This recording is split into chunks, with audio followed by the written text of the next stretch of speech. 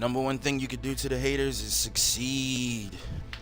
Number one thing that you could do to the hate is succeed. When you got haters, the number one thing you could do is succeed. Shout out Poppy Capone, bro. Shout out the boy. Shout out the boy, bro.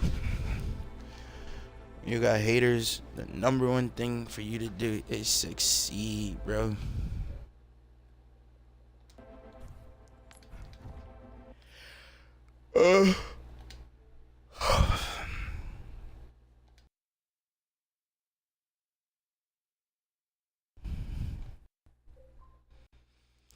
When you got haters, the number one thing you could do is succeed.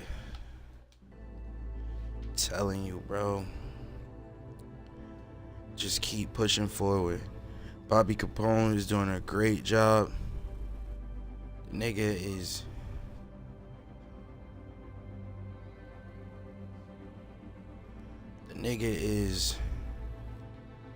still playing a top tier game. Still playing.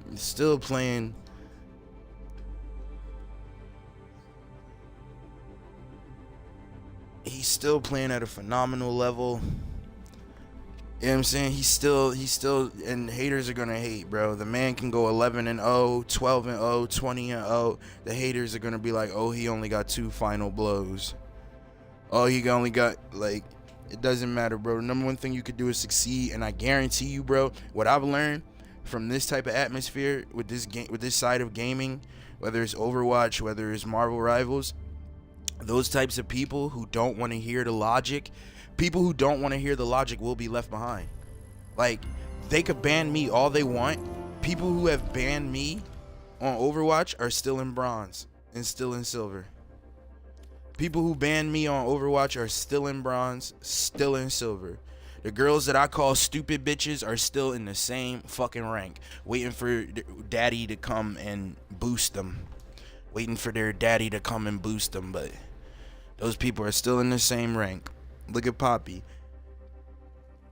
And that's the thing that's gonna make this shit the most fun and funniest, is that all those dudes that wanna, like, white knight and try to shame Poppy Capone, they're gonna lose with the girls that they have on their team, and Poppy Capone is gonna continue to win. Let me start playing Marvel Rivals. Let me start playing that shit.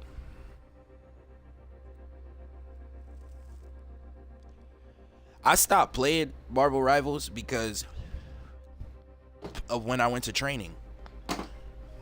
There's my little brother. Just wanted to hear your voice and make sure you were safe, little nigga. Yeah, I'm chilling, bro. I love you, man. I love you too. How old is your old appreciate ass now? I just seen your text. I'm 25. I knew it, nigga. Alright. Old as hell. Right, You being safe though, right? you too, bro. Are you drunk as hell? Not really, not yet. Alright. I love you. It's Chris, yeah. I love you too, bro. Alright, bro.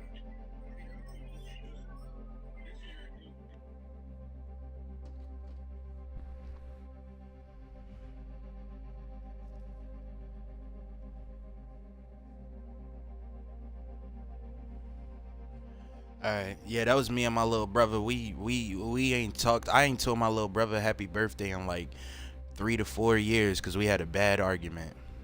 We had a real bad argument. That's my baby brother too. My mom had 6 kids. He the baby.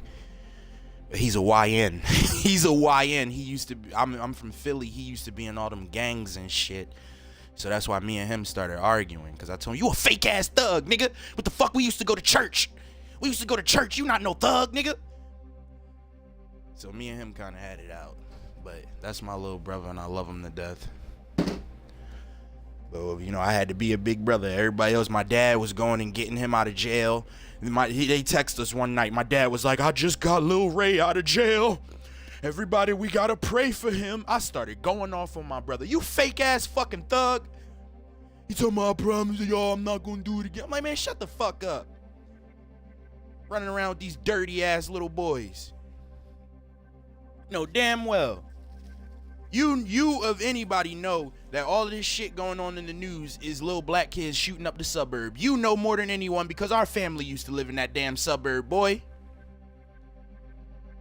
You know damn well you ain't no gangster. Our family used to live in that damn suburb and you over there shooting up the suburbs. Like, what the hell? But moving on. I had to say happy birthday to my little brother. I'm excited. We at rank 1. I mean, how is this even possible? 0 progress. What the fuck? What the fuck was this? What the hell was this? What type of rank up was this? I ain't never seen no shit. 0 What the fuck is this? Yo, bro, when you trying to rank up in this game, when it's like, okay, you're going into a new rank, it's like, damn, bruh, they make it impossible. What the fuck is 0% progress? What the fuck is that? What the fuck is 0% progress? Man, this some bullshit. Let's get it cracking, man. Let's get it cracking. What the fuck is 0% progress? Like, what the hell? Let's get this one to gold. That if once I get this one to gold, I'm done. All my accounts will be gold DPS. Once I get this one up there.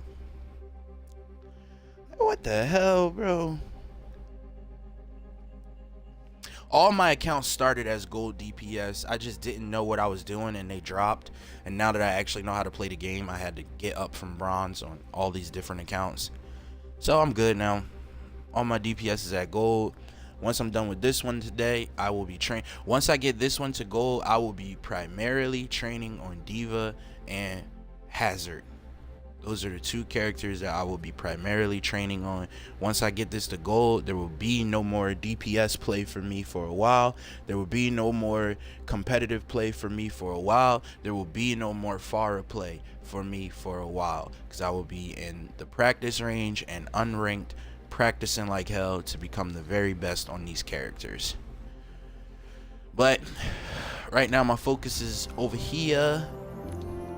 I don't got no replays. I hate how quick the replays like go.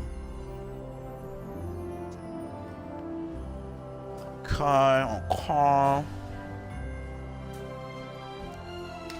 Yeah. I could be wrong, but I feel like I inspired Poppy Capone to motherfucking stream today. I could be wrong. I could be wrong, delusional, and one of them internet people that got main character syndrome.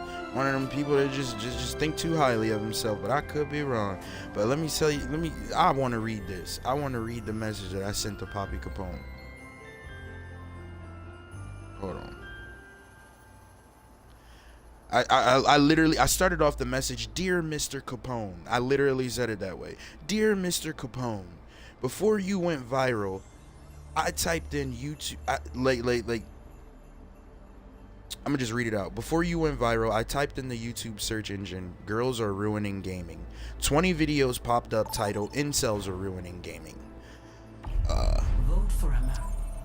Not one result from my search request. Not one. When I looked up, before Poppy Capone went viral, and I looked up girls are ruining gaming, because I had so many arguments with girls who just like didn't understand spacing, didn't understand moving in and out, didn't understand changing position, all things that you learn from playing sports. That girls are just not getting it, and it's like you won't get it if you don't take the time to learn from sports players who are trying to teach you these moves. But I had nothing but arguments and extreme, just vigorous yelling back and forth with females. So I went on YouTube to see if other people were having the same problem. So I typed in girls are ruining gaming, and what I got when I typed that in was 20 videos that said incels are ruining gaming. That's what I got. I got 20 videos that said incels are ruining gaming. Right? So then 3 days later, this is what I said, and 3 days later you went viral. And I felt like my prayers were answered. I swear that's how I felt. I could not believe it. I spent an hour just going through probably 100 YouTube videos, 100 search results, trying to find just one search result that matched what I typed in. Girls are ruining gaming. And all I got were videos that said incels are ruining gaming. And then 3 days later, Poppy Capone went viral. Literally 3 days later. So I felt like, damn, the algorithm is in my favor. The spirits are in my favor. Like, what the fuck? And what I saw from him saying that was, I expected a little hate to come his way, but not one single debate on the subject. Not a single debate on the subject. I even saw one person who made a video about him trying to debunk his idea or his positioning. And then at the end of the video, the person was talking very nice, very eloquent, trying to be very community based. And then at the end of the video, the person says, hey, whether you agree or disagree with this subject, just leave a comment down below. And then he said, you know what? This isn't even about disagreement. If you would disagree with what I'm saying about Poppy Capone, you will be banned from this channel. And I'm like, what the fuck? Like, we can't have discourse about something that's obviously real. Girls are dumb as shit in this sports atmosphere. Why is that something that's now fucking warlock talk? Like, this is a sports atmosphere. It's not all girls, but you're gonna have many girls that do not know what the fuck they are doing. Why is this so taboo to say? This is a sports atmosphere that requires a lot of sports intelligence and sports knowledge. Why are we shocked that girls are not the best at this? I do not understand that whatsoever. So whatever, that's what I saw. And so I told Poppy Capone, I cannot watch you die in this hill alone. And I vow to be an avid supporter of your channel and your movement. Because it is a shame for you to die on this hill alone for just speaking truth. I said I would hate to see you die on this hill alone for speaking the truth. I am here today vowing to be a serious supporter for your channel. Please keep your head up and keep up the good work. Much love. That's what I sent to him. Keep your head up, bro. Because only a black man can take this kind of hate. Only a black man can take this kind of hate. This man literally had 60 people watching the stream today, and he has like fucking 1,000 people every day hate farming him. Hate farming him. The most recent clip I saw was some dudes who didn't even know who he was. Didn't even know who he was, but just joined in on the hate farm. Why is my team not trying to gain any position, just allowing this other team to walk wherever they want? Yeah, he comes and gets me because it's like, oh, one of them actually got us. Like, the fuck? Like, why are you just letting these guys walk wherever they want? Like, what's wrong with them? Why are we not trying to cut off one of their positions? Their whole team just walk behind a fucking hut. Why are we not trying to, like, bro, I hate these people.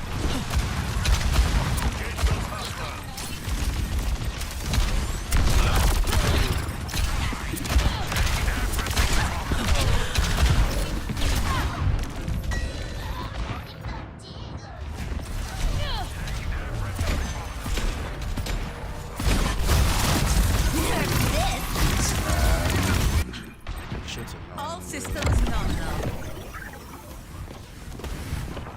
Push them off the payload.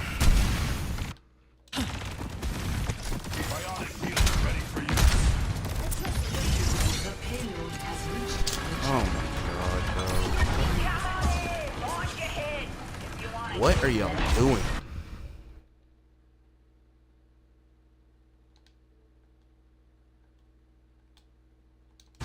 What is this formation? Can you guys come down here with the tank? What is this formation right now? What is this formation? Can you get down here with the fucking tank?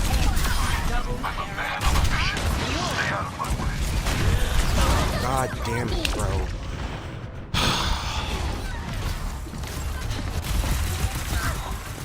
Oh, I like that little new shit they got. If someone kills you, you get to see their card. Skies away. Right on target. They're gonna get tired of seeing my.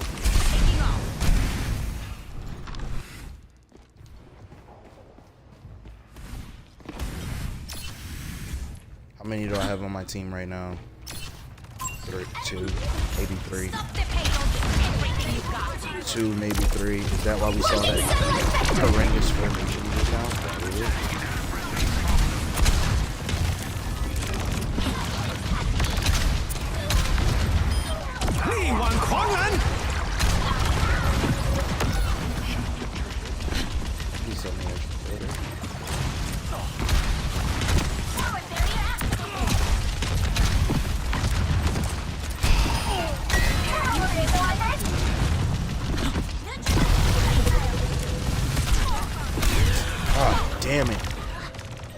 Bro, that shit makes no sense.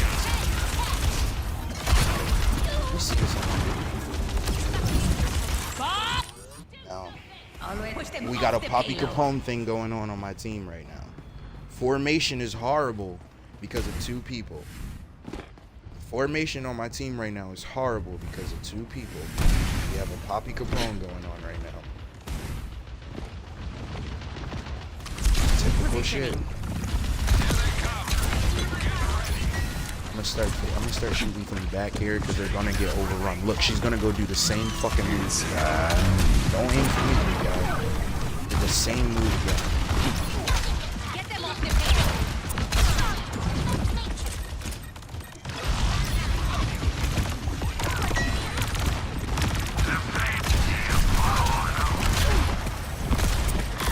Oh my god, why is she not dying from that? Bro, is she crazy, bro?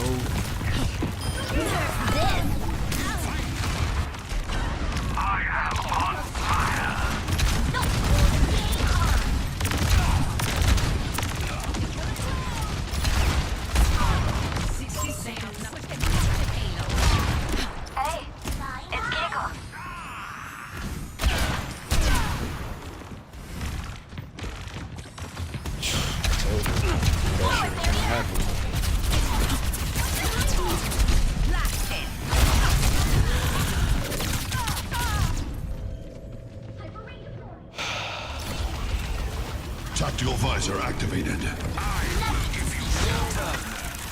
30 seconds remaining. I don't stay down. Hold on! We have already satellite vector! Welcome to orbit! We could change one piece of our formation and they stop pushing through us.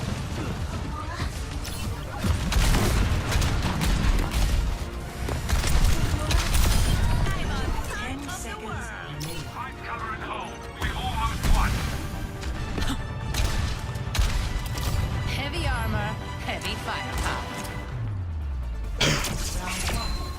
Complete. Score 0-1. Switching sides. Prepare to attack. Select your hero.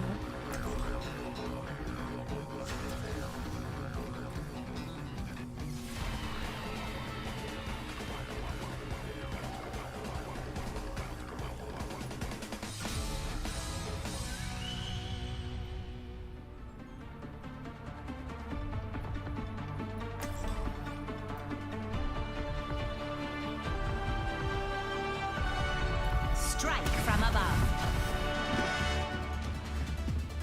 Watch your flanks. They might try something. So people can just call you bitch for short. That's cute. You better keep up. This isn't a daycare. Kids can Call surprise you you. bitch. Then I better not be disappointed. Kids also disappoint you. It's gonna be very interesting. Watch for their weaknesses and strike. Yo, man. 5, 4, 3, 2, 1. Attack commencing. Escort the payload.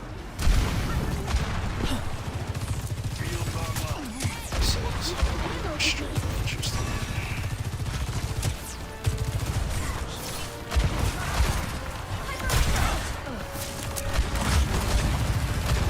Up and away. Heat check confirmed. Oh my god.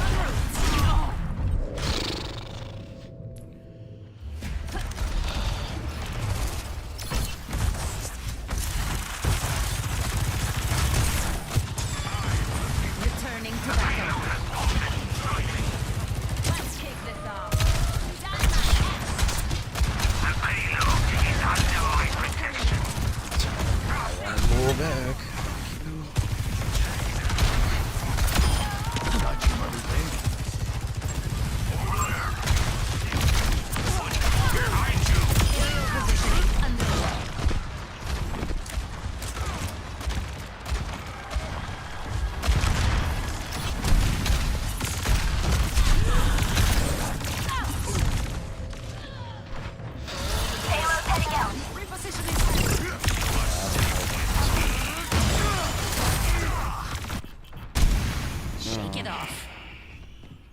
En route. Oh, Destroy that turret. I'm on fire.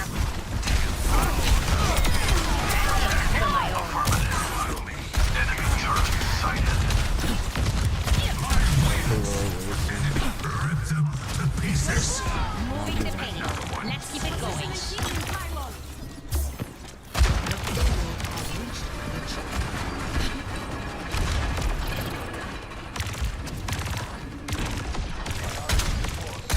Destroy that turret.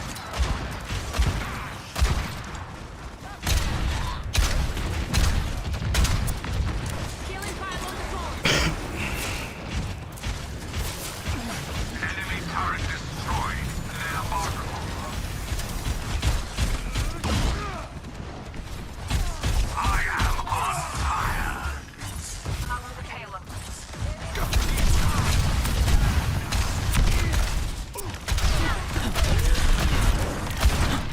Fucking satellite vector.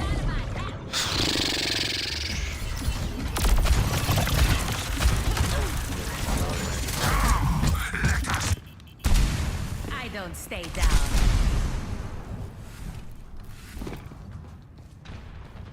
that's why I don't play far and gold because it's just too easy. Actually, all I need is confidence. Bob, do something.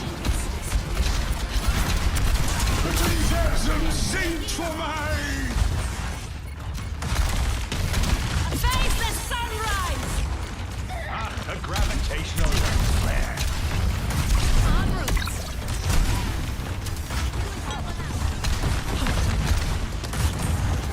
Let me see you.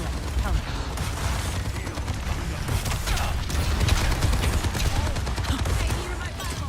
Why isn't the payload moving? Right on target.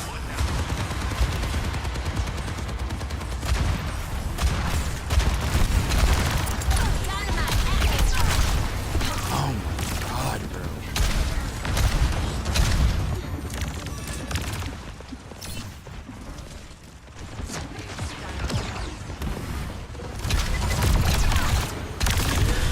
Let the Kitsune guide you. Tactical visor Rip them to pieces. My god. I was made for this. Making another approach.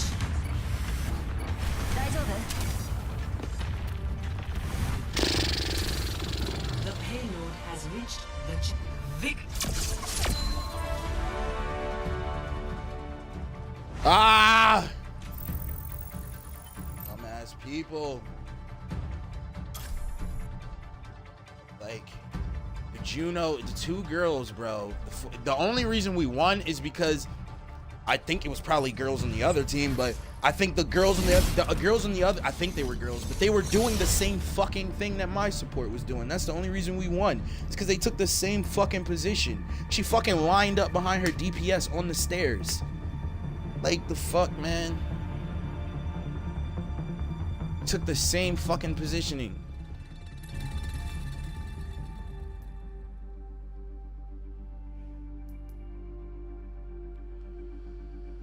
Yep.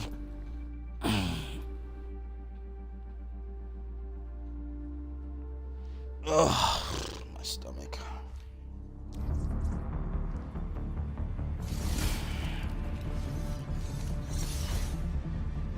And then she switched off of Juno with her stupid ass, bro. All you had to do was change where you were standing and actually shoot the fucking enemy. You would have been fine. But you wanted to keep lining up, bro. I don't even know how you're silver 1. I don't even know, man. How the fuck are you silver 1 playing that way? Why is it that when you start to get closer and closer to leaving a certain rank, you just get people with no skill? How are you up here at the top of the rank with no fucking skill at all? No moves, nothing. And something else I noticed is every role is not ranking up the same. That's why you keep getting horrible people. It is easier to rank up. The easiest role to rank up in is support. You're not ranking up the same. When you play support, you get good players. Not all the time, but it's more of a chance you're going to get good players. When you play DPS, you're going to get bad players. It's harder for DPS to rank up.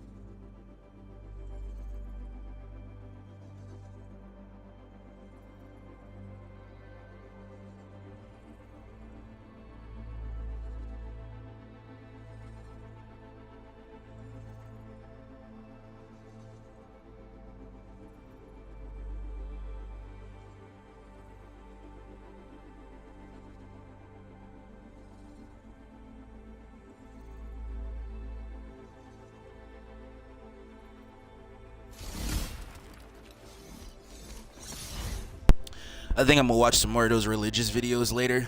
Those religious debates. There were a couple that still look kind of interesting. I don't know. I just have a total different look on Christianity now.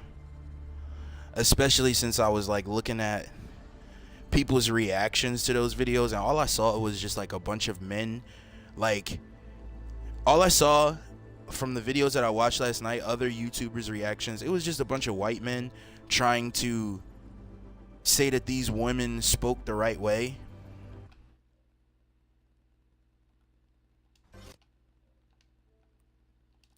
It was a bunch of white men trying to cape for these women and say, oh, look, they handled their business, when for real, the problem is they were so unprofessional that the white men can't come out and debunk or talk about how unprofessional these black girls were, because it would just ruin the Christian faith. But these black women were just complete idiots, bro. Complete fucking idiots, dude. Complete idiots. They were complete idiots.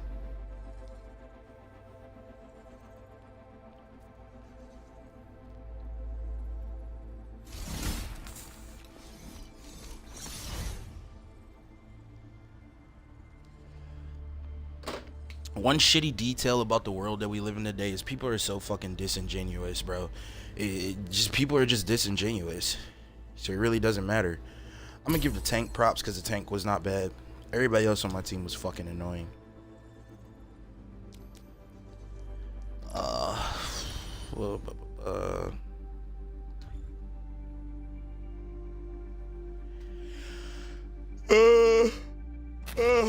get this bitch to goal. Done with it. Oh, look what they did to Vara. Bro, y'all some shit, bro. Is that just the ambiance of like the background? Because it's so dark over here. Is that what that is?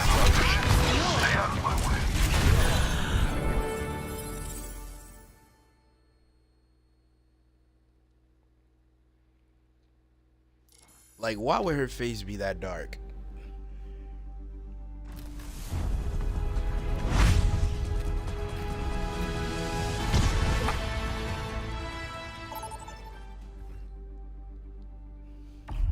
Vote for your map. You know what? I'm with it. I don't give a fuck.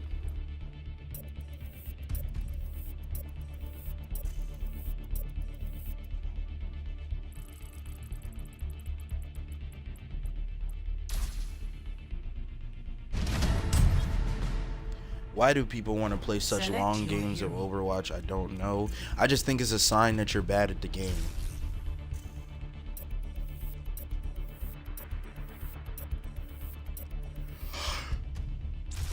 Select hero bands.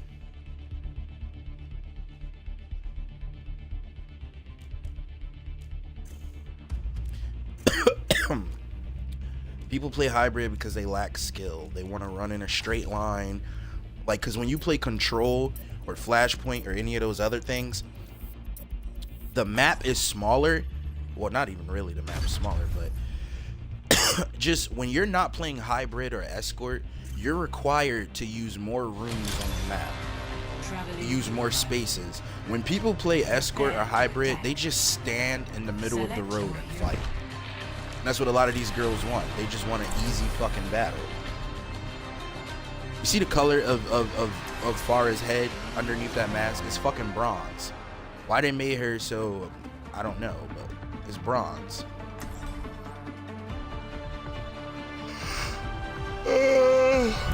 Strike from above.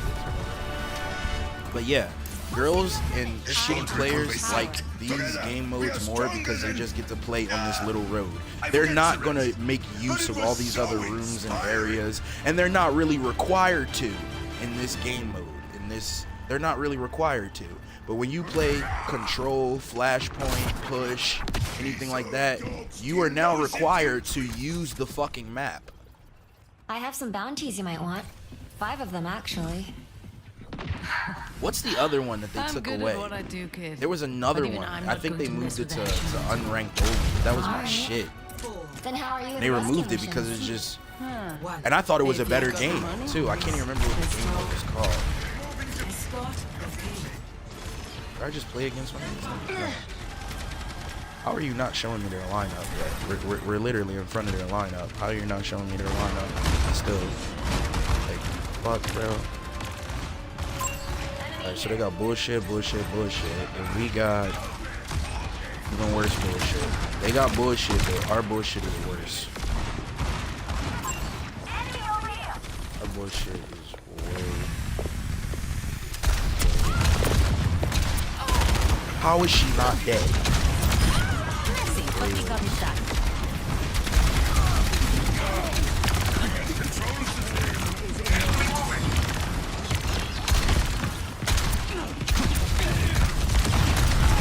How did my team lose that ground?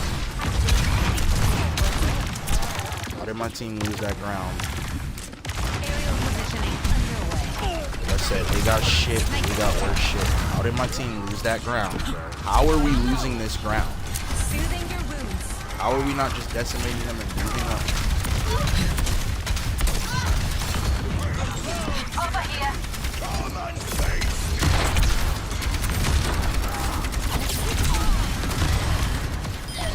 Double kill.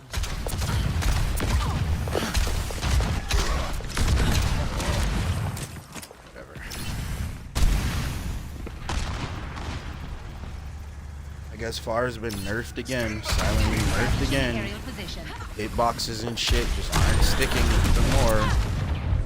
Hitboxes just still are not sticking. The payload has reached the checkpoint. There's much for you to do. Help me. I'm back. Feels good, huh? Who's my other DPS? Where is he even at? Do I even have another DPS? Where is this Freya at? Where is this Freya? Like, bitch, what are you doing? Taking to the air. Personne n'échappe à mon regard.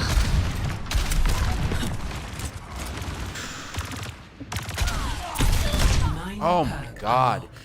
Focusing me because there's no one else even fucking doing anything, bro.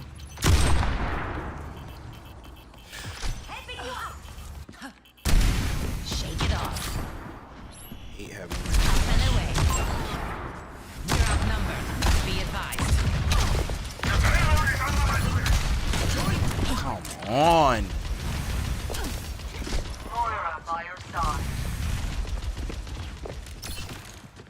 Sniper detected. Bro, I hate that shit, bro. I hate how you don't change direction, bro. Of the world. Fucking hate that shit, dude. These people just zip off your screen like this is some stupid ass non-geometrical direction, bro. Increasing altitude. Completely unrealistic. Why does my team have one kill, bro? Why is this all on me? Let the Kitsune got you!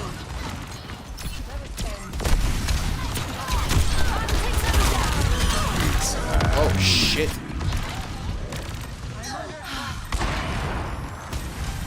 The Moira's putting in with my other DPS. I've got you covered. Moving the payload. Yo, Freya, what's the problem, bro? You need some help? What's the deal? What can we help you with, yo?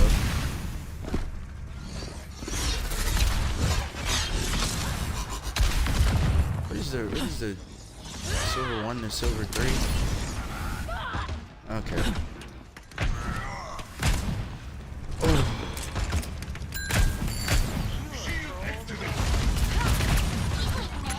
Nerf this!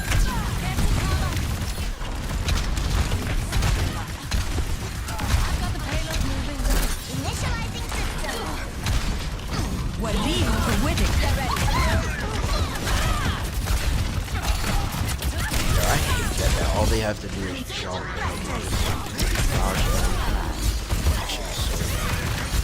I'm on fire! I don't stay down. Well, Moira, looks like we gotta work even harder. Repositioning.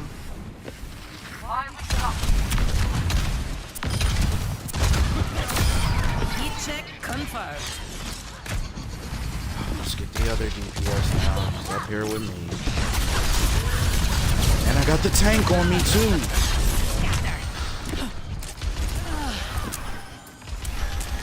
Thank you. Surrender to my will.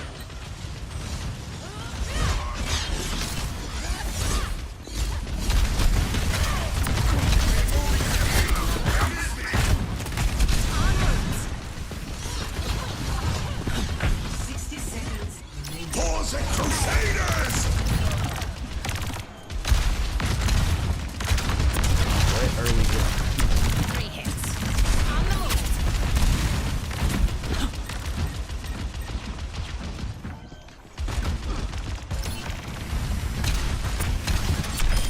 Up and away. Bro, they nerfed Farah, bro. Why is it taking me so many rockets to hit someone that's like dead? 30 seconds.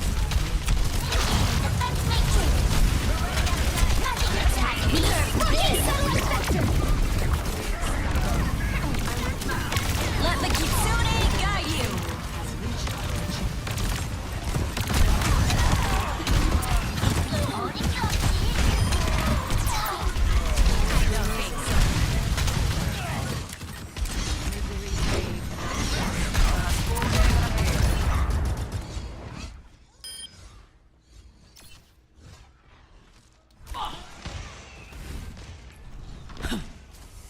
Hey, big guy. Be nourished. Got one here. Shit, you both skeleton. But this is a silver 1 to silver 3, brother.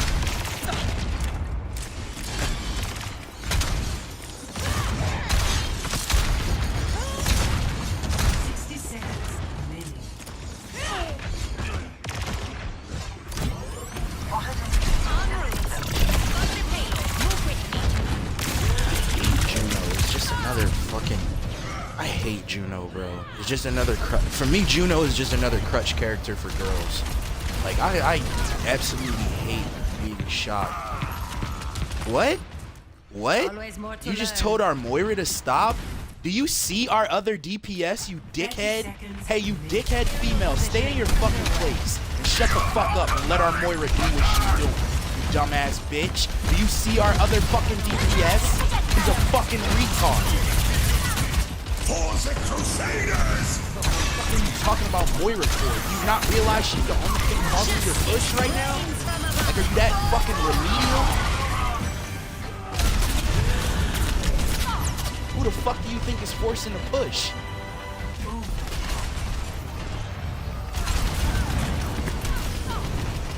You just saying 1, 2, 3 basic shit like, hey, you're supposed to be over here with me. Returning to battle. Motherfucker, do you see our other DPS? This nigga might as well put on a retard helmet. Nerf this!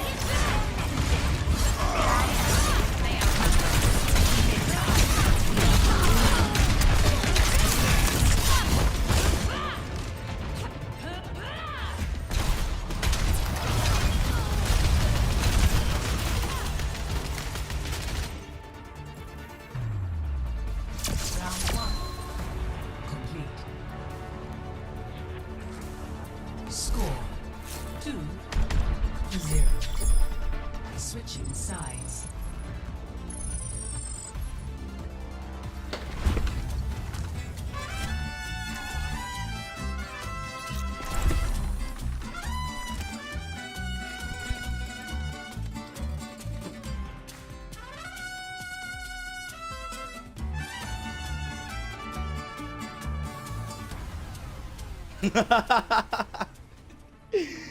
Yeah, skeleton. Nigga, imagine how I feel. Hold up.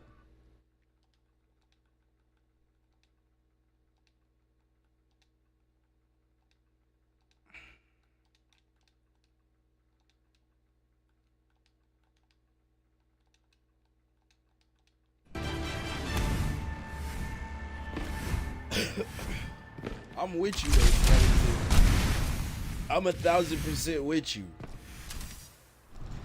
Like the fuck? Like what the fuck, bro? 5, 4, 3, 2, 1. Attackers incoming. Stand behind me, Stop the friends. payload Stop with the everything payload. you've got. Enemy seen. Up and away. God damn, bruh. They all said, fuck it, we just gotta take out that Pharah. Look, they even back here. They all came back here for me, looking for me. I ain't even mad at them. I ain't even like, I can't stress. Get them off the payload.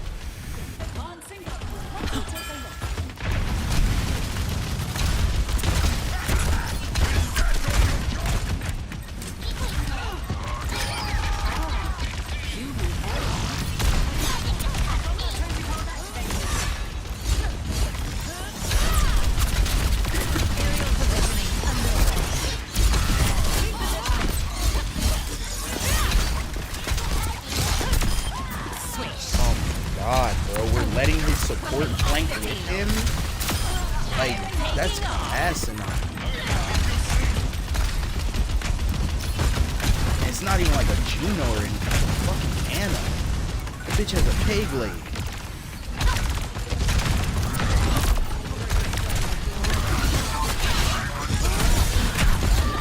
God, I couldn't get out of there because his team just, they're on it. They're, like, when they see me, they all come for me. I don't even blame them. I don't even blame them.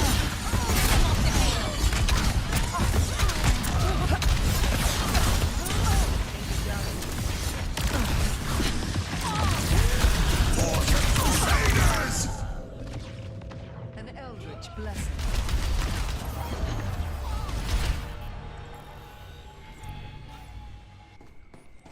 Returning to battle. On the move. The payload has reached the checkpoint.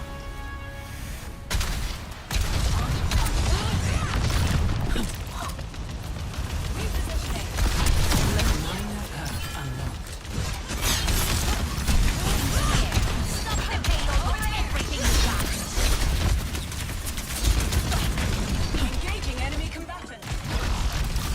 Right on target. Okay. But we got it done. Heroes never die. Looking silent vector! Positioning. Justice reigns from above. That's it. System repaired. Get them off the payload.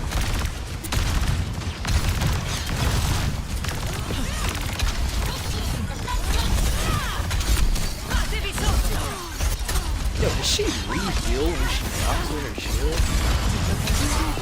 Constantly seeing her do that. Hopefully. Extreme boost for support or something. Increasing altitude.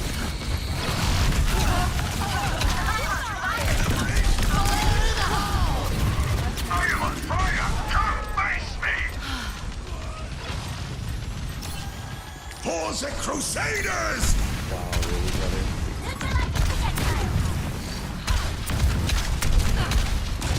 She's one hit in that room. Vendetta is one hit in that room. Support is on it. Right in there to save her. En route. Taking off.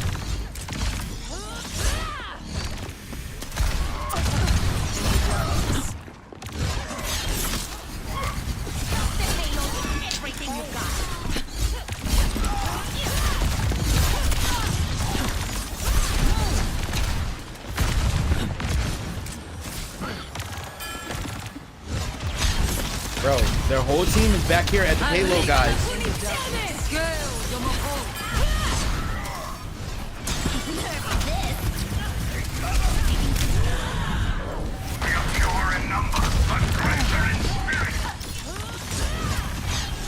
Let the Kitsune guide you.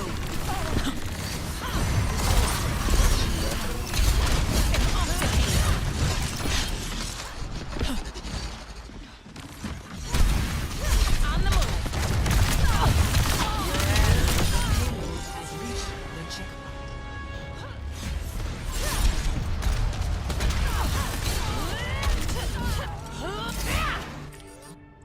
Let's show him some air power. They outnumber us. Keep it tight.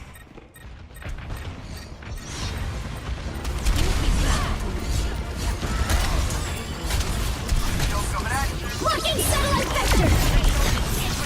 Justice reigns from above.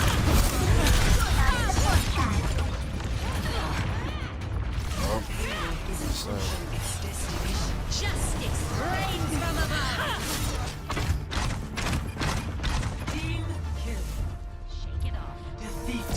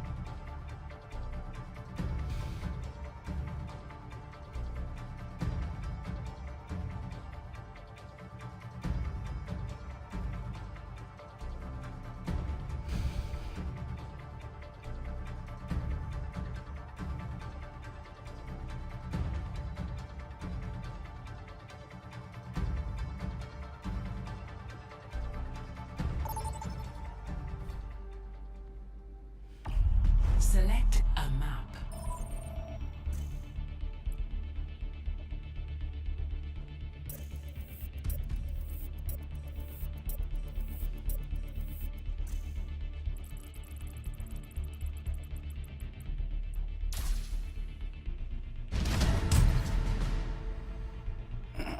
Select your hero.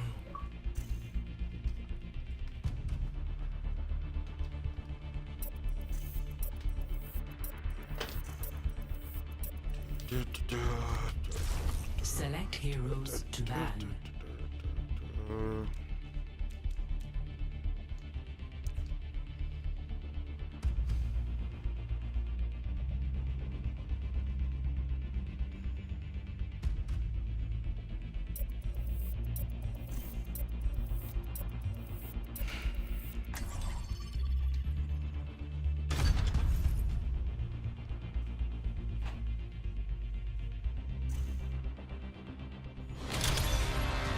Now arriving at Yijang Tower.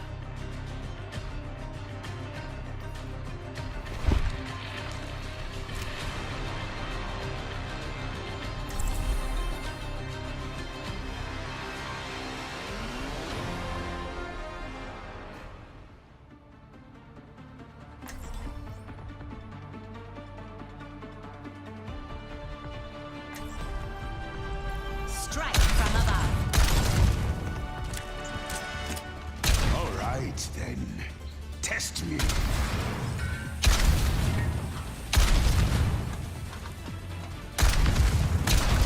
Pre-flight checklist complete. Running clean and hot.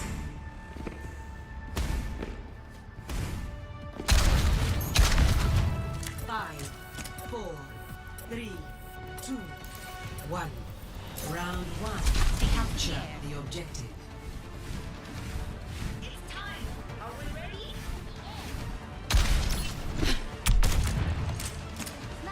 Look out!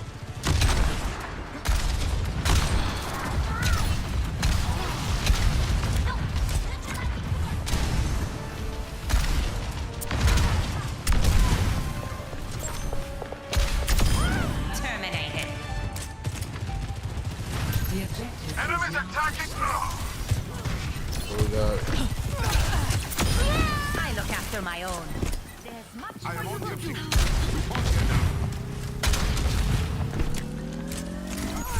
I'm on fire.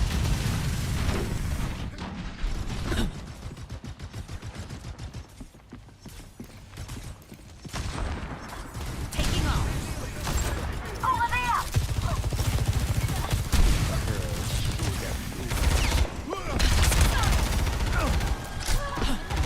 Excellent teamwork.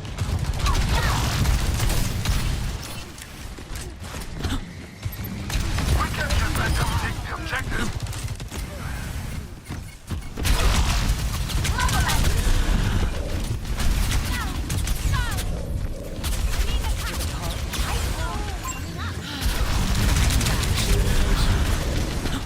Aerial positioning underway. Speeding up. We should probably...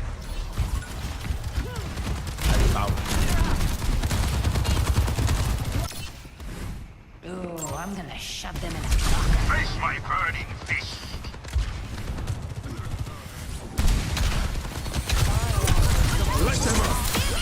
Right on double. There's no way to give up.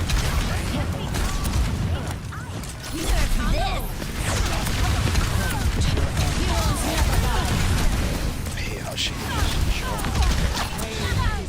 Hey, how she could just jump over bullets, bro. This shit is ridiculous.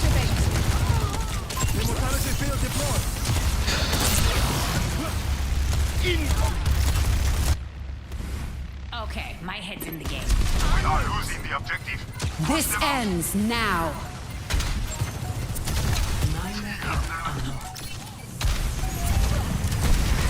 Disrupting. Break from this shit, dude.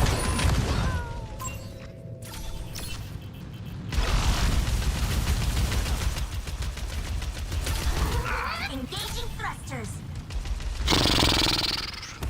Returning to battle. Helden sterben nicht. What is this nigga's name?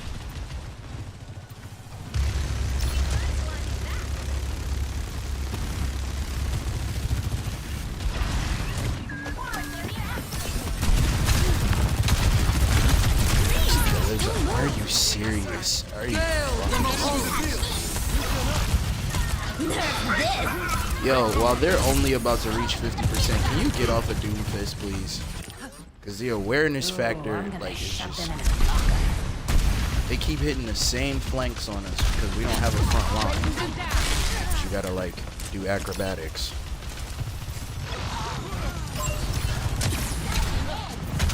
I'm telling you, they're doing the same flank on us over and over. Can't even do any. I should not be alone. There's 5 people on the team. Bro, can you get off the fucking Doomfist so the team can move? Thank you. I'm so tired of that shit. Oh no, it's not the tank's fault. It's not the tank's fault. That was one of the dumbest things I've ever seen in that toast.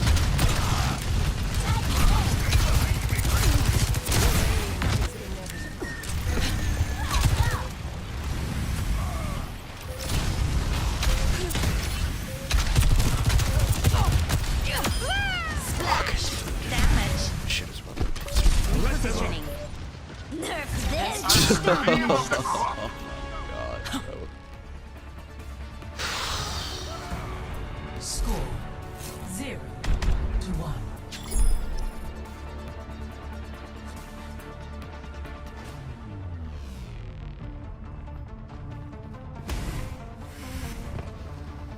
My friend Jai works here. She and I had a lot of fun in grad school. Maybe too much. You think Liu Cheng Interstellar is clean? Nobody's clean. 5, 4, 3, 2, 1. Round 2. Capture the objective. Another setback. All lost.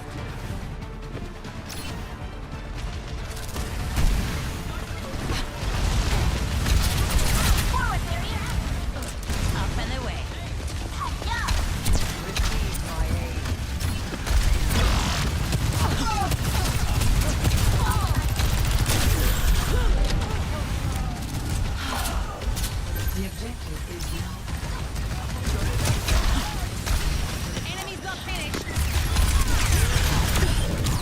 But we got it done. Within my reach. A taste of Engaging thrusters.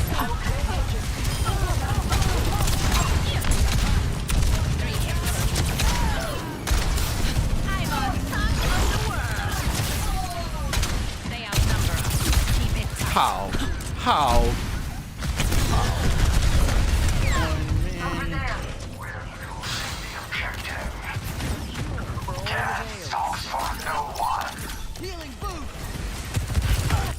Heavy armor, heavy firepower.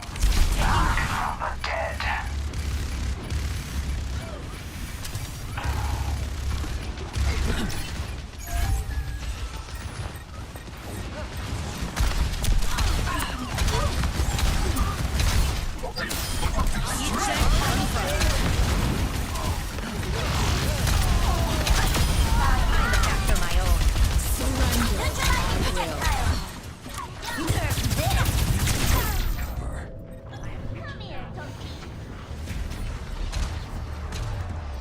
Activating self-destruct.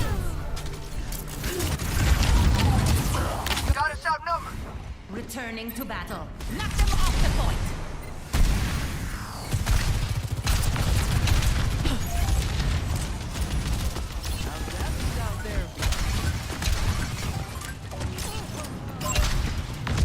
Let's do it faster.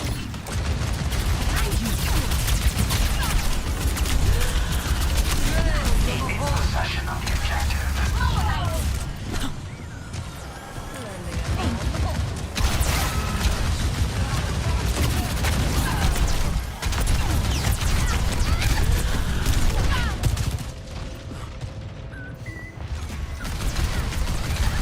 Yo, can we fall back and kill the tank? I don't stay down.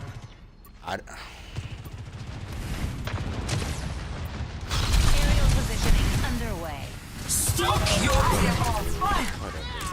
I'm about to get off and watch.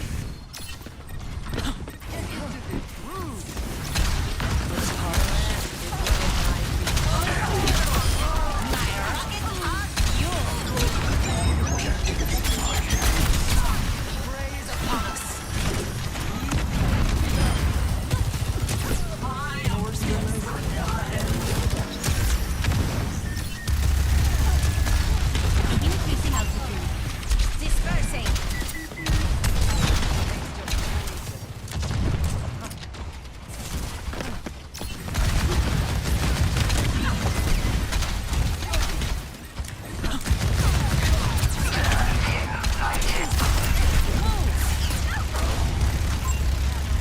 Oh, let's break it. Damn! Kill Crystal.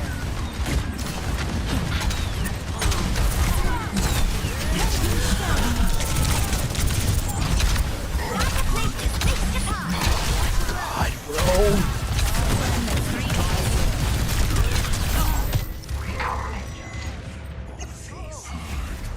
I'm not even surprised that fucking Lucio has just as much damage as us because I'm seeing Lucio do more than the other two fucking people that's supposed to be killing. I'm seeing Lucio. Lucio, you play sports in real life because you have better fucking positional awareness than them. Like the fuck, Lucio knows when to push and everybody else is like Much better. Blast it. not even surprised that you have just as much damage as us. From what I'm seeing, Now. you have better fucking positional awareness than the tank and all the fucking DPS.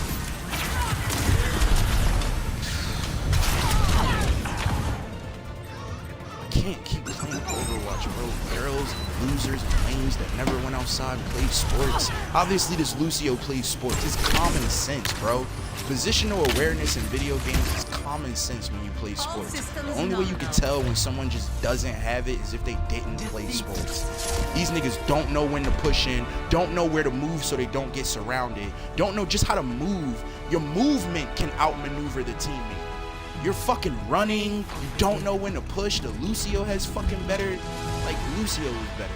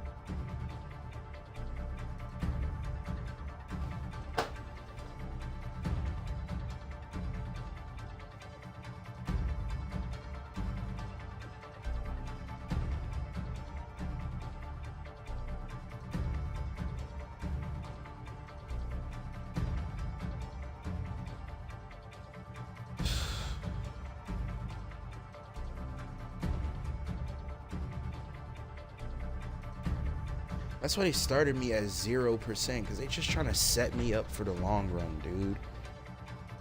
If I lose this match, I'm gonna be damn near out of fucking silver 2. Like,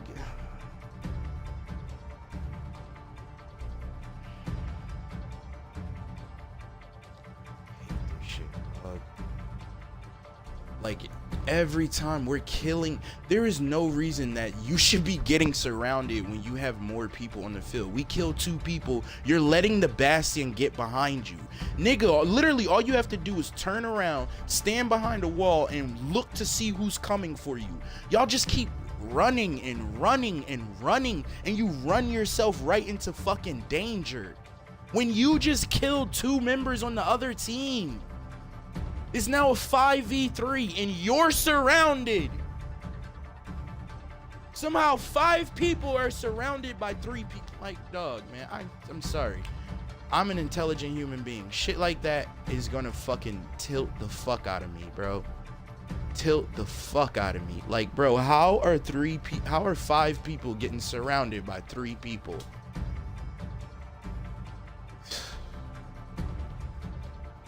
And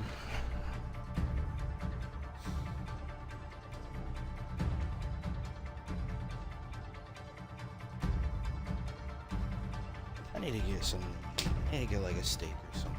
That shit just like makes me the fuck out, bro.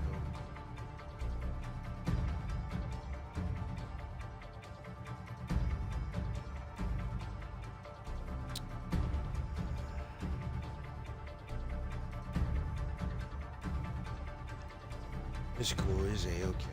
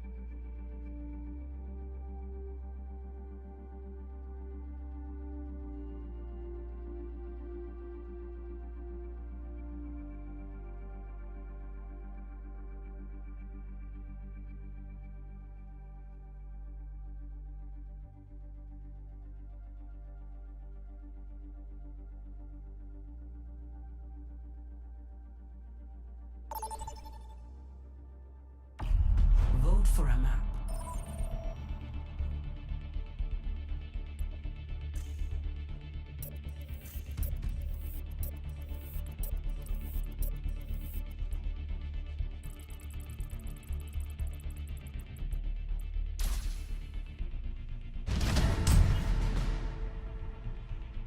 Select your hero.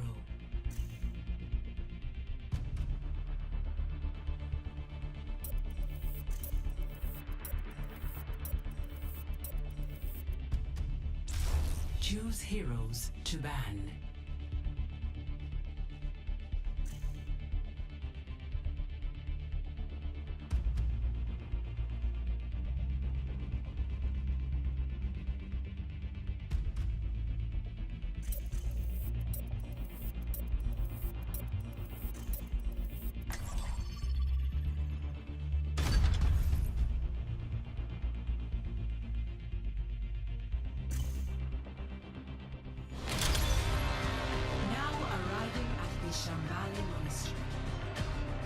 Prepare to attack.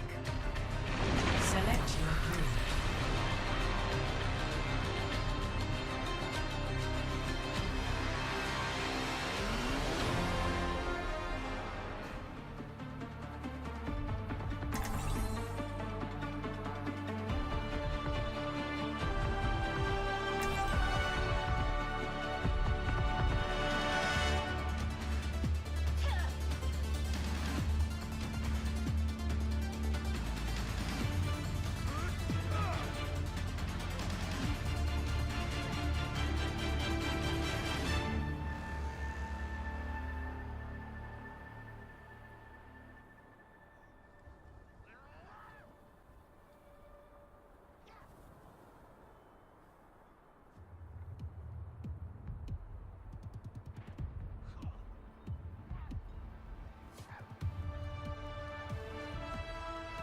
Five, 4, 3, 2, 1. Attack commencing. Stop the payload.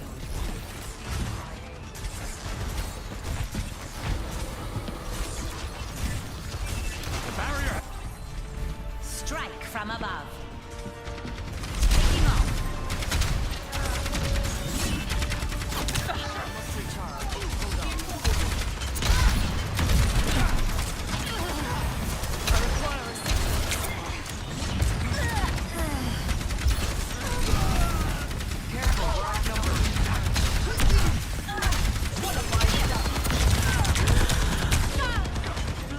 The barrier's weakened.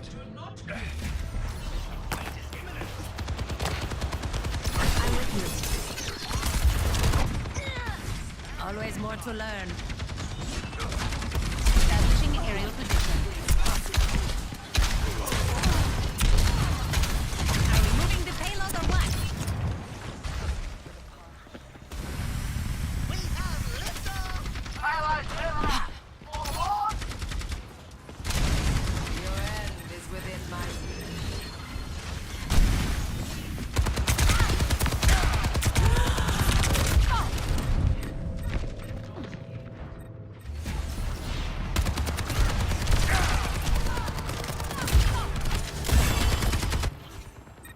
Coming off the bench.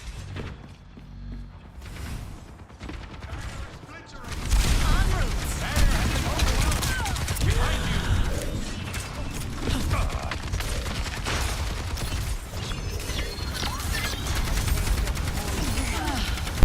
Brother, can you heal me? Thank you.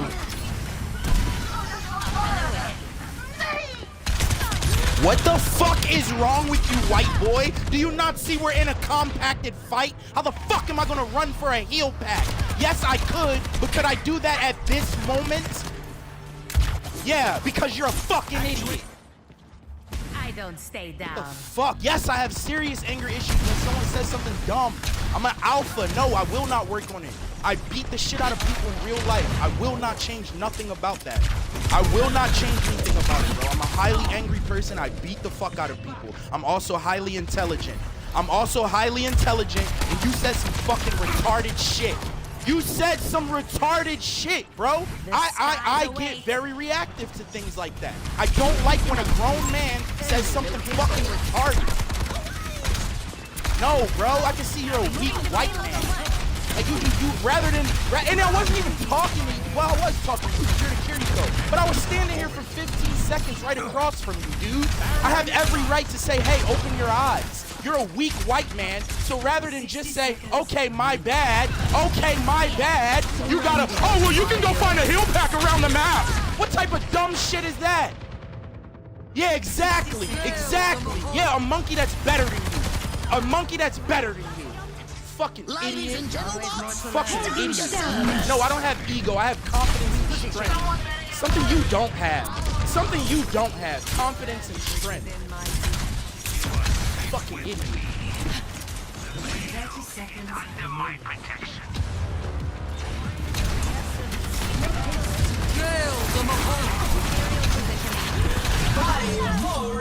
Let the kitsune go. Man, shut up. I don't have a losing rate like you. And what is the... Nigga, I don't give a fuck. What rank are you? Am I the only silver one on the team? Then I don't want to hear shit you're saying. Shut the fuck up. Shut the fuck up. Shut the fuck up. Shut the fuck up. You had to check. That's how much you suck. That's how much you fucking suck. That's how much you... What you just got in the silver one, that's why you had to check? You just got in the silver one, you nefarious, deceitful bitch. So you're not even silver one. Nigga, no, you're just a fucking weak white man. You're a weak white man. I don't care. I don't care.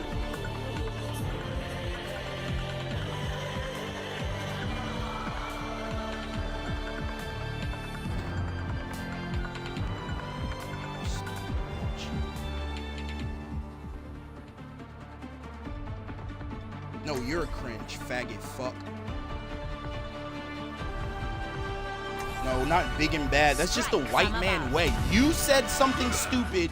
You know what you can say to be a real man? You could be like, yo, bro, you didn't have to react to what I said like that. But you're trying to escape the fact that you said something retarded. That's the weak white man in you. You're a weak white man. If you were a real man, you would be like, yeah, I did say something dumb, but you don't have to react like that. And I would be like, you know what? You're right. But you're trying to escape the fact that you even said what you said. Because you're a weak fucking white man. Shut up, faggot.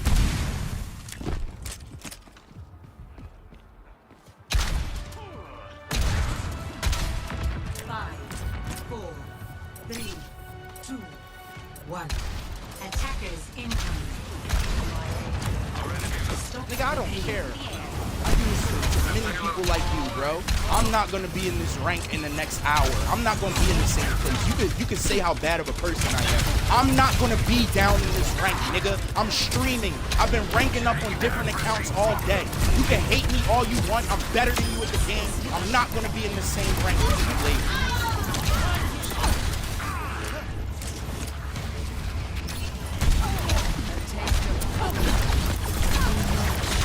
Oh, he's asking me to get behind him? Dude, they're focusing me.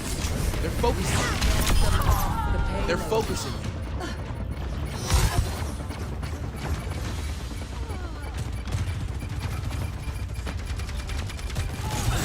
No, I'm not talking about now. They've been doing it the whole time. The 76 was just standing in that one spot focusing. That's why I asked him. That's why I asked him for healing. That's why I asked him. Now I threw. Yo, I hate white people. Fucking hate white people. Now I threw. Like, bro, I hate white people, bro. Y'all just make up anything. Now I threw the game. Now I didn't want to fight. Man, shut up. Yeah, I wasn't throwing. I wasn't being cooperative. But I wasn't throwing.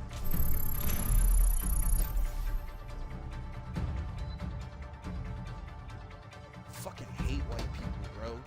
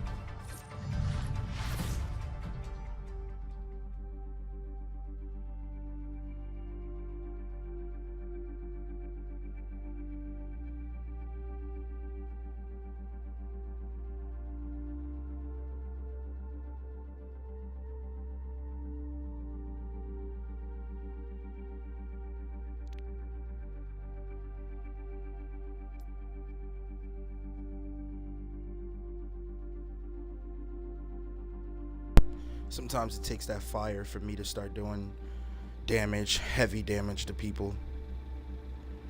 Shit just pissed me off, bro. I was already pissed off because, like, I was already extremely angry because I'm, like, getting shot over and over by this 76. I hate being the only stand-up person, bro, on every fucking team. Hold on. On every team, I'm the only responsible person that, like, hey, let me take care of this. Hey, let me do something about this. Like, I hate that about that fucking race, bro. Their men are just, someone else will take care of it. Hey, Mom, did you do my laundry? I hate that race, dog. They're just so... And then my dad is a contractor, bro, and he used to build mansions, and he used to beef with these fucking people. And my dad installed this in me, just how much harder the black man has to work and just be a man than everyone else, and no one realizes it. Like, I'm the only one that's taking the responsibility to challenge this 76. These two motherfuckers are having a gay ass conversation on the side. I hate that shit, bro. That's what it's like at work for us, bro. That's why the only real competition is the Mexican. That's why the gray man is always talking about the Mexican works harder than us, because the Mexican works harder for him. We're done working for the white man at work, bro. If I'm gonna work for you, I need to be your boss. We're done, bro. The Mexican man is cool being your slave now because he's new to the... That's why y'all keep kicking him out the country and shit, because you're trying to keep him locked in a modern day slavery. And, oh, America, don't you want a peace? Don't you want a peace? You wish that you did this to black people. Now you wish that you didn't bring us in slavery, because you wish you could do this to us too. That's why the Mexican man works so hard for you, because he has to work for you. I've worked in shipyards. I've worked in construction yards. I just told you my father was a contractor. He built mansions. I've been around all of this shit. Strike from above. Everybody in my family is owners, even on my girl's side. Her family, owners. My family, owners. My dad just always instilled that in me, how much harder, bro. My dad... Man, I can tell you stories about my dad, just like what he had to do with his company, shit he went through, bro. Like, my dad's rich now, my dad's retired, big house out in Pennsylvania. He doesn't even live in Philadelphia anymore. He's in Pennsylvania. My father owned the house that we grew up in Philadelphia. Only black man that could probably say that. Yeah, these little dirty ass houses you see in Philadelphia, my father owned the one that we lived in, owned it. Not like this, bro. Come from something else. That's why I speak the way I do. That's why that other black kid that was in that party gave me an endorsement, because I lead the revolution. I'm the new Octavius. I'm the new fucking Tunis G. I'm the new leader for the black revolution. All systems nominal. Not me per se, but that embodiment, that spirit, man. Like, I be learning about black people from the 1800s. They raised me. I was raised the same way they were raised. In a church, hard-working parents, owners, competing with the white people, not working for them. My dad never worked for anyone in his entire life. My dad owned his own company since he was 18. My dad never worked for anyone in his life. I mean, he did. Eventually, he joined. My father used to build mansions in New Jersey, and he would get 1 or 2 mansions. But if you know anything about mansions, they're behind gated communities. So I saw firsthand the mafia and people like that, because they want to build every mansion behind the gates. But my dad has access to 1 or 2 of them, so they're mad. Who is this nigger that's over there building John's house? Who is this nigger that's over there building Stacy's house? My dad built a house for My dad built a house for NHL players, NBA players.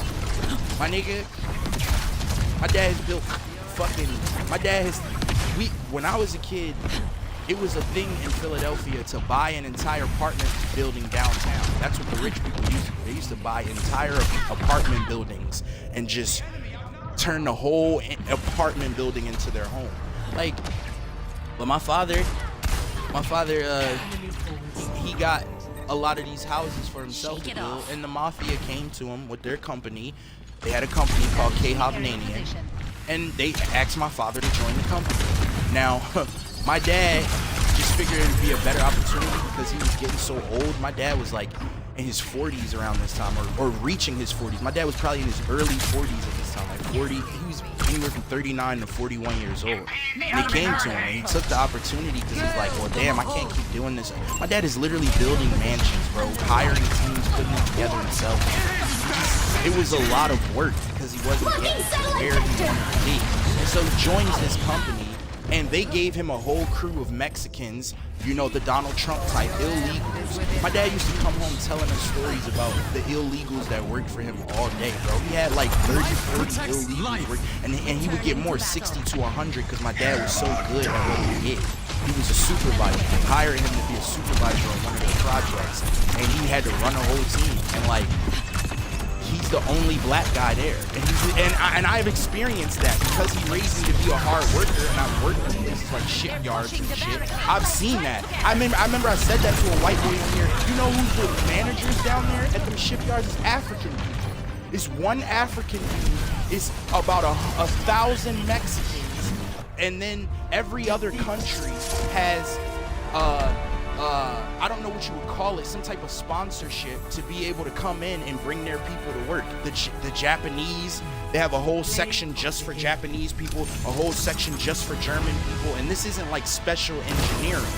This is like basic work on the job, but it's reserved for these races of people. I'm telling you, if you don't work in these places, you won't believe it or see it. But it's reserved for these races of people. I work with German people, Japanese people, Vietnamese, Taiwanese, Chinese. Like,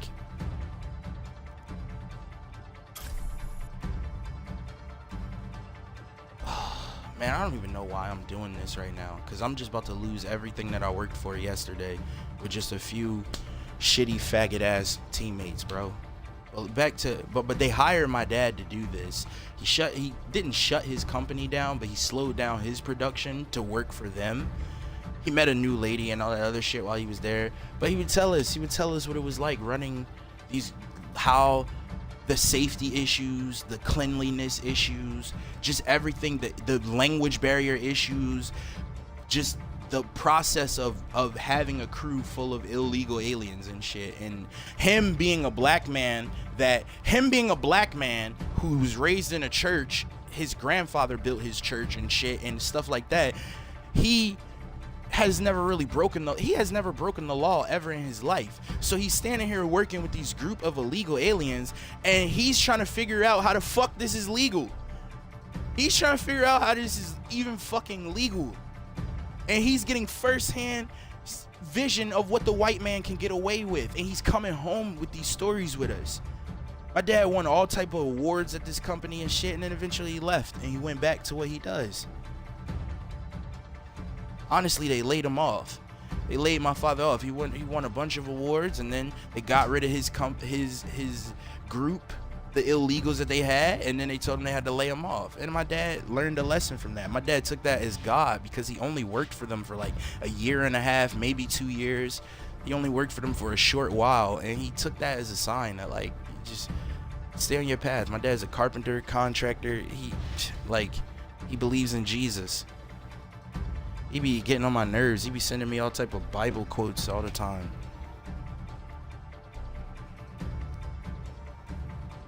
It is what it is, bro. I got that instilled in me, bro. So that's the first reason that I get so upset in these matches, when I'm the only person that's taking the initiative to take care of a problem. That shit pisses me off, bro. Because, like, I'm playing with some insecure, narcissistic people who are like, look at my damage, look at my score. Like, bro, I'm the only one taking initiative. Like, I don't want to hear about your damage or your score. I'm the only one that's making every problem my problem.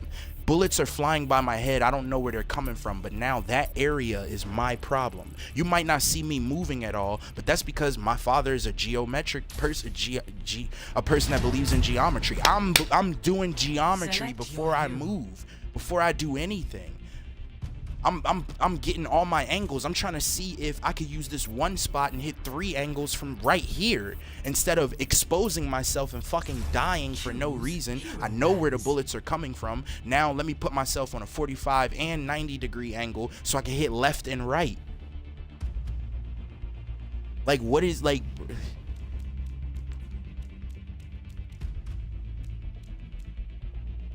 And I'm playing with girls and shit. I'm gonna get serious now because I need this. I don't need to be fucking failing, but... I'm playing with too many people who don't understand this, and that shit is fucking annoying, dude. Welcome to Circuit Royale. See if I can get back up. I'll probably be here for I'll probably be here trying to get back up now. But it's cool, I've done it before. Who knows, I might actually just go ahead and make it to gold tonight. I've had this is the way it starts off. You lose 4 or 5 games. And I just wasn't planning on playing Farah for a long time today. I wasn't planning on playing Farah for a long time. So like that's why it's just irking. I just wanted to get a nice little run in, keep it moving. But what's the rank system here? Gold 5 to a silver 2. Somebody's forage is turning obsolete. That's parenthood for you. You should try my meatball. If anyone requires my assistance, please inform me. It doesn't look like they have a plan. Damn sure doesn't look like he has a plan. 4, 3, 2, 1. Attackers incoming. The payload. See this nigga moving. Somebody's trying to get up here. So I'm already angling myself to shoot in like 3 or 4 different places. Just from right here. While everybody else is jumping around, bouncing around, exposing themselves. I'm playing from right here, trying to hit all 3 places. They could do the same thing. This nigga hasn't even tried to shoot at the Widow. This is what I mean about initiative. This is what starts to piss me off. He hasn't even tried. He could throw his turret up there at the Widow. He hasn't even tried to do anything about her. And we're about to get overrun because the other team is taking more initiative. You see the fucking Lucio moving forward. Like, the other team is taking more initiative. Our tank is in here dying. Where's the initiative to help the tank? Now we both die. Where's the initiative to help him out? We're just gonna stand there and watch him from fucking 30 meters away. Taking another approach. This is the shit that starts to piss me off. Like it's not your gaming, it's not your composition, it's not your it's first of all it's your initiative, bro. It's what you have the initiative to take care of. I want to be able to hit both doors. That's why I'm about to back up really far so I can let off a barrage of bullets and like over here, and over here. Now what is this idiot doing? He's looking at one place. He's trying to shoot me. One place. He literally could take over probably 5 different positions right now as a Torbjorn. He probably could take over 5 different positions, but he has no initiative. And what is he going to end up saying to me? I have more kills than you. I have more damage than you. That's what he's going to end up saying to me. He's not taking any initiative at all. He's been pushed out of his one position that he can see, and now that's it. I shouldn't have got shot there ranting, but I'm just trying to prove this point that like people just put themselves in horrible fucking positions. Our tank is taking the most initiative, and that's what's great right now. Our tank is taking a lot of initiative. A lot. It's scary. It's kind of scary how much initiative he's taking, but I appreciate it as a man. Backed up because I'm taking the initiative to get that Widow out of there. Whenever I can get on top, it all starts with just having the initiative. Setting out the welcome mat.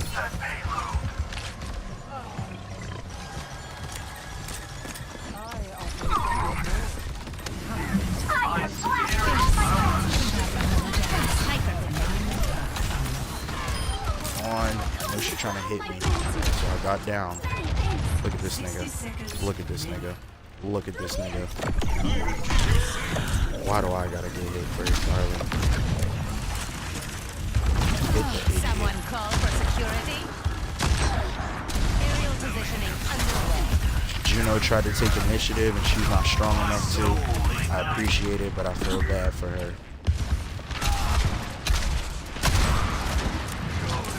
My ultimate is ready. Oh my god, I'm so tired of how skinny these rockets are, dude. Shit makes no sense. Widow is focusing. Shit. God, and Ash is focusing. Experience tranquility. Check confirmed. Let's do 12 and 1. Score 0 to 0. He's the best. He's the greatest in the middle of the street.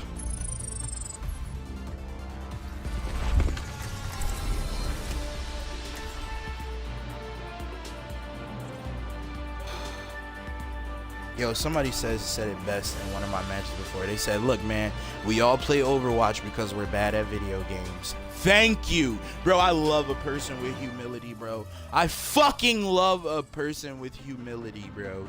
The nigga said, listen, we all play Overwatch because we're bad at video games. Thank you, dude. Bro, I'm not ever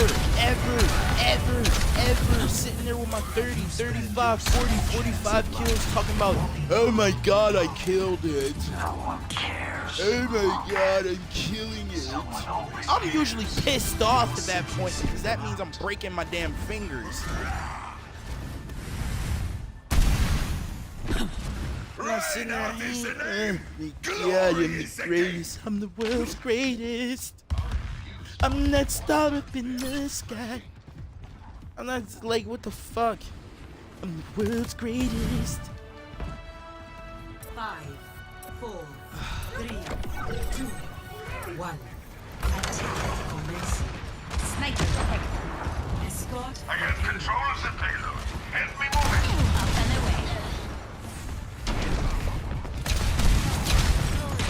it. Baby, welcome to Daddy Initiative.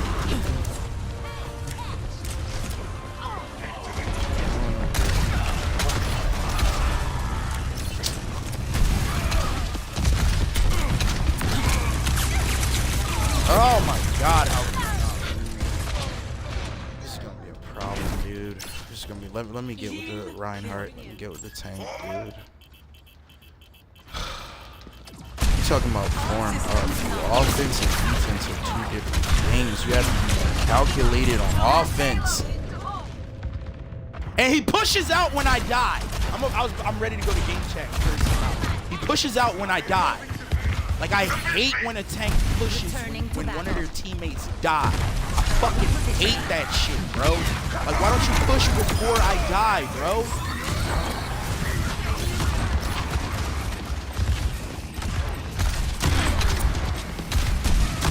Aerial positioning underway. These niggas ran away. Even I thought you guys just had the upper hand. You just took out the tank.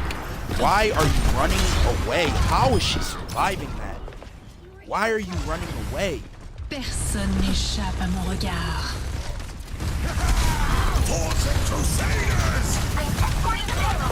Yo, dude, this shit is insane. I'm so tired of this fucking shit. This is a game that's like made for people who can't game. They do everything for the characters that girls play on. Increasing altitude. How am I not hitting this nigga with splash damage? I am on fire. Stop focusing me, god damn it! God damn! I'm not upset about like that. I'm upset because, bitch, my team don't believe that I'm doing anything. My team is not gonna see that I'm the main problem, that I'm the one that's really hitting the spots that is pushing this team back. They don't see shit like that. My team is not gonna see that, so please stop focusing me. Please. My team is not gonna help me. They're not gonna notice that the main problem for the other team is me. That's the only reason I don't get mad about you focusing me. I take it as a compliment. I just get mad when I'm in a position. I guess I'm not mad at the enemy. I'm mad at my team, because it's like, bro, why do I gotta get focused? I know I'm doing a good job, but my team is not gonna see that. So like, why the fuck do I gotta get focused, dude? Shoot the million. There's 4 people in front of you shooting at you. Why are you not shooting them? Oh, is it because they're not fucking hitting you? They're not gonna realize that. They're not gonna realize that.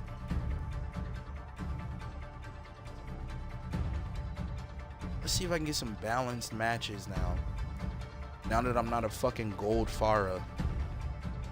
Because I think that really fucks up the balance of your matches. I'm a gold Pharah and low silver 1. Like, that's not helping me. At all.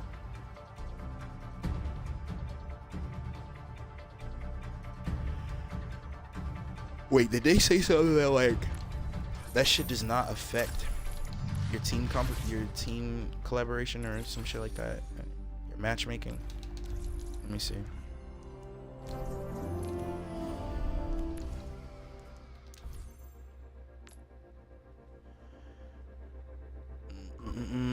Do not affect matchmaking. Okay.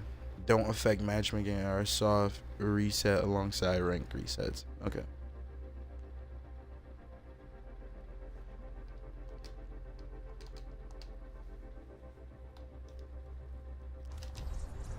Just had to be sure. I'm like, man, is that fucking up my fucking team, my matchmaking?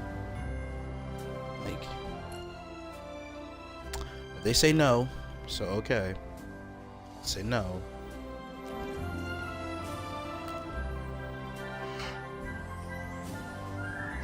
Which doesn't really make sense as if you're looking at it from a whole analytical point of view. If you're looking at the whole of my analytical gameplay, then obviously my character skill rank is included.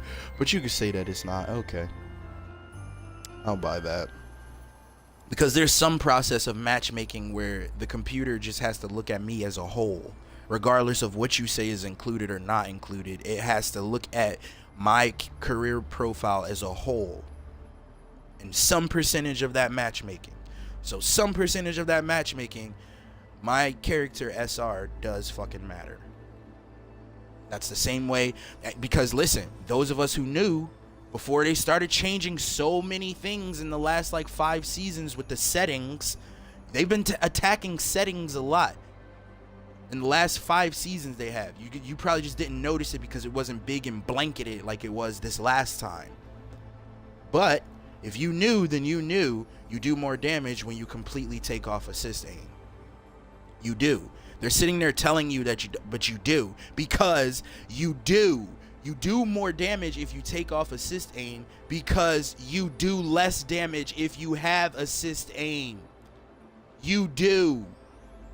You do less damage if you have, so obviously you do more damage if you take it all the way off, and that's what I did.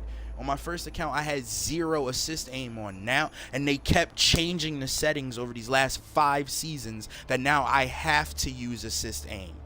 I used to use 0 assist aim, and it made me kill people so much quicker. I was killing people so much quicker because I was 2-shotting with no problem.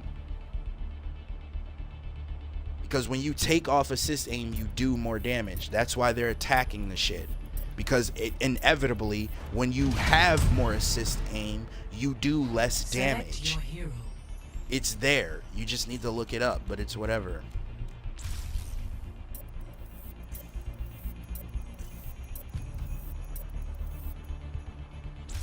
Choose heroes. Oh my gosh, now I'm here for the long run in these dumb ass fucking lobbies. I just wanted to do a couple. I just wanted to speed run through Silver 1. Now I'm here in these long ass matches in these dumb ass lobbies. It's very fucking long.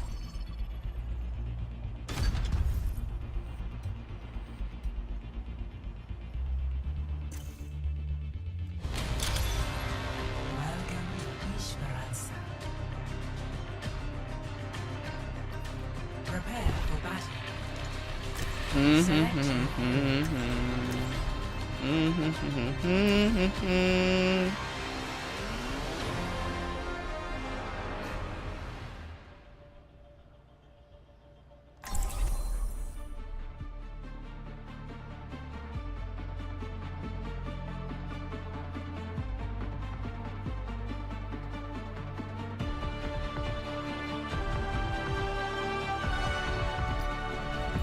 Strike from above.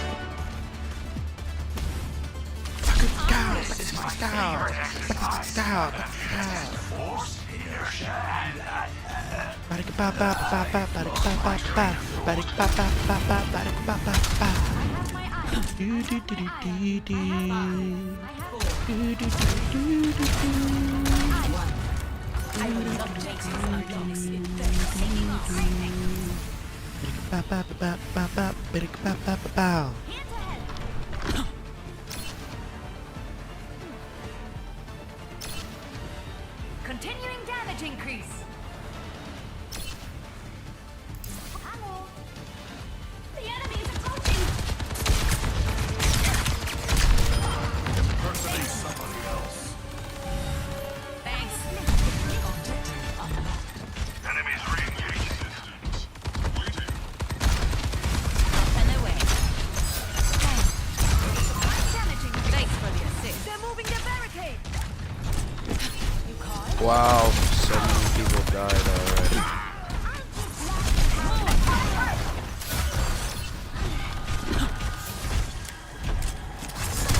Oh no! They have pushed farther than I thought. 3 hits confirmed.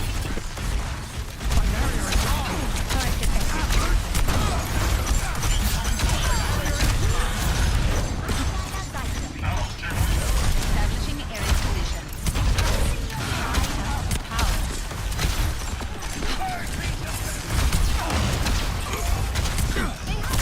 They took the robot. We need to attack. That's not good. Don't let them push. Oh my god, I'm so tired of this shit. Takes so many bullets to kill a nigga, dog. I'm on fire. Takes nothing to kill Farah. Shake it off. I wish she stopped pocketing me. You know what? I gotta say it.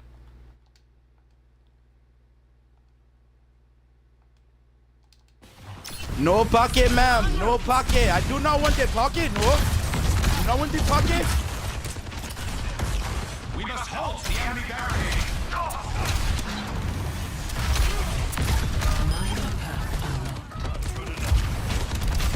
Right on target.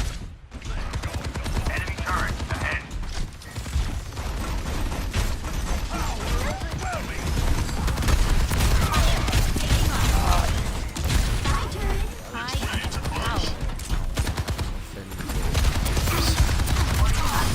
My rocket on fuel. Where's my other DPS? Dude, focus that turret, please. What the hell, man?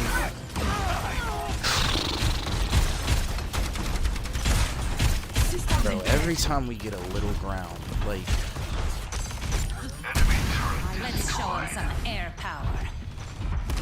On the move. Thanks for the assist. come on, get to the center. Get to the center. Get to the center. Get to the center. Someone has to help him. No one is helping. What the fuck is bitch next to me?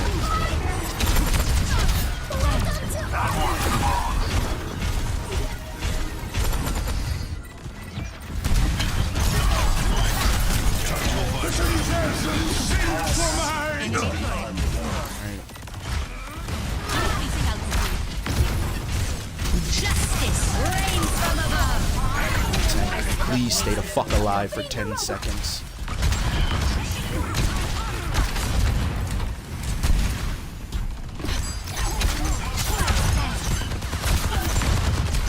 I've got you in my sights. I'm taking off.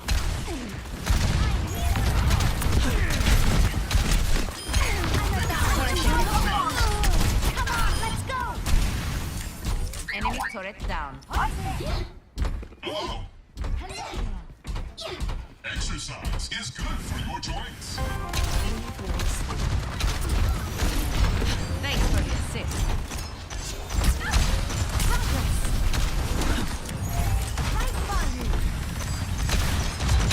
Are you guys good at geometry?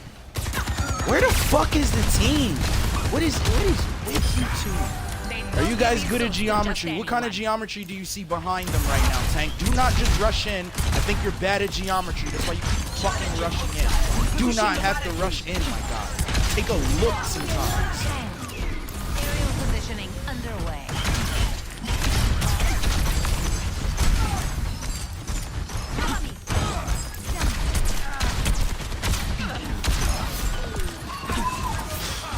Best open angle when you're in.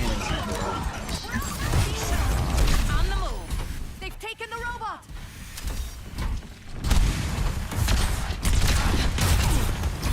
En route.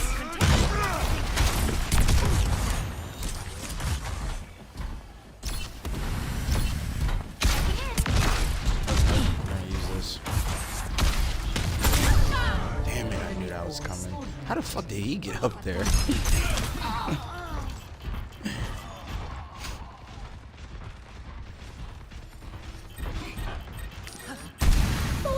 My hands in the game. Helden sterben nicht. Establishing aerial position.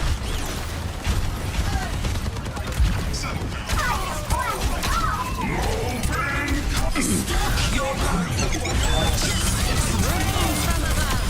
What happened to your shield?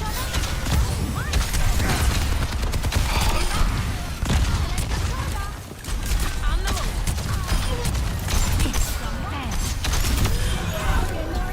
You have my thanks.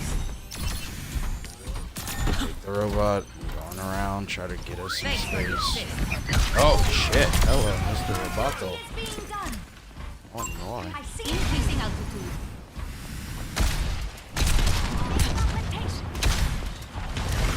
She's coming right down this hallway. Be uplifted. What are you guys being stopped by back there? 176? How did they fight that? The robot Watch has the been sounds. secured.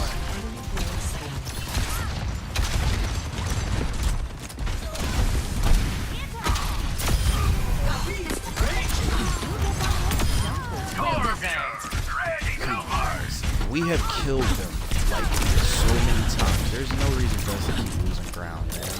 Go hard or go home. Enemy turret. They don't give these suits. Where the fuck is the rest of the team? Like, what is going on? Why is there only 3 of us right now? Like, what the fuck could you possibly die to when like 2 of them are alive?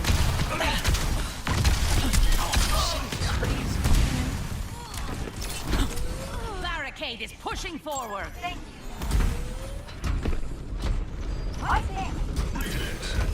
Thanks for the assist. Forward spawn activated. Yo, Tank, can you come back? Yo, everybody run. Everybody move. Leave the robot there. There is no difference if we leave the robot or stand here and die. Move.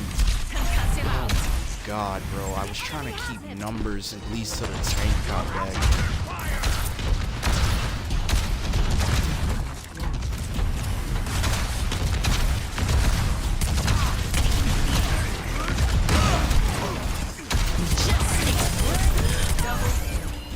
Yo, she's one hit. She's one hit. She's one hit. Come on, bro. You could have got me a triple kill there. You couldn't hit that mercy. I will not waste this opportunity. Repositioning. We are at a disadvantage.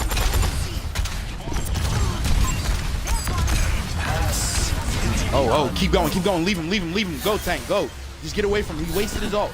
He wasted his ult. He wasted his ult. You gotta think, man. You gotta know how to play sports. Let's go, let's go. What are you doing? Why do you keep going to that door? What are you doing?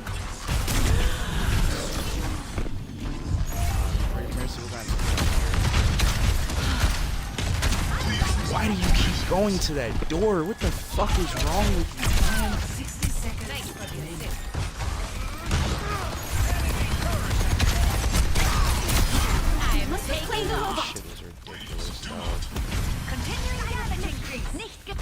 We're losing to pure stupidity. Turret detected.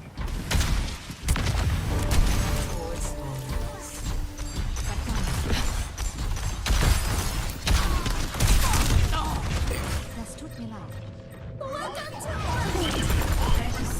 Stalk your prey.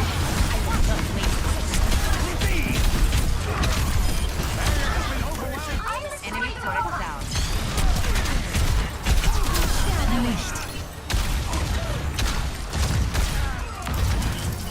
Who's she guard?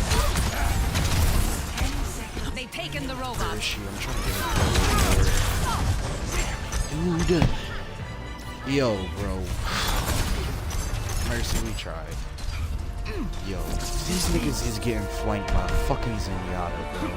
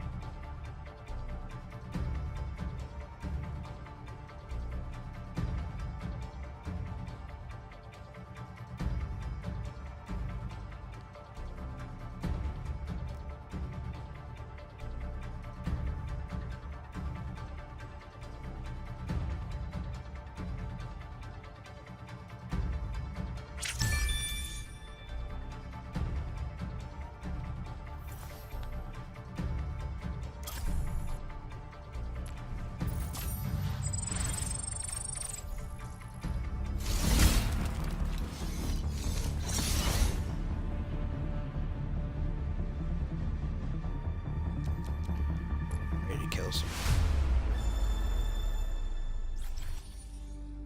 I'm seriously ready to fucking kill someone.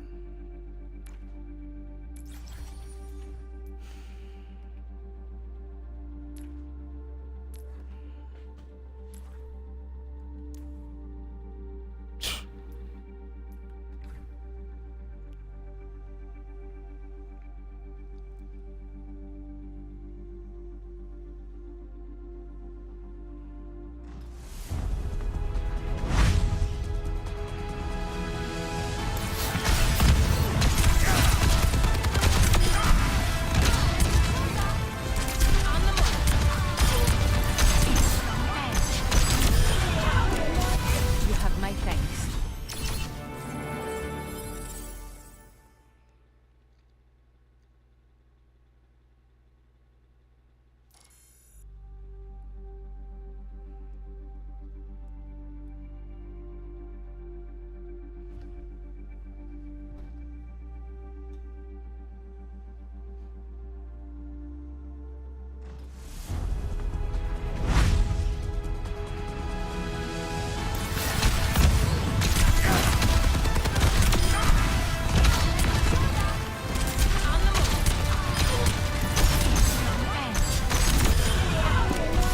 You have my thanks.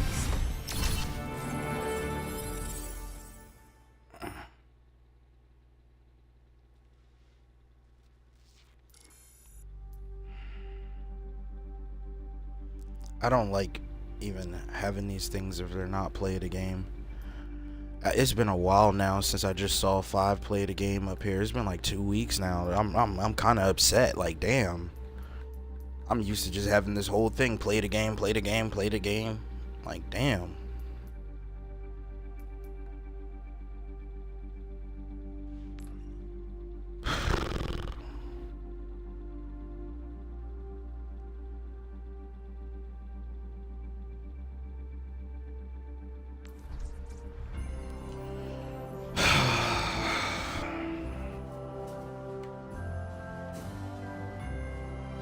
Oh, what's in this? What the fuck? What's this? What the fuck? Cabbage merchant.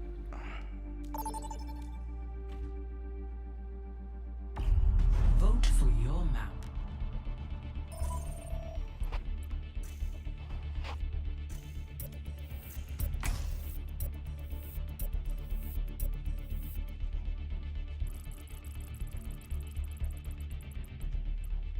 Yes!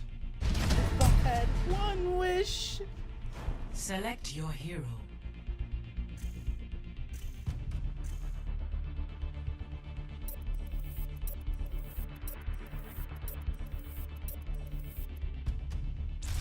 Select hero bands.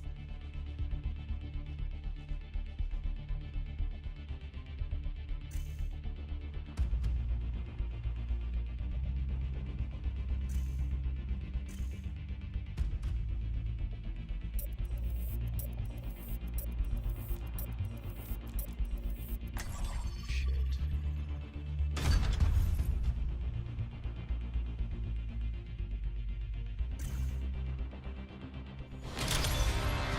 Traveling to New Junk City. Wow, man, these people make some shitty fucking food, dude.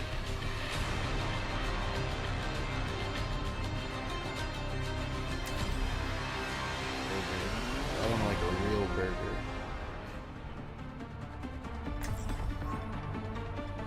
I do.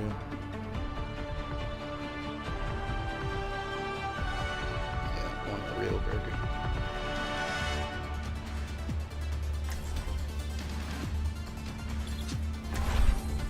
Strike from above.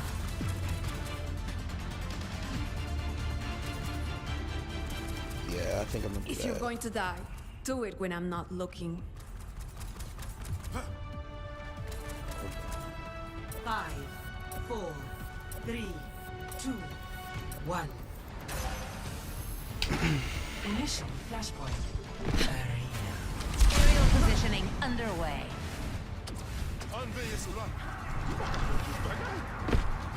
God bless everyone, everywhere. Flashpoint unlocks in 10 seconds.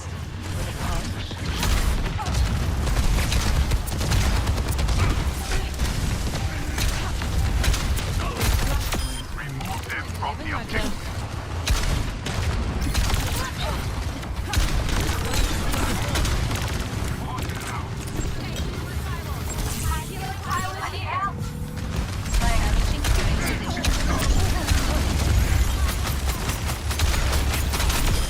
I've got you covered. I found it.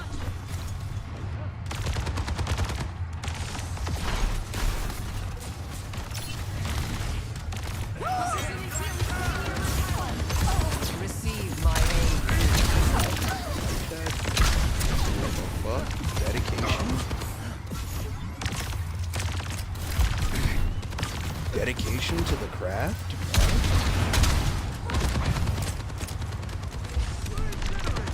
Pylon shifter?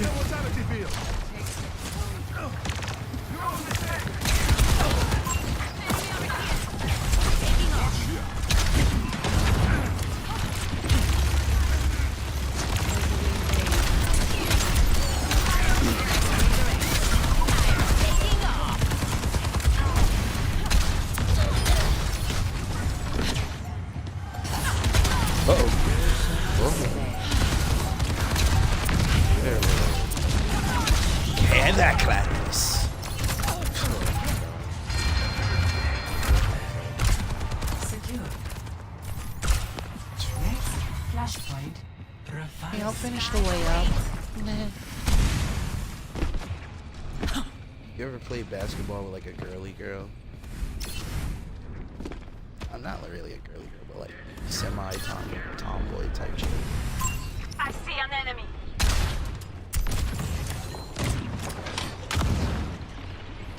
Flashpoint unlocks in 10 seconds.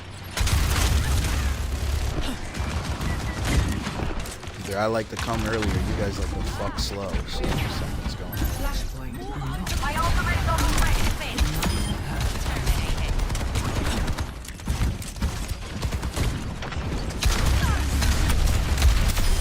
My rockets are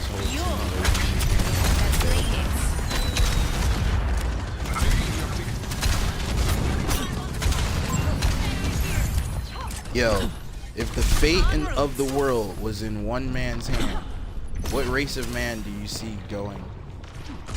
I got this. I think the #1 race of man I see going. I got this. Hunting them down. Spanish man, Asian dude. You said a black? I've got you in my sights. No, I'm black, dude. Literally black, dude.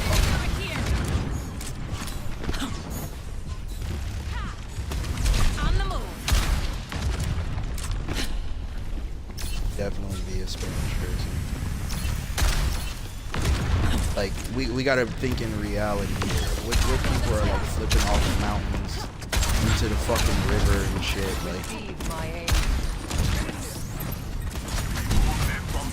Like these niggas are climbing mountains barefoot.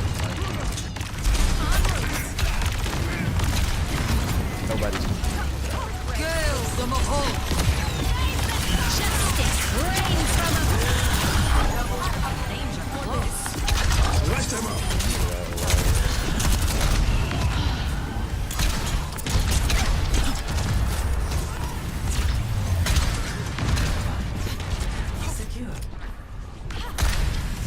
Look, in Mortal Kombat, the fate of the world is in Liu Kang's Form hands, up at the dude. next one.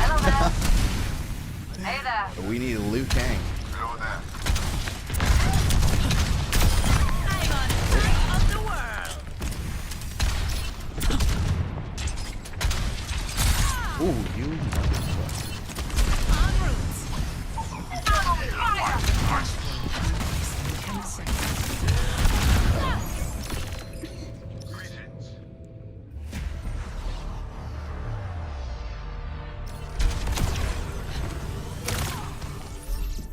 Making another approach. We are losing the objective. Push them out. Stay near my pilot. I was made for this. On the move.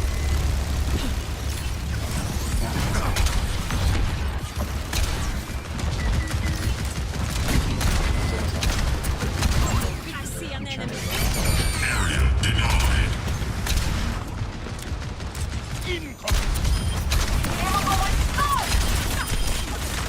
I wreak chaos.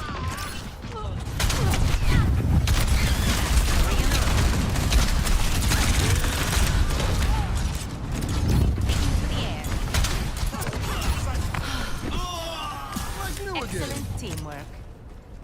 Wait, are they short a Healing person? pylon That was is full. My 5 of healing them? pylon is here.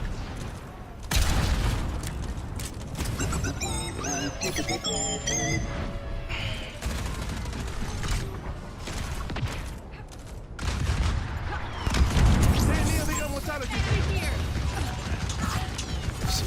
Let's see if we run away.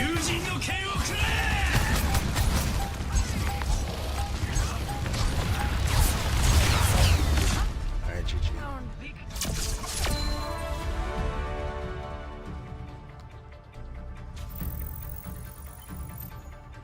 I think that's kind of fucked up. That was a black kid, and I told him, nah, I wouldn't be a black guy. I'll do better, little buddy. Prove me wrong. Prove me wrong, little buddy. You're supposed to inspire little kids. Yeah, I just inspired him to prove a motherfucker wrong.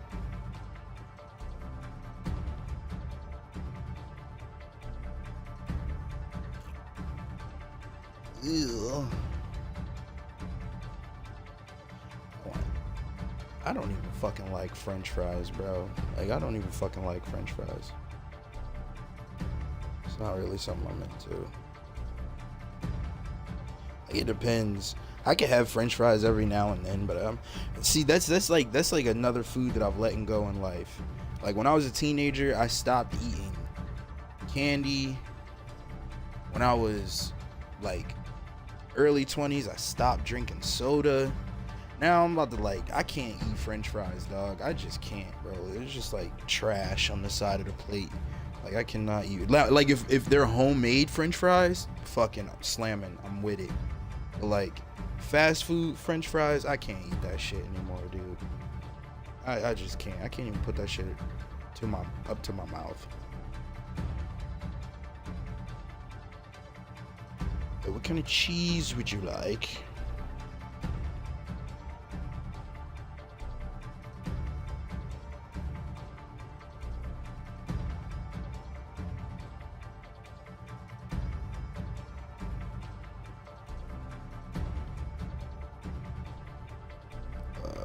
Yeah, I need another patty. I always get a double burger.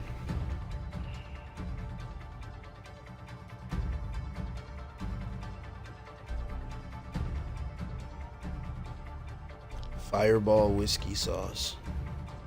Extra. Hell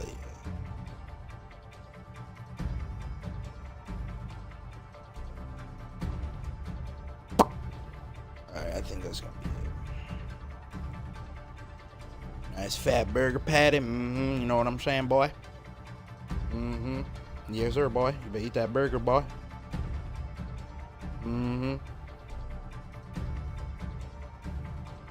That's big juicy. That's big juicy right there.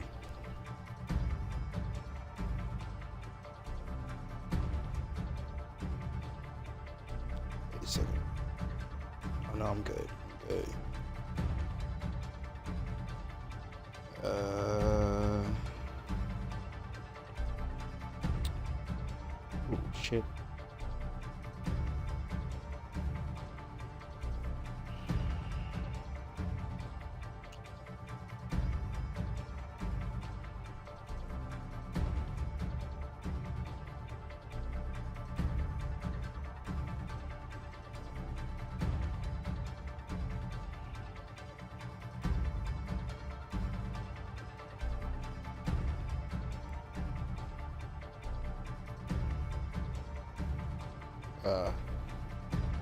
Okay.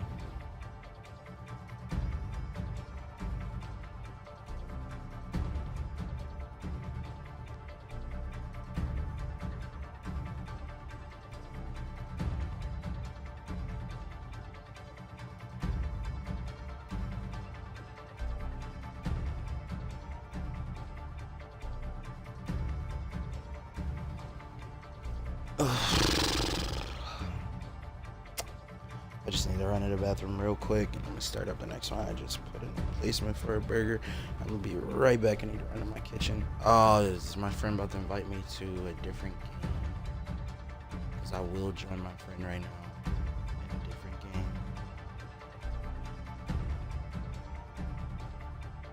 Hold up, let me get interested in this post because I will join that. My buddy.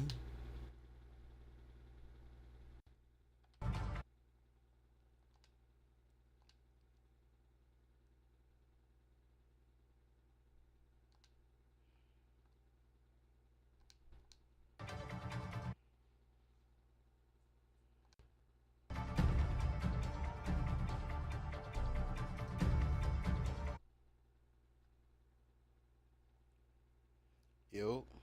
Oh shit.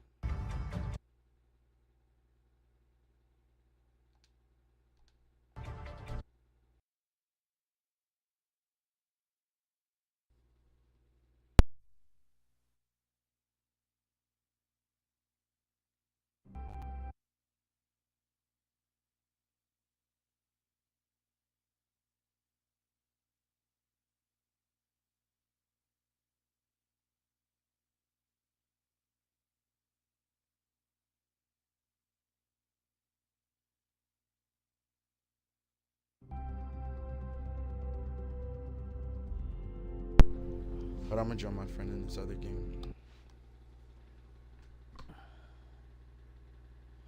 Hello. Yeah, hello. I ain't leave. It said you left. I'm dead ass. I was wondering why the fuck you left. I was like, well, damn, that was weird.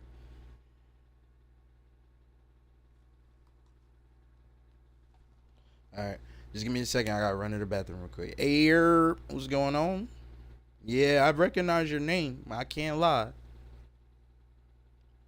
No, I just know what I played with him before. I was like nasty PH. All right, I'll be right back. I gotta go grab some.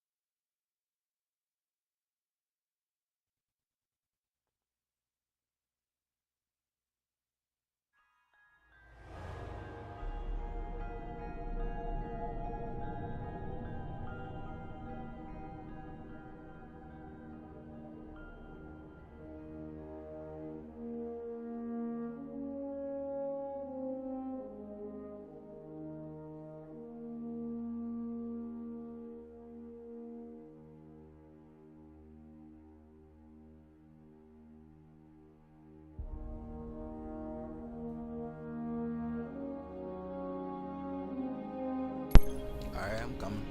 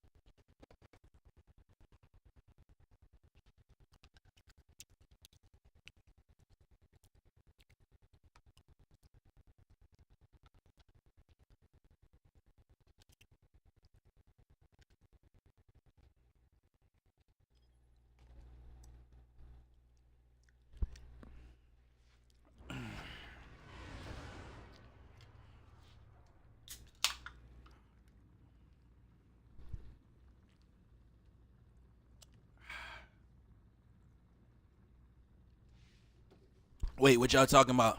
What game y'all talking about? Arc Raiders? Y'all heard of this game called Skull and Bones? What is it? What is that about? A card game?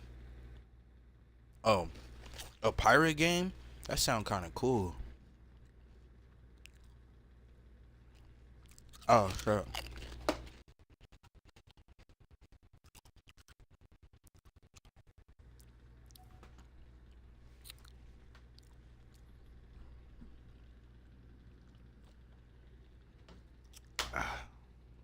Playing what?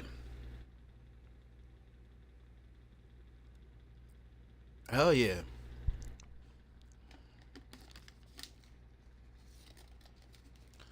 Hell yeah. He said I'm doing fashion shows. Right. Fuck y'all niggas.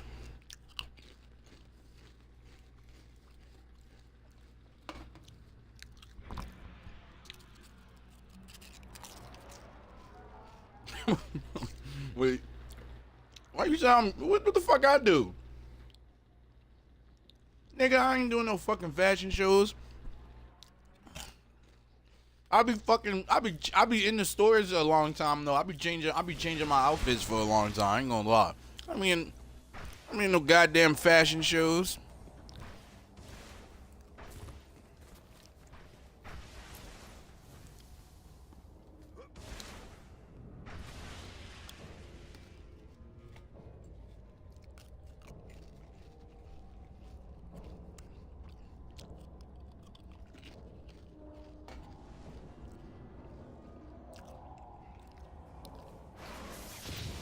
Oh shit! Hold on. I wanted to turn the audio on. Like damn. Hold on. Let's go. Fuck your audio. He said, "Fuck your audio." Oh, I'm about to die. What the fuck? I'm about to die. Damn! I wish I had some more gummies.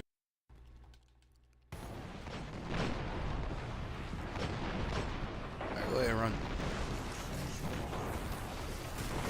Oh. Wrong shit on. It's alright. How do I spawn in with nothing in the chamber? That's crazy. That's wild.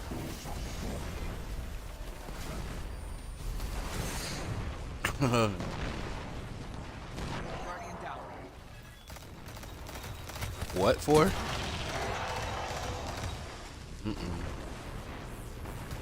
Yo, this man plays everything, bro. Damn, Brandon.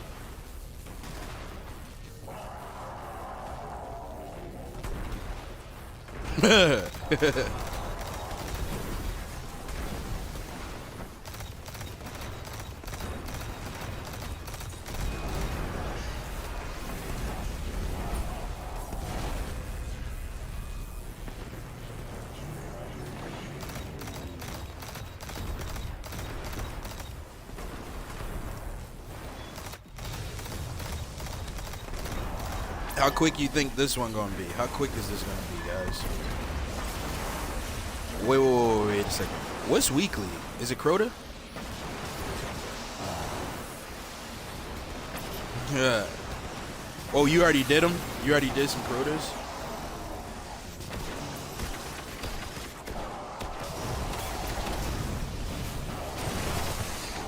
Whoa, something just shot the shit out of me. I guess not. I don't know.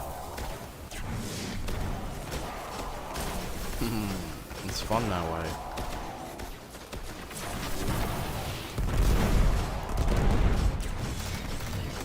For some annoying, suicidal.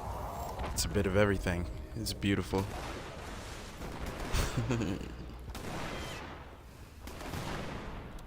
Yo, you know Brandon made us do this shit with all hunters before? Fucking, but no, with Blade Dancer. Yeah, he get creative. He gets very creative.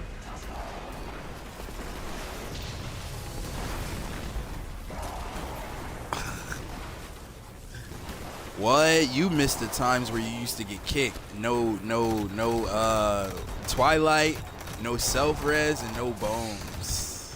Ah, yeah. Yo, people used to get so mad. Those Titans, the speed. Oh, shit. Speedrun Titans used to get so mad.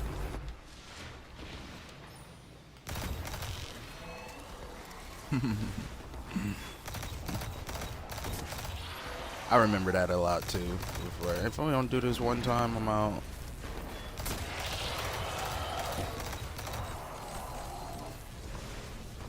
Oh, see, I came after that, but I heard about that.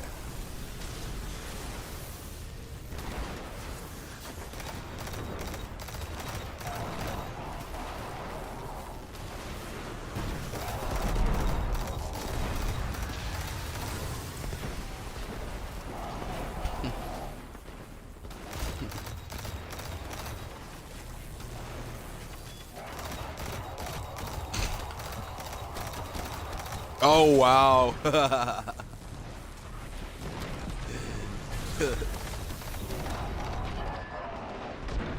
want to throw the bombs? I got it. I just figured somebody else would want to.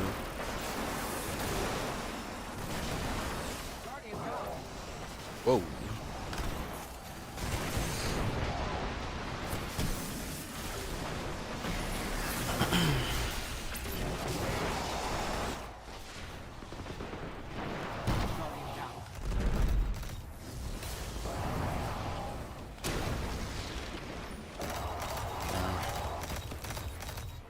Shot him in his fucking shoulder.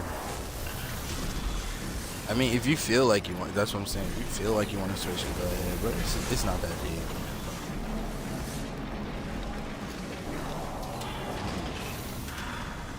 I know the feeling.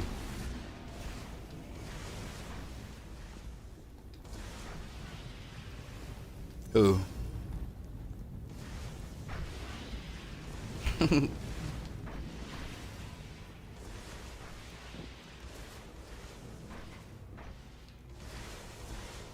It's like the old days.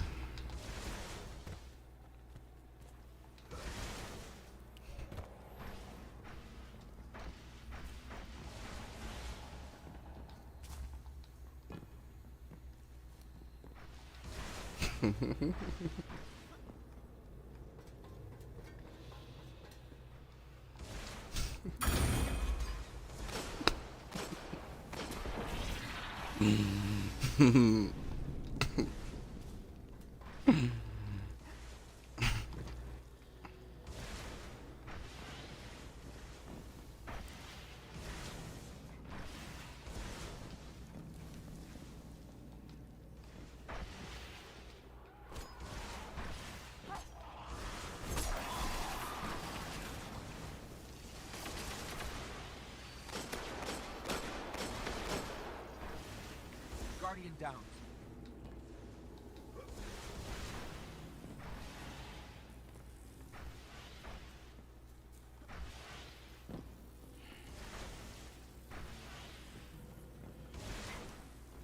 You think Batman could punch Goku hard enough to hurt him? Uh-oh. Yeah, cause Goku just be punching. This motherfucker just be going wild.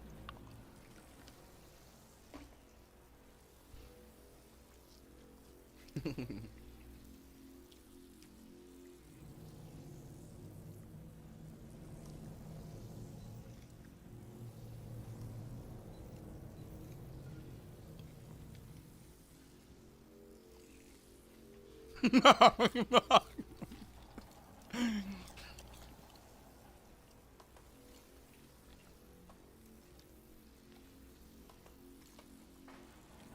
Guardian down. Now, what era of Dragon Ball are you guys even talking about now? What is this? Okay.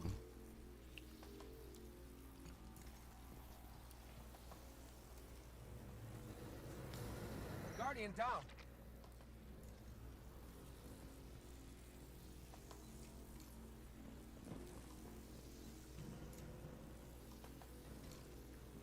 That might be GT, bro.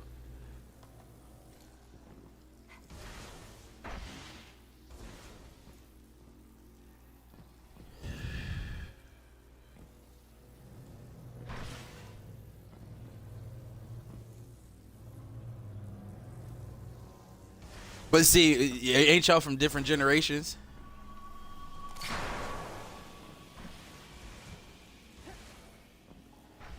Oh, okay, yeah, that is Dragon Ball Z. That's Dragon Ball Z.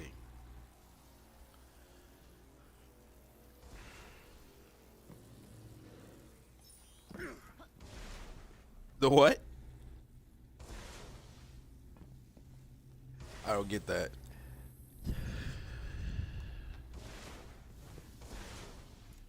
Okay.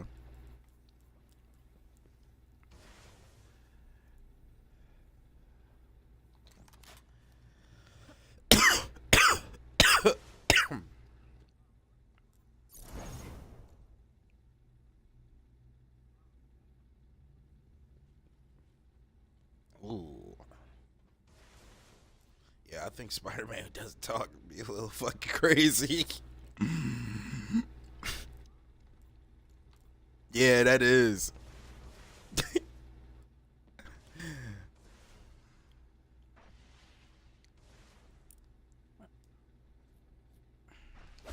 That's crazy.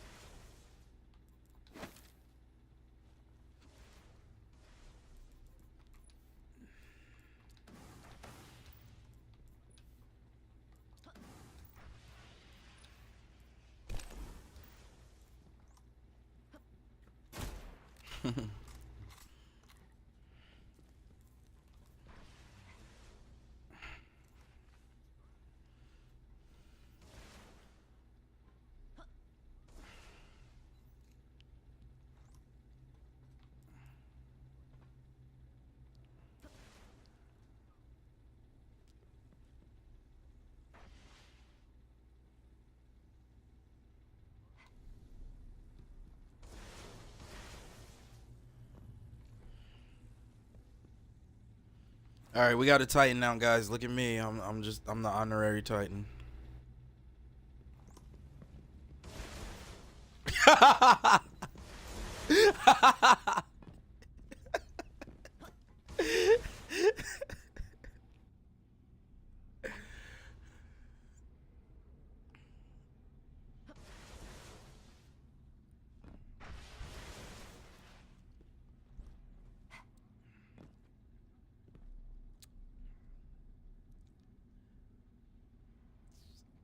gonna keep getting high while y'all talking this anime shit. Y'all done lost me. I stopped watching anime at fucking Majin Buu.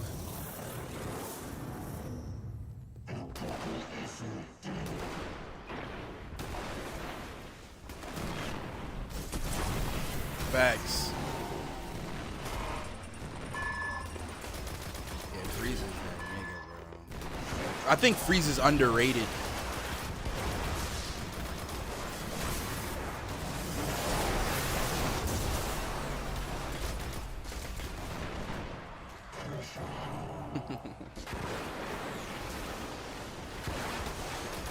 Oh, which one? I don't think it's up there. Right side.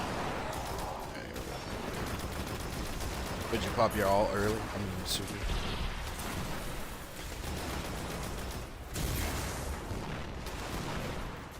Well, see, I didn't get that far in the Buu Saga. The only one I really got through, I got through Frieza and I got through Cell when I was a kid.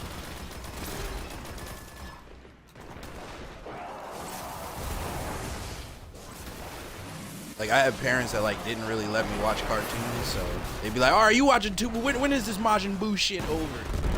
It's another one? Nah, go outside. Where the fuck?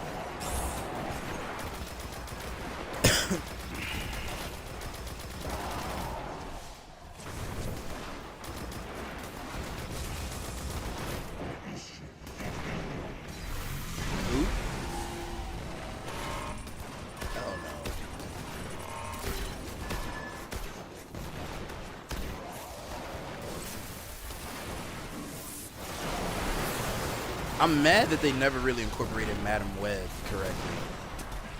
I'm mad about that. I didn't even watch that movie, bro. I refuse to watch that. I refuse to do that. To my childhood.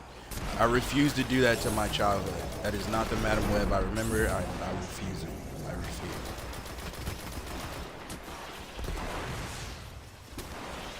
refuse. That's crazy.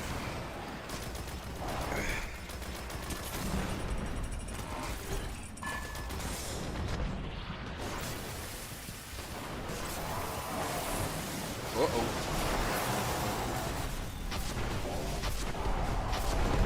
Y'all do what y'all gotta do. It's whatever. It's just free for all on his ass. Pause. Whoa.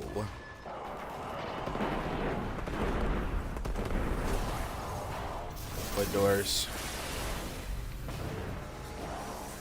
Bro, did you just carry the bomb to the room? Why? Because we could have used that for damage. He said, who's counting?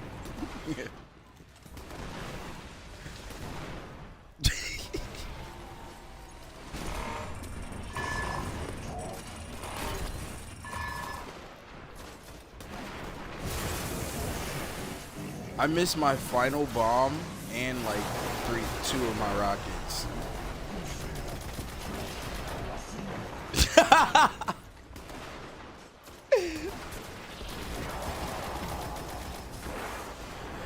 Oh man.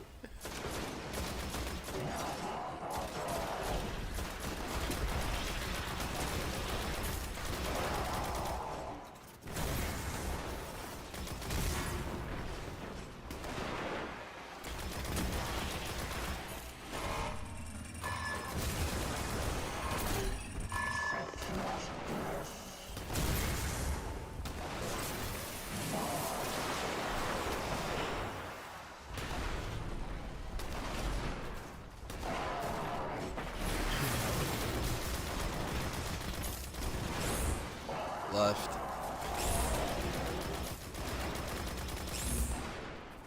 Oh.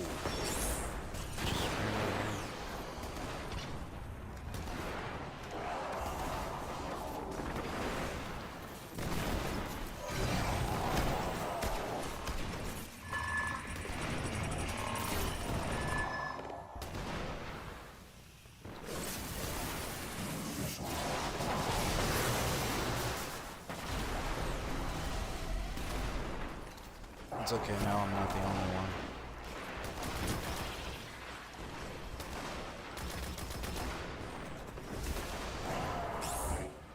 mid monitor. Oh yeah, he did have monitor. He had that. Wait, who's soloing? Mid? You alright?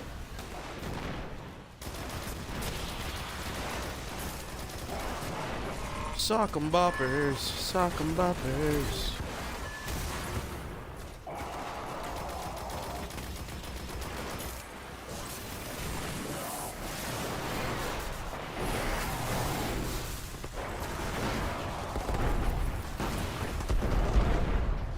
Blow 'em up, put your hand inside. Ready to have time of your life.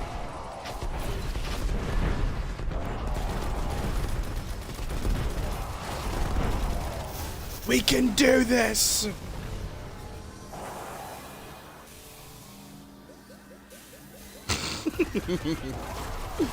Uh-oh. It was.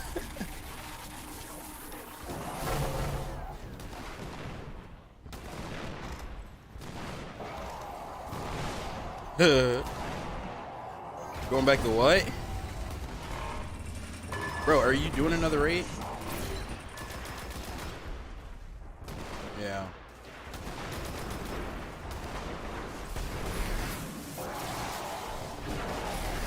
Why are we throwing so off?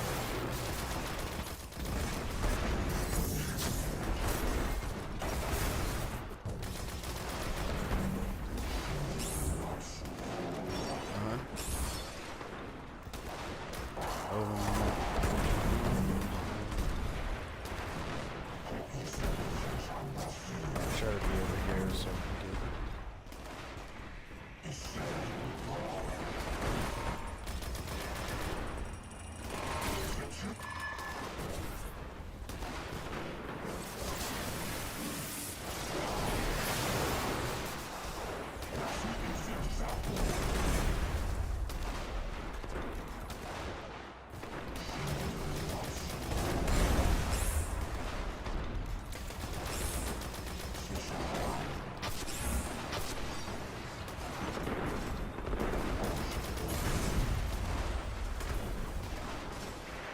Oh, cap.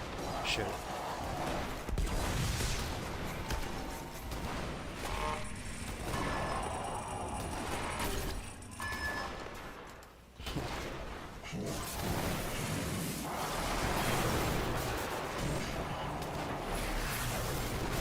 Is America the new empire? Don't answer that.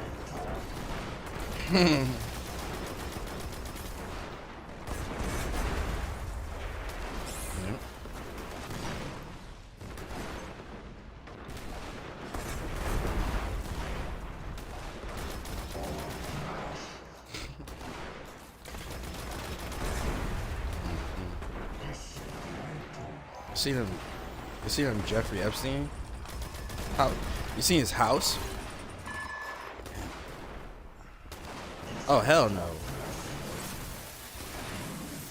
Are you, wait.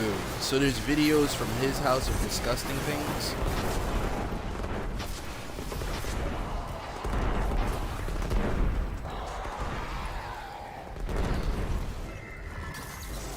Oh, sure.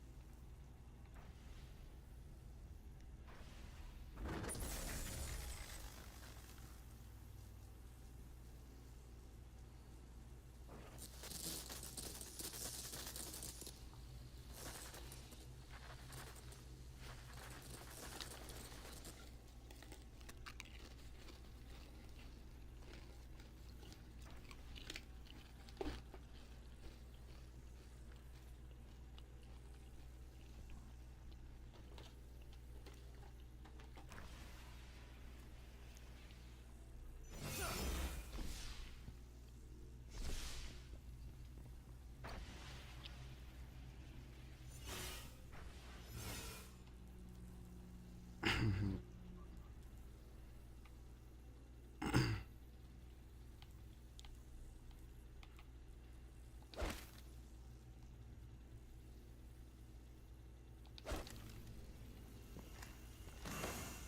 shit.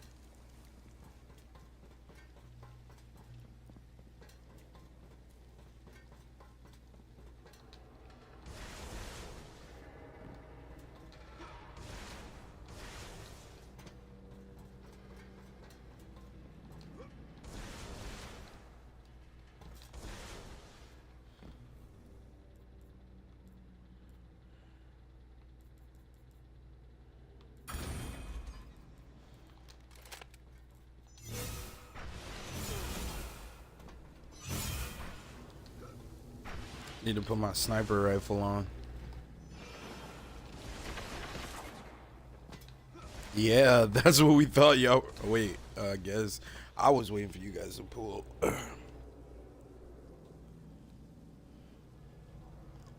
Nah, miscommunication, I guess. Ugh. Whoa, pause. Whoa, pause.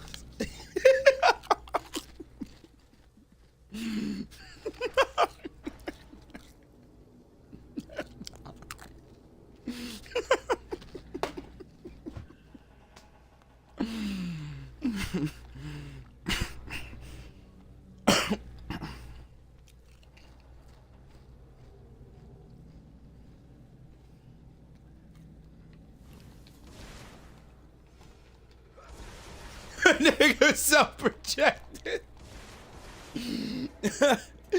Oh man, I think I'm just fucked up tonight. I think I'm just fucked up.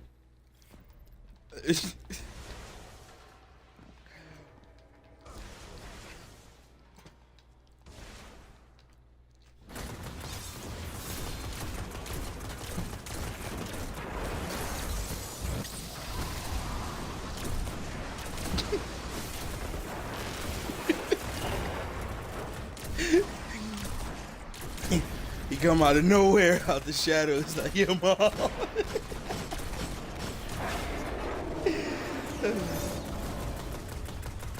Guardian down. Alright, I'm not trying to catch no strays, Brandon, so let me shut the fuck up.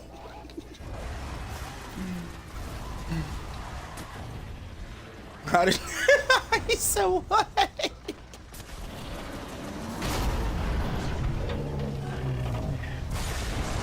You got electrocuted from the top of it? I'm not gonna say I've never seen that happen before. I feel like I've seen that once or twice. Yeah.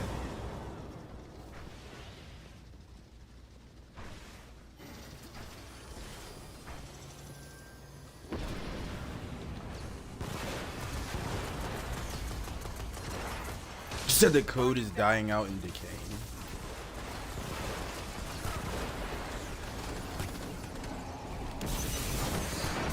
Oh shit! Damn! Looks like y'all doing this the old-fashioned way. Oh. Hell yeah. And we're the 3 best warlocks that anyone can have. We're the 3 best warlocks that anyone can have.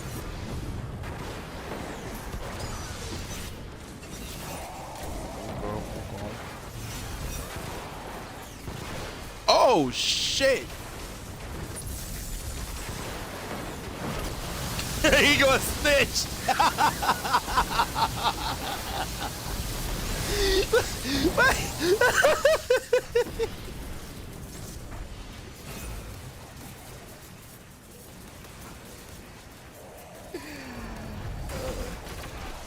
Wait, did my app freeze? What the fuck, dude? Why does this shit always have to be weird?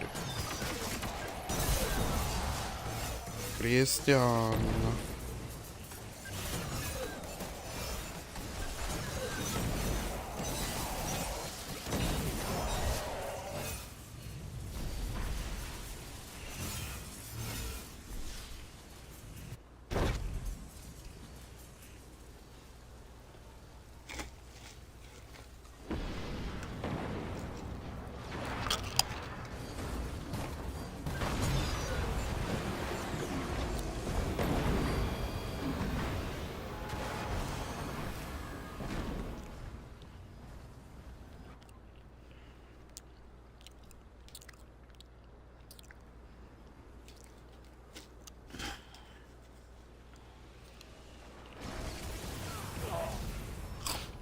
Nope, I've seen him self-destruct.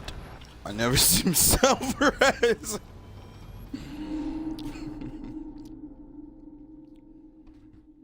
I've seen him go crazy on a motherfucker. I seen him go crazy with that kick button too.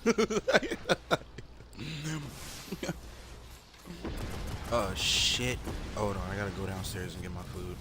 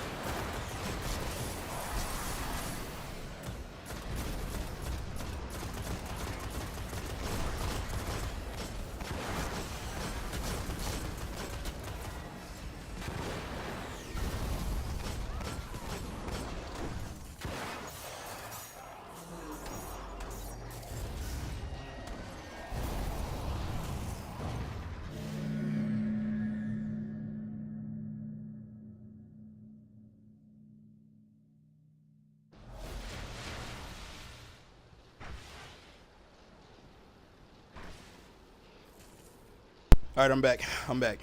Let's do it. All right, I'm good. Ooh. Oh, wow. Holy shit. How did he die?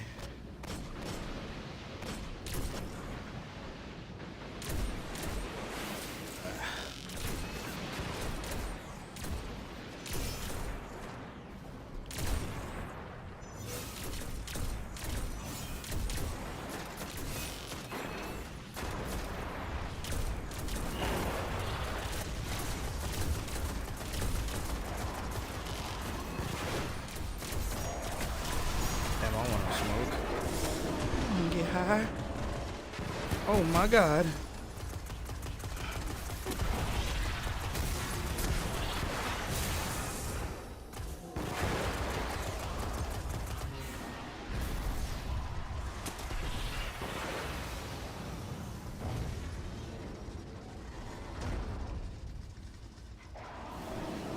Wait, you died too, Brandon?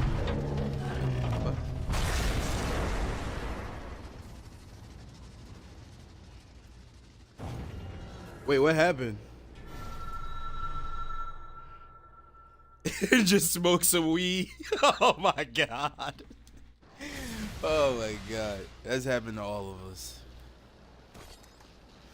I thought someone knocked him into it. I thought someone pushed him. Oh, okay. You're an asshole.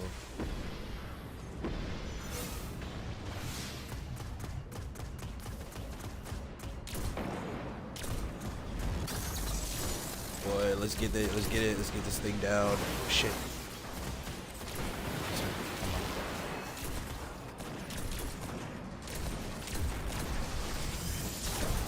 I couldn't hear you. I do want to get through this.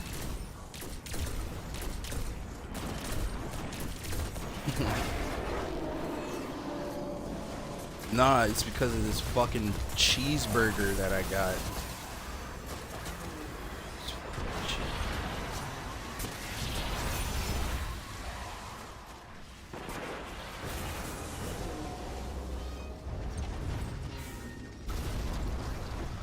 If someone took over the country, would you rather it be Russia or China?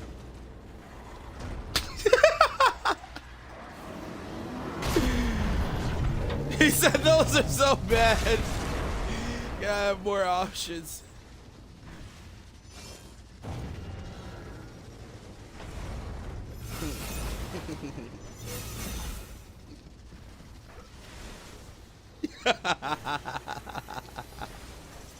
He said the pussy's better in China. Anime. I knew that's what it really was about. Exactly. I don't know. Oh yeah, Chinese food's way better than Russian food. I'm sorry. Oh yeah, I got the green one. My bad. Cause I'm sitting here trying to think of a Russian food that's good. Like maybe I don't know. Oh, you took the piece. You piece of shit. You took the part. Where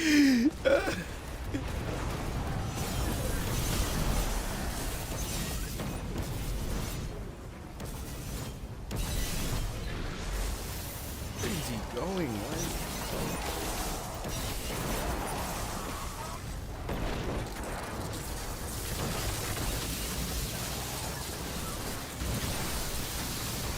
Yo, I can't even get my ult back because all the captains are like, nope, you can't touch me. And then this jackass.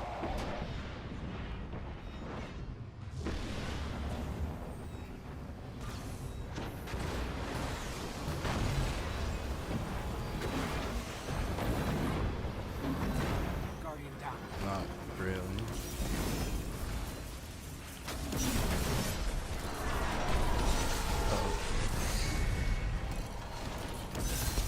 Please don't hit me.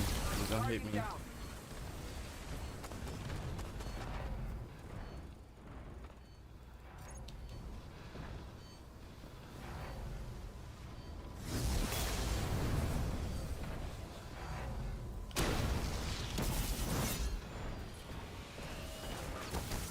Guardian down.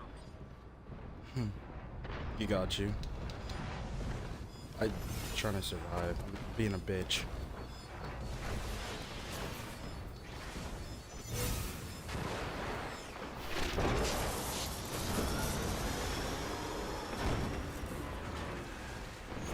Should we jump off, do it again?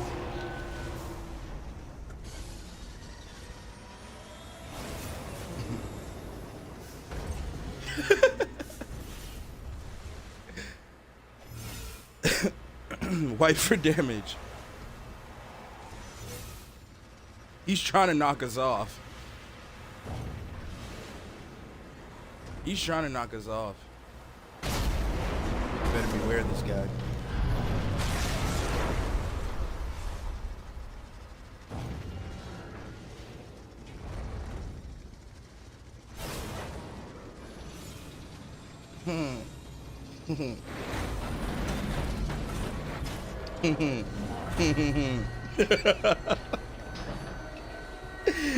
Oh man.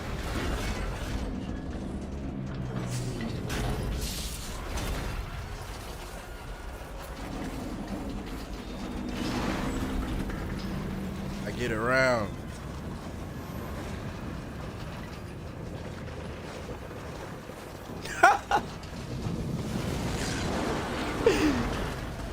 No, 'cause that would be mad awkward, bro.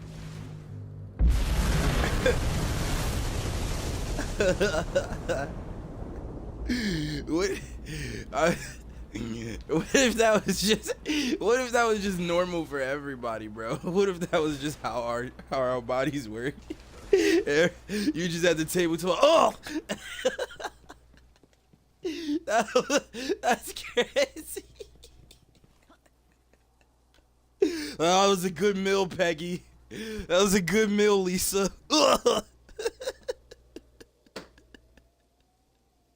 But if it's normal society and everyone's doing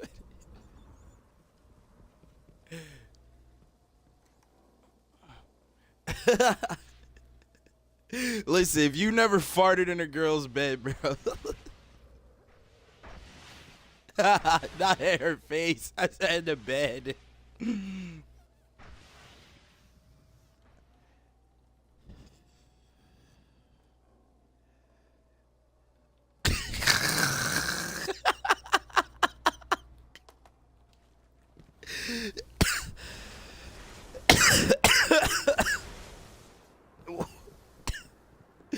Well, what if you got like gas problems? What if you like lactose? That should be crazy. He said the smiley rain. What? What?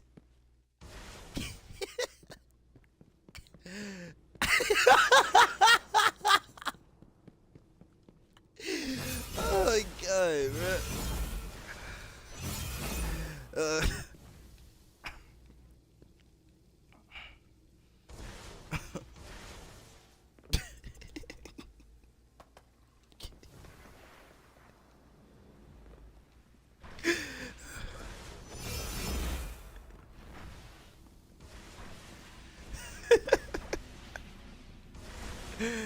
Oh man.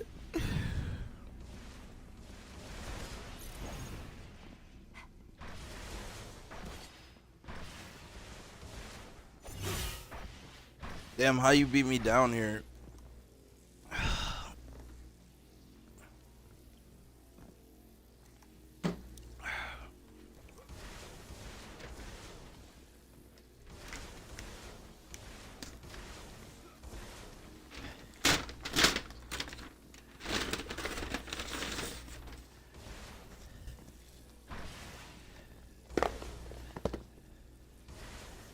Damn, this burger looks crazy, bro. Yeah, more like 300.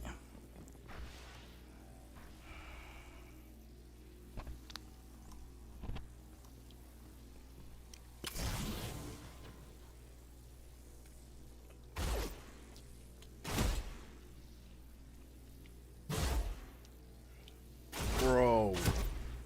No way, these niggas just threw a whole butt of an onion on my sandwich. Like, what?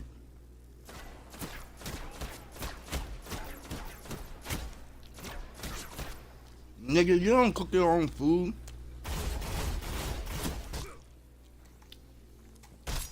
Yeah. Out of stock? Hell yeah, I can make gravy. Out of what? Just flour? And soy sauce? That ain't gravy, nigga. Where the meat at? Where you getting the gravy from? Yeah. Yeah, this nigga ready for the Chinese to take over. This nigga talk about soy sauce. He ready. This nigga ready. Hold on, I got him.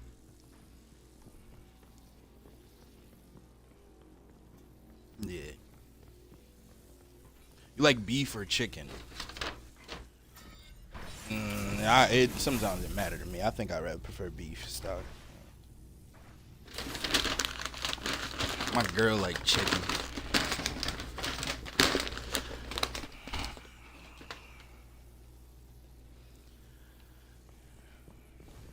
I don't know what the hell that is.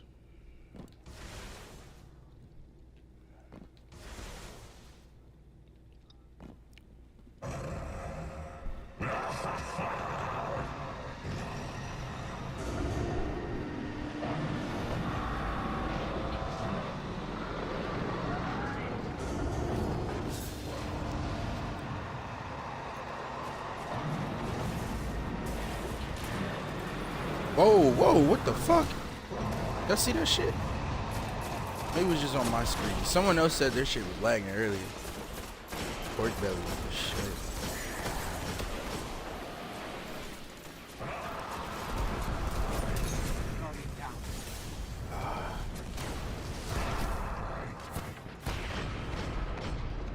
Wait, you want me to pick up the cannon? All right, hold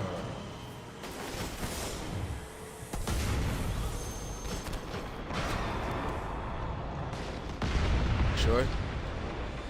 Wait, what? I didn't even notice it was a bomb.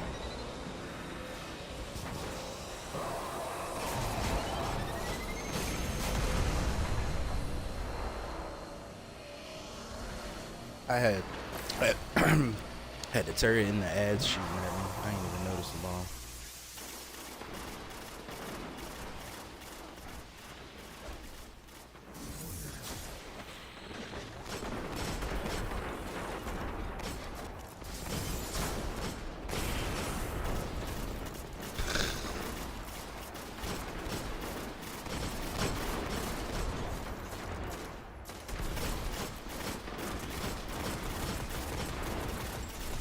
He said negative ass nigga.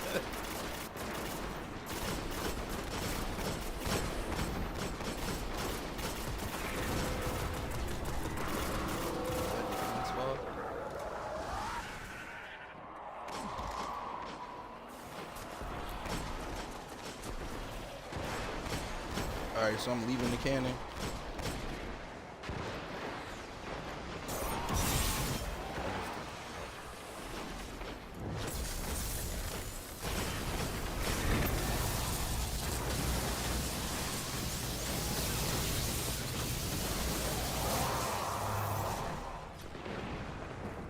Shock, right? Yeah, I'm gonna have the double bomb. Let's get it. Shock, right? Take that, tear it out on right for me if you can. Is there a bomb thrower on left?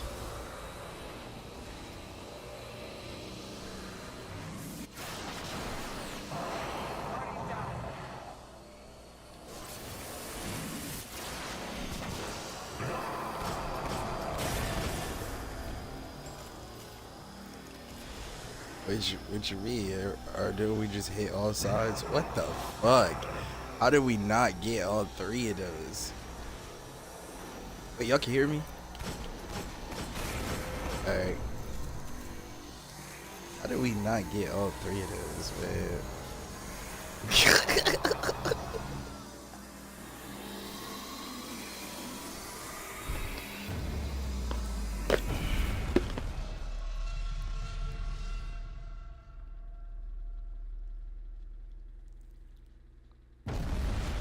Can you just invite somebody? No, I know, but didn't you just invite somebody else?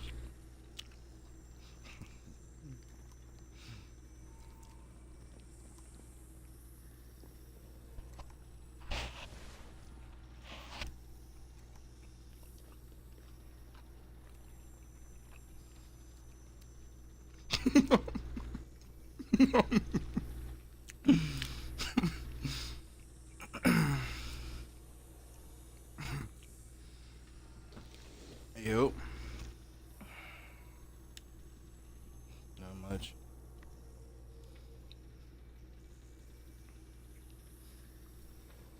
Yeah, you know how to do challenge? You know how to do challenge?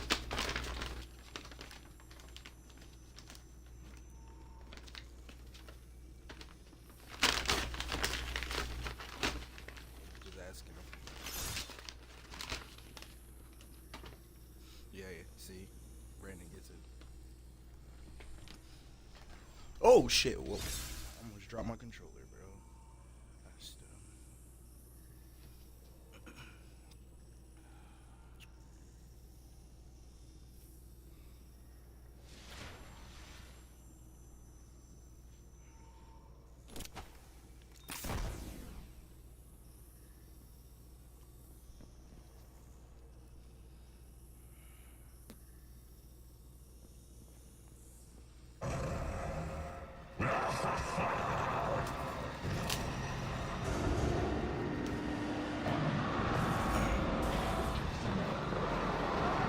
Oh wait, he could just respawn, right?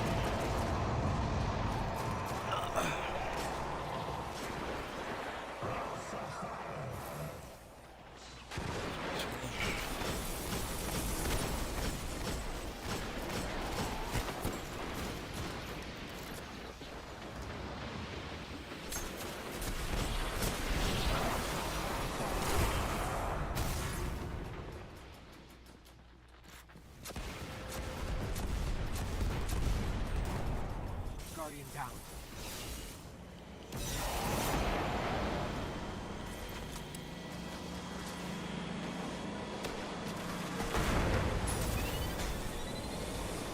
Double cannon or double bomb?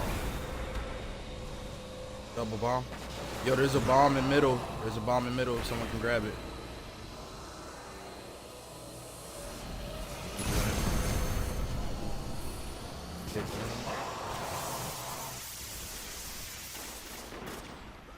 Wait. You sure you want me to double can? I can switch with you if you want a double can. Alright, cool.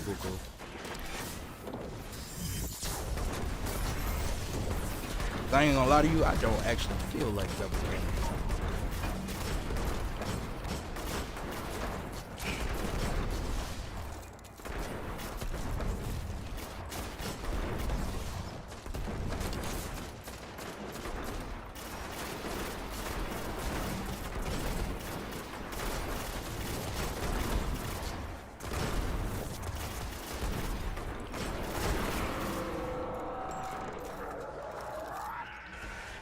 Sunshine.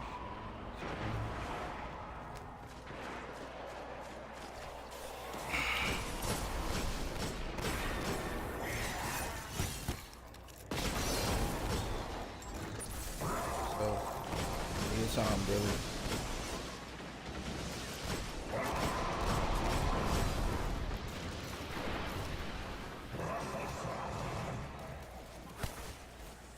I'm coming down there now. That's right.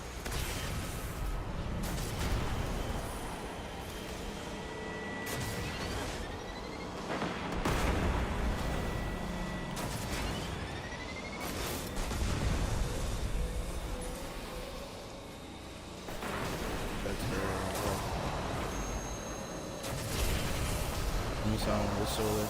Oh, wait. What round are we on? That was round 2?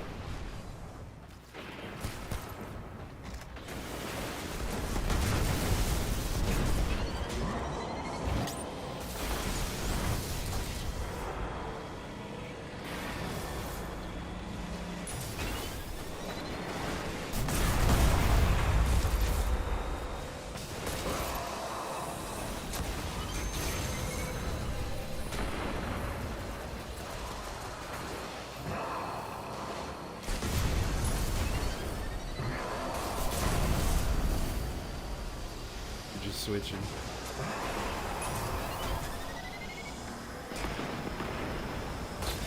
Third and middle, watch the third.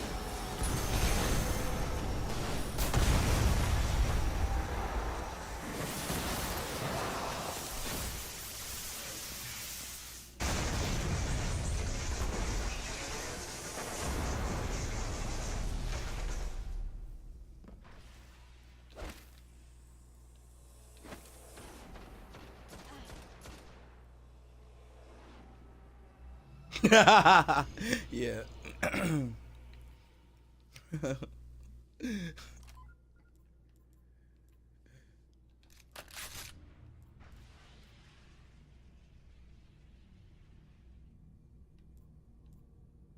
Oh, no Twilight. This is the rules. This is the rules, gentlemen rules for everybody here. No bones for hunters. No Twilight for titans. No self-res for warlocks. Yeah.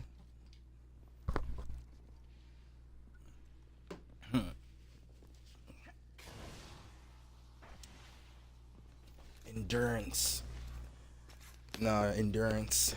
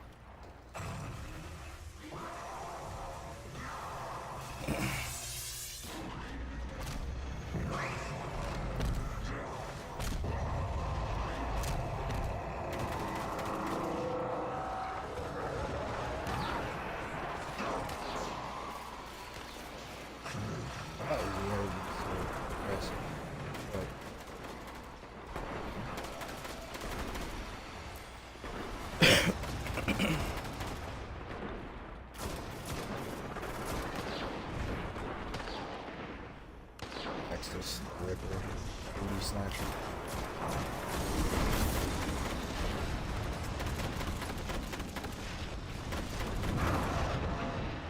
Wait. Do we have 3 people on the right side now? You're in the middle, nigga. You were in behind 3. Power right. Guardian down. Alright. We got double right, 91, you take mid. Gotcha.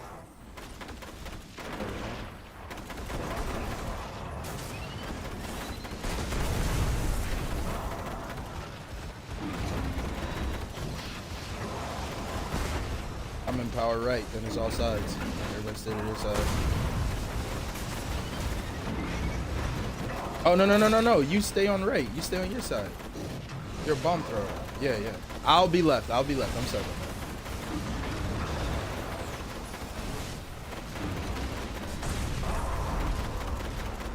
Wait.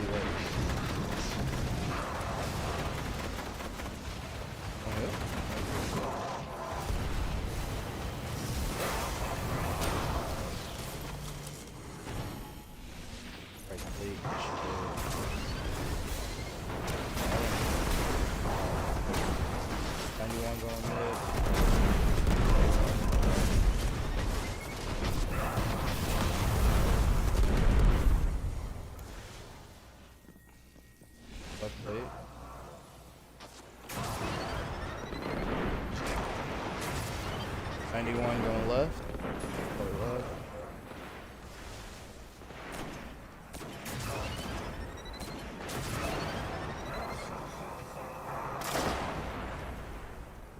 Right plate. Short.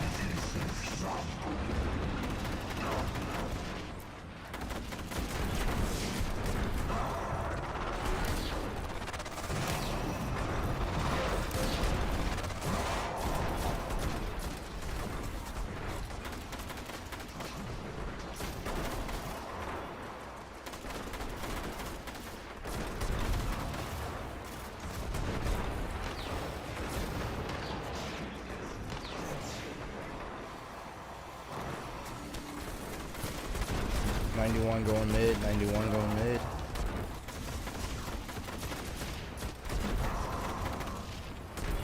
Go back off of him if you have to.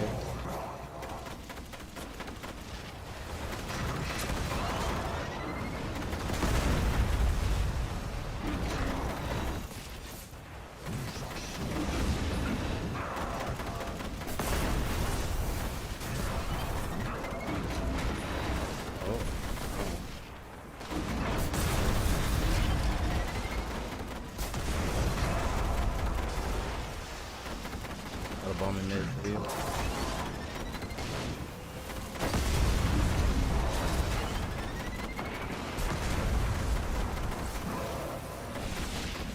Solar left. One more bomb. Solar left. And solar right. Where is he?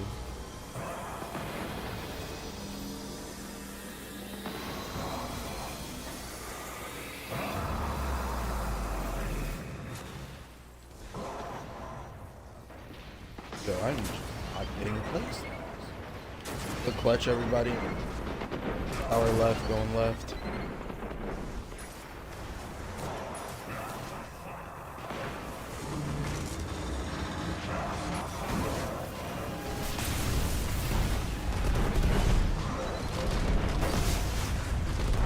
Everyone going right. Just needs to come right.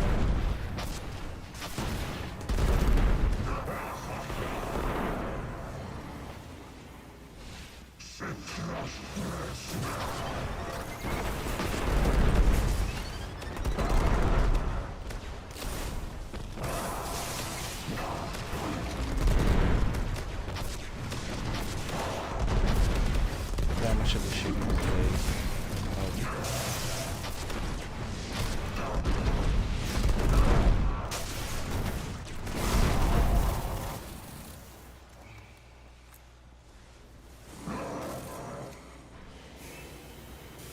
Hell yeah.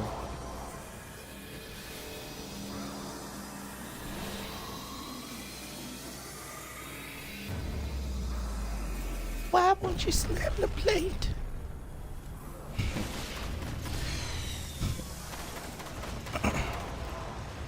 Yeah, that clutch was nice though. I ain't gonna lie, that clutch was nice. Clutch was nice.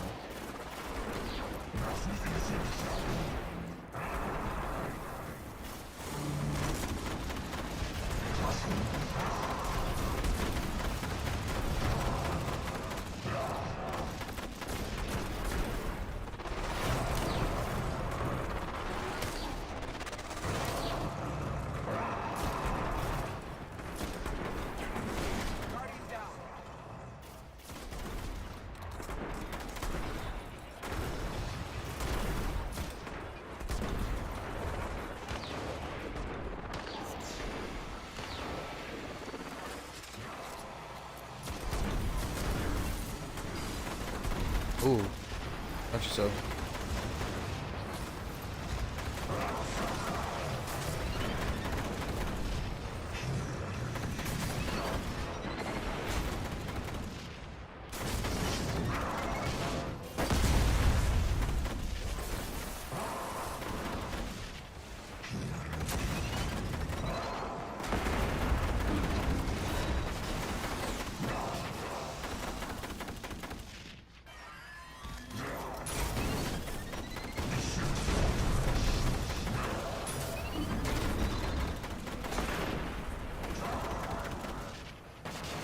Come on, give me call out. What's back mid? My bad, brother. What we got? Arc right.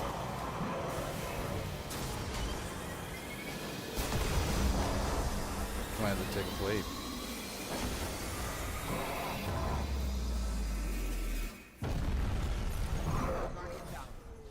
Guardian down.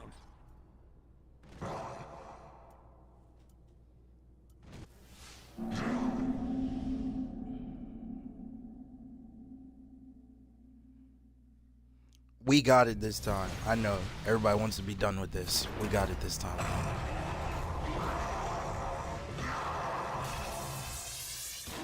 I don't blame you, but let's get through this.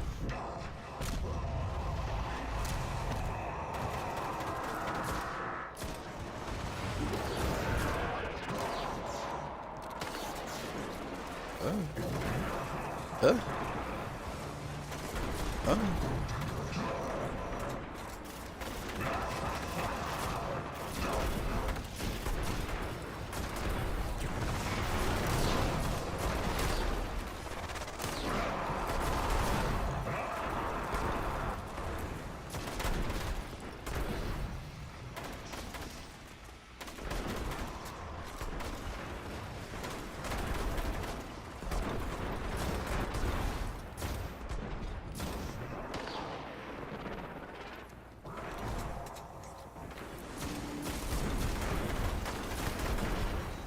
Power right, 91 going left.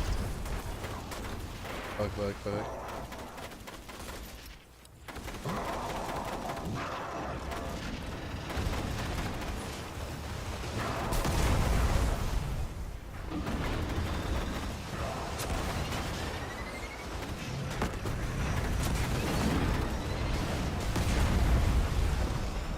Two bombs in middle.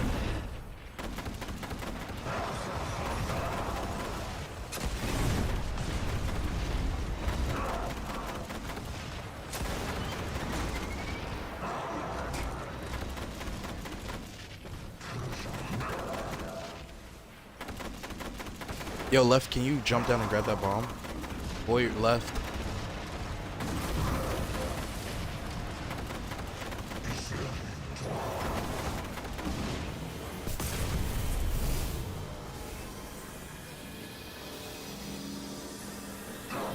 I don't know.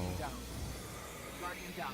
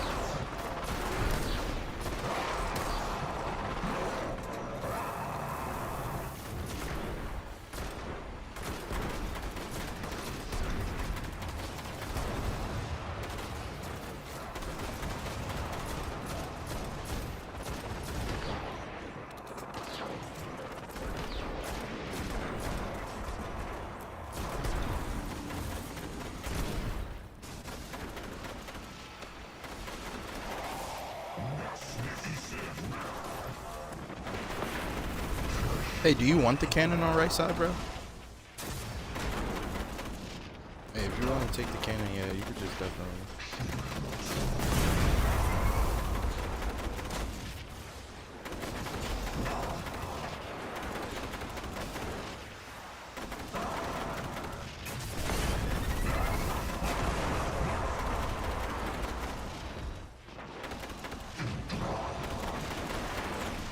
It's cool. Solar mid. One bomb left. Arc right. Coming. Bomb is out. Bomb is out.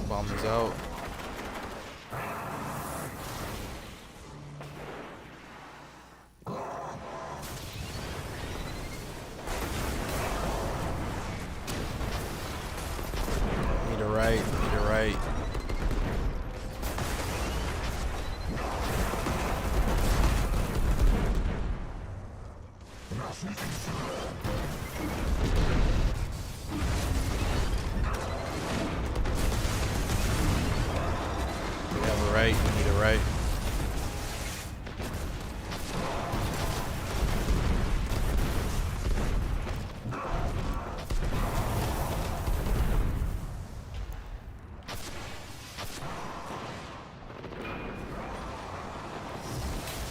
that 3? That's 3 teleports.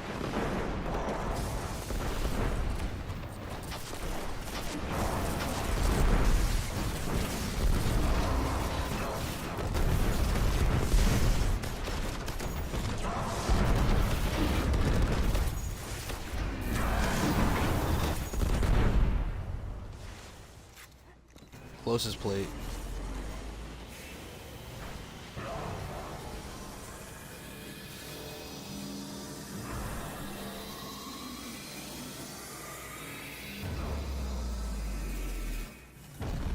Yeah, you can go ahead and cannon.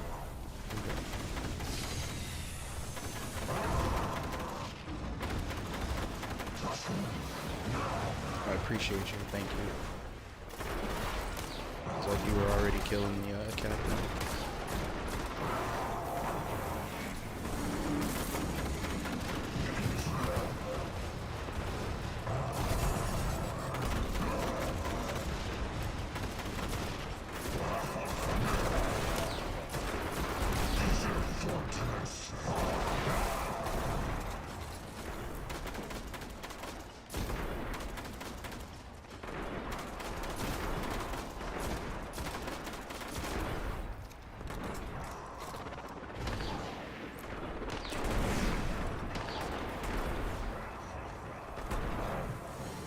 Power right, yeah.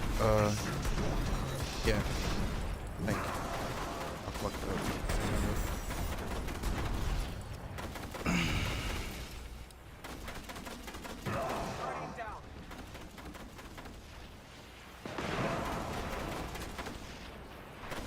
He's already coming to mid. We already got someone coming to mid. Do you need another bomber in mid? Yeah.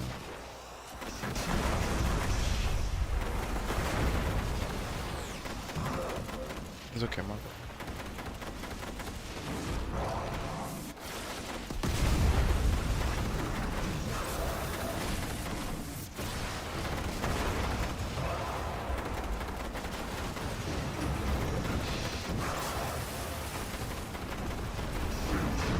I'm about to throw the last bomb. Get in position. Last bomb is out.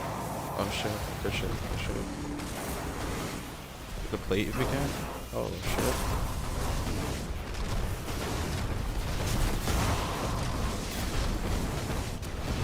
91 going left.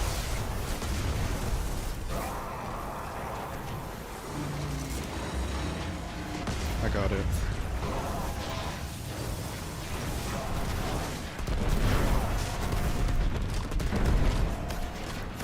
Anyone in power left? I'm in power left. There's some need someone mid. Go to mid.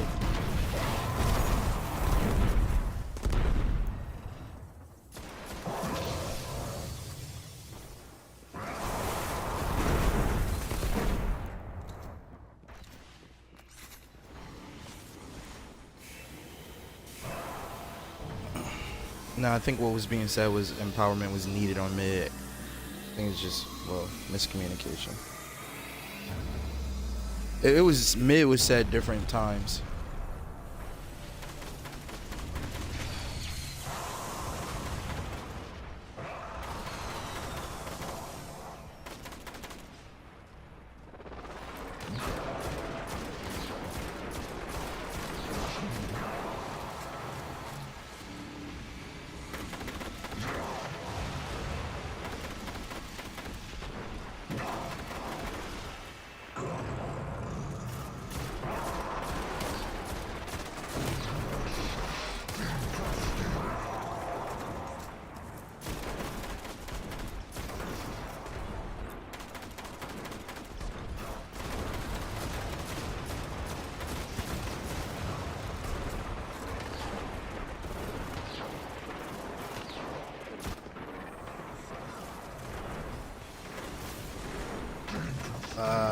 Double cannon. You're gonna double cannon shot. Yeah.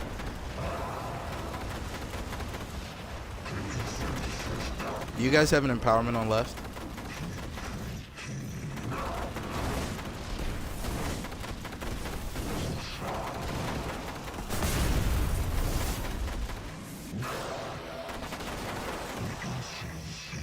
We're both empowered on right, so you're missing empowerment somewhere. Shock, you're gonna be empowered middle.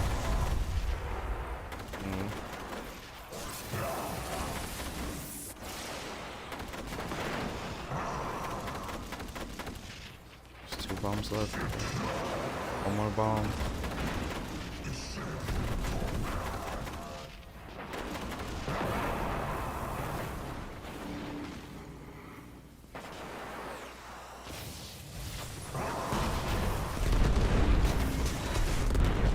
Power right.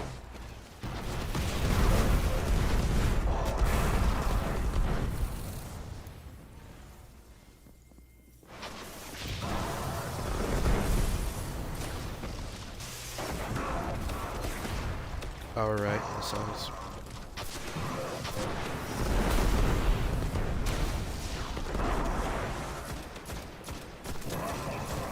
What you think?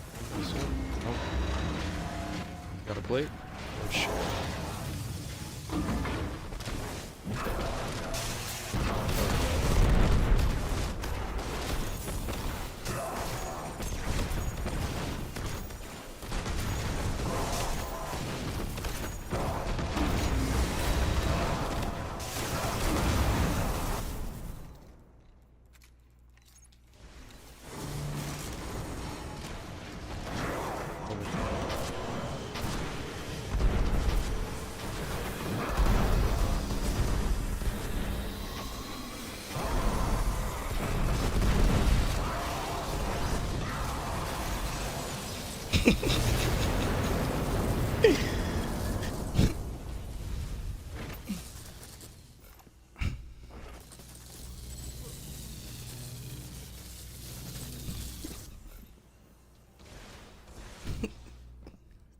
Let me heat up this burger. Yo, we made it to the end of this. This was fucking amazing.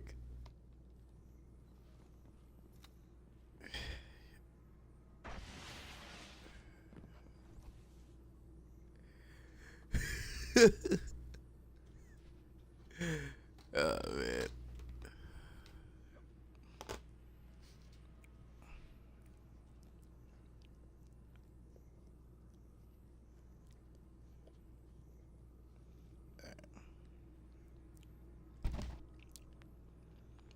Oh my god. Hold on, nigga. I need to eat. Hold on, hold on.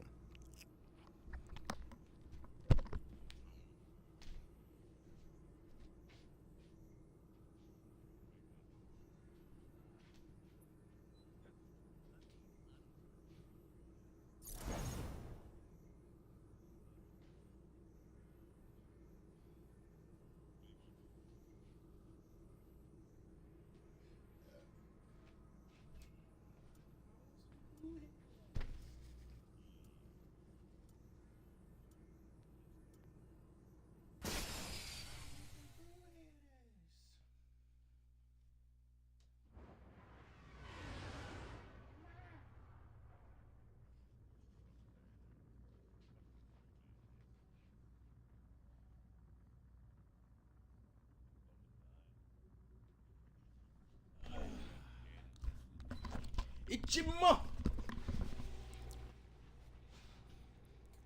Underwater squad.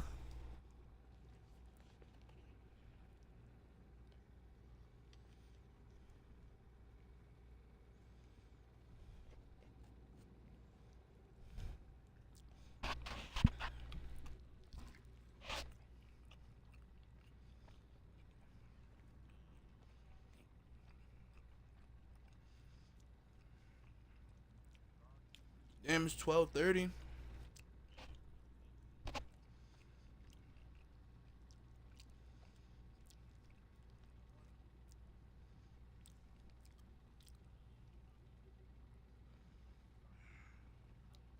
Hell yeah, it's too late. I'm not trying to do a King's Fall, bro. It's late as hell. Yo.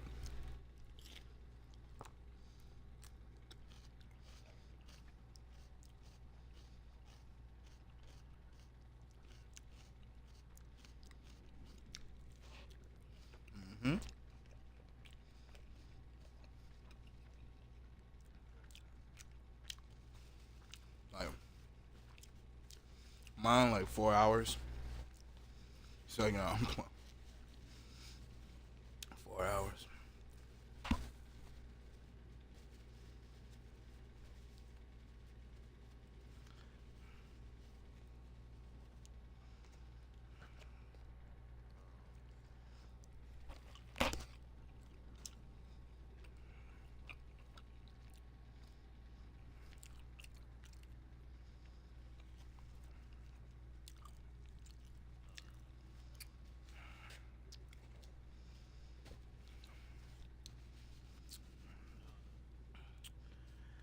Nigga, I'm eating. We can do whatever.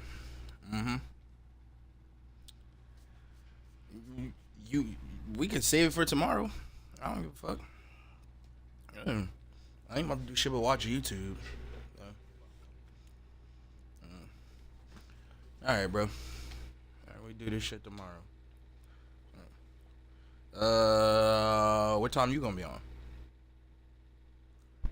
Same. Alright, just hit me up. Alright, bro. Ichima.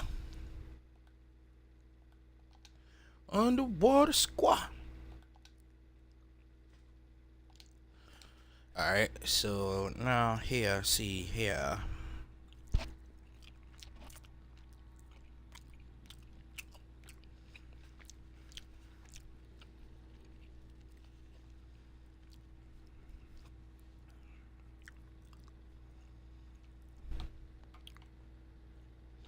Just for the hell of it.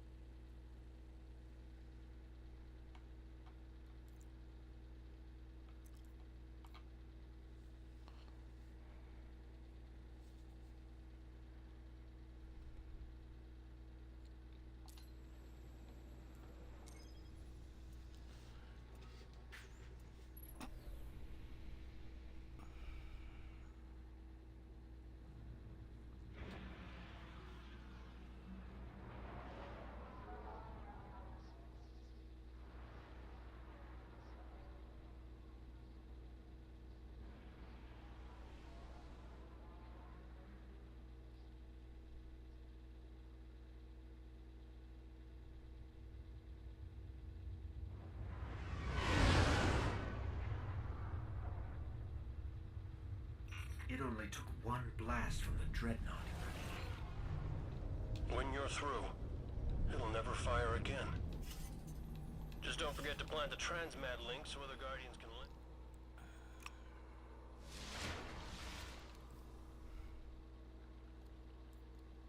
Alright, I'd like to tell you the strength of the city is behind you, but as long as that dreadnought's still firing, we can't risk reinforcements. Head inside, see if you can find whatever...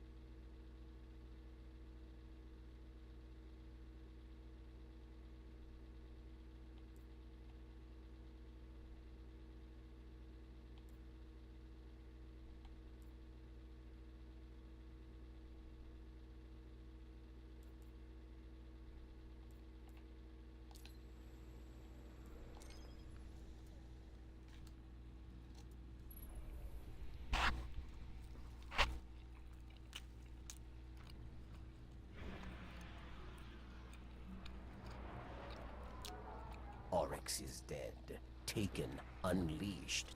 Many seek to claim the throne. I thought that killing Oryx would have ended the threat.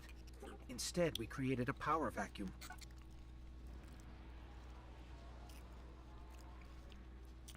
Damn, I might actually have to just play a whole DLC. Taken power strong here. New Just for the hell of it. rises. He hungers for Oryx's power. One Taken King was enough, thank you.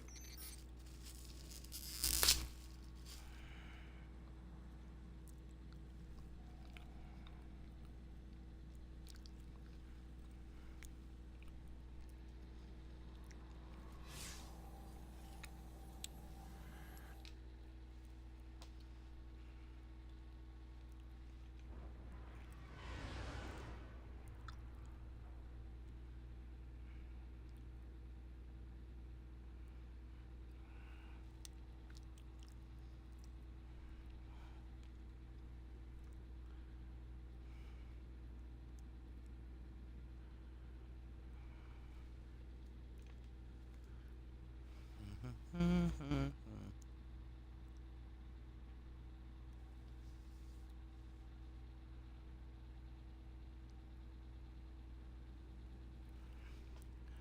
know, I might get on GTA in a bit. In a bit.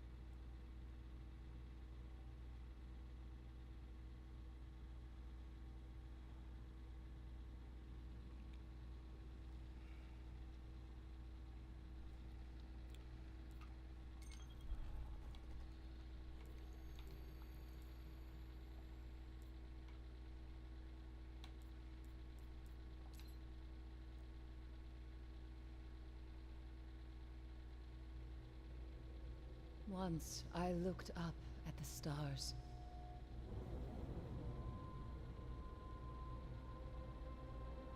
I was a guardian. I stood against the darkness. My eyes saw hope and a future full of light. 6 of you went down.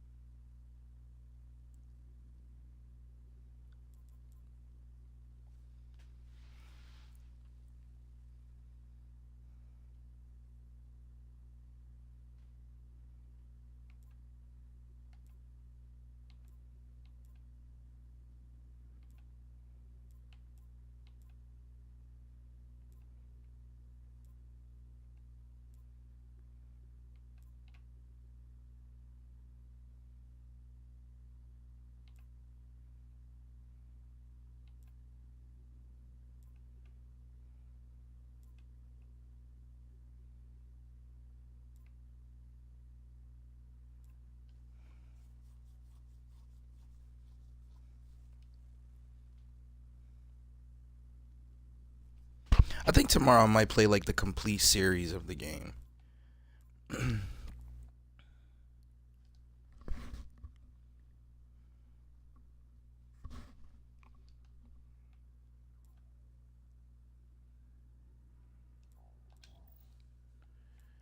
does this start?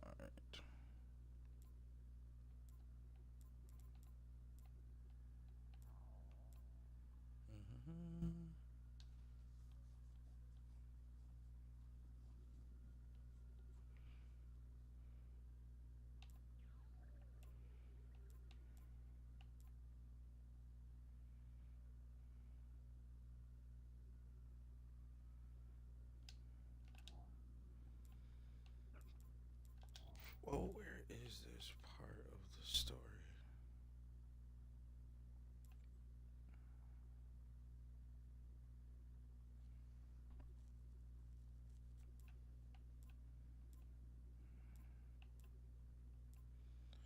Yeah, why not? I think tomorrow I'll play the whole series.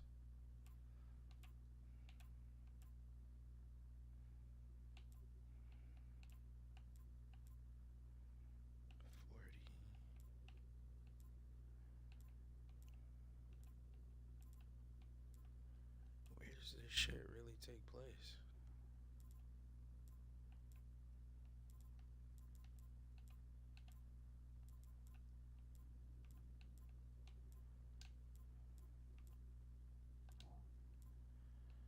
I hope it wouldn't be over here.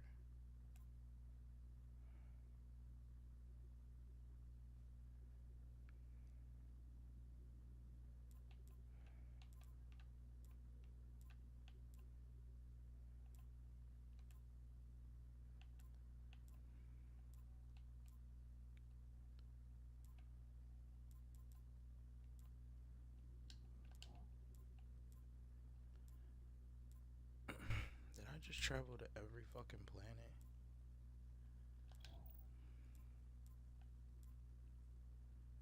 Okay, so that would be it. This would be where it started.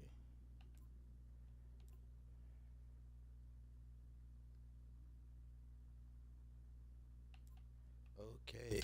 I guess this is where it starts. Oh yeah, the coming war.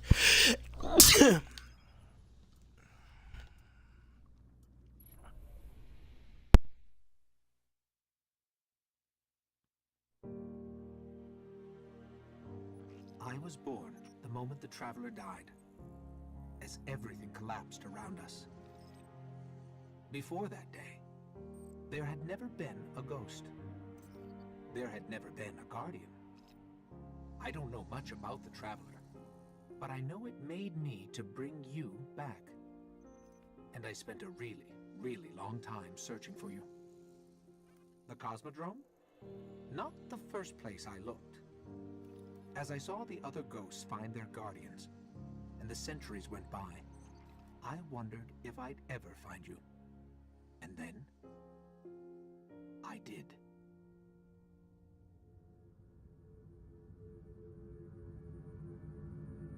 I remember everything about the day I was born.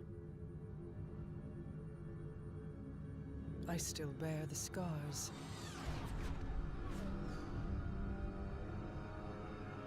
The Awoken are my family now.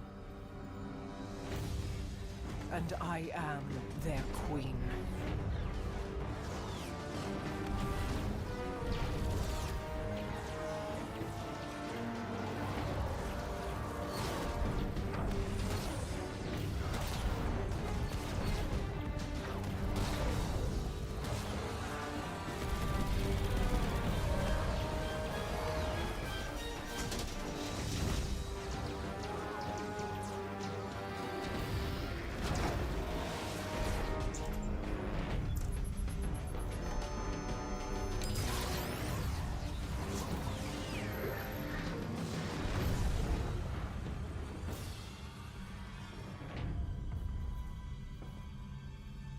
We fought to keep our beautiful creation safe. And now this beast has come, claiming to be king. Marasav bows to no one.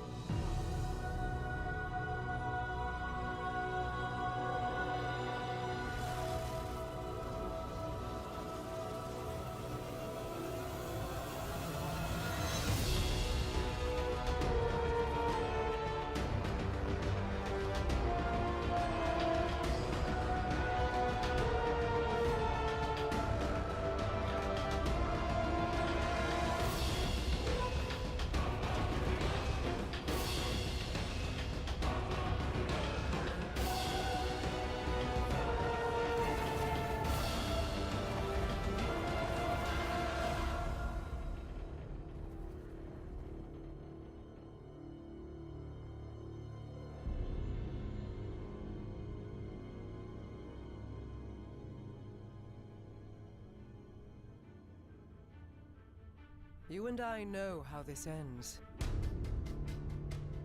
We've known since you escaped from that pit.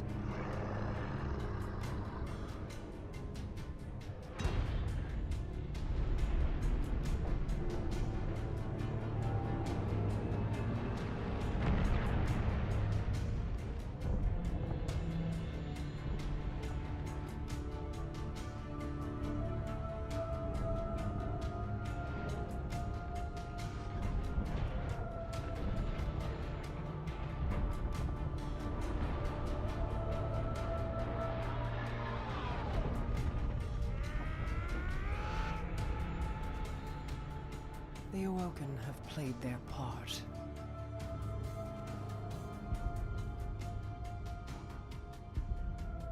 This was all part of the plan.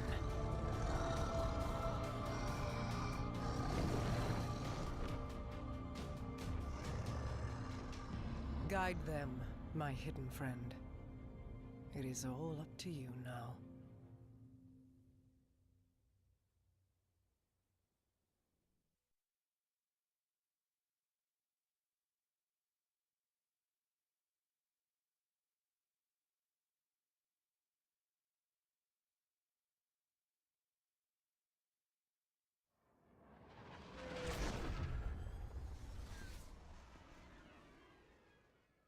Guardian, this is Commander Zavala. The Cabal base on Phobos is blasting a signal across all channels. They're willing to break transmission silence. This could be a prelude to a full-scale assault. We're setting down on Phobos now.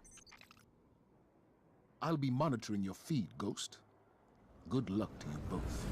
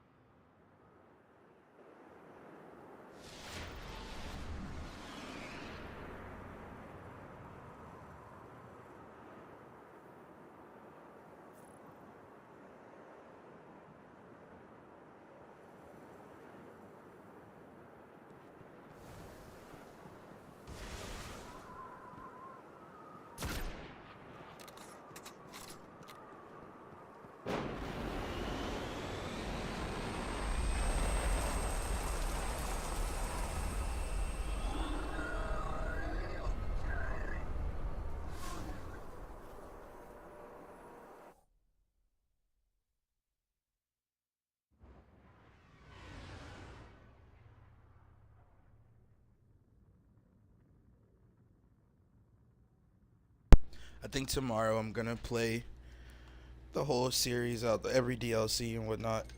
But I'm curious about something. I'm curious.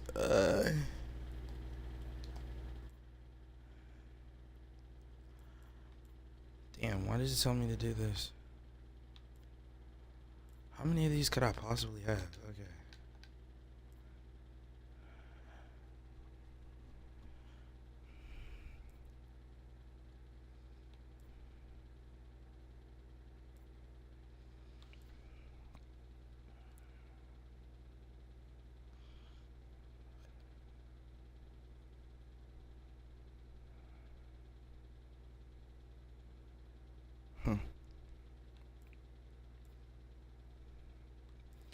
All right. Yeah, I'm probably gonna try to do that tomorrow. But how do you find like the core game? Let's say I want to come over here. I see the Dark Within. Also, that would be the very beginning right there. How do you find the core game? Bang, right here. Here you go. Basically, proof of a hidden power trap in the cosmic drone. Is there one that gets smaller than that? 2. So is there one that says 1? Ouch.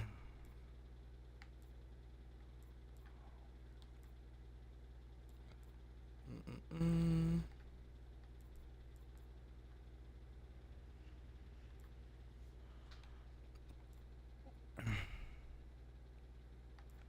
Four.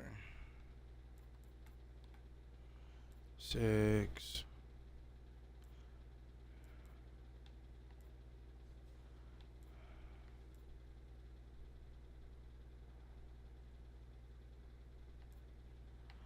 Wait, can you ever open up the core game again? Like, or do you have to start a new character for that? Can you ever open up? Well, you can never open your eyes on the character again unless you make a new character, right? So I can never do that first story mission unless I make a new character. So this is where I have to start. But hold on, no. I want to track it. I want to see if I can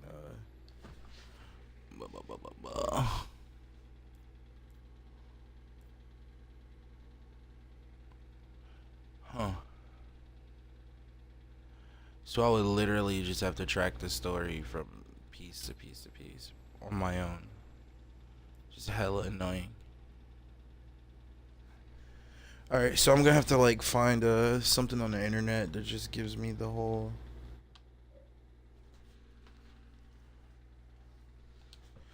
Yeah, I'm gonna have to find something on the internet that gives me the whole list of from where to where.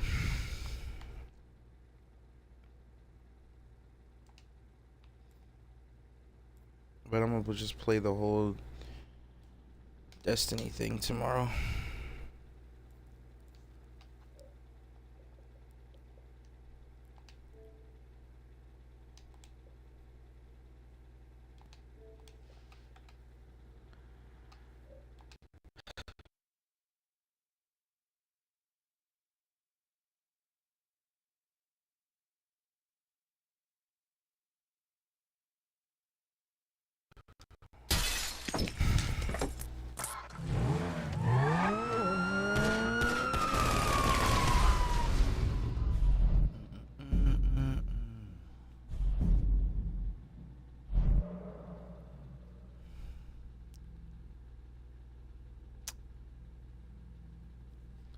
Are you touching me, little nigga? What's up? What's up?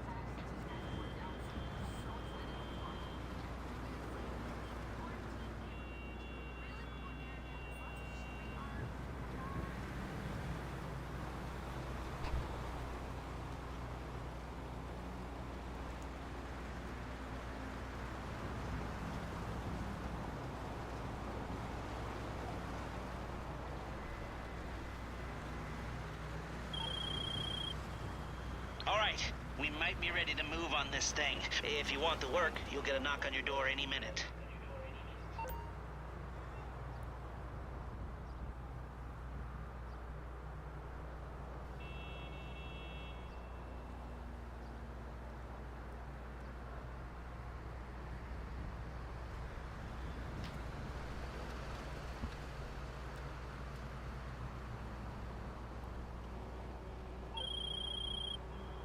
Hi there. Are you free? You want to see something that would be funny if we weren't all about to get killed? Come to my office now. Ish. You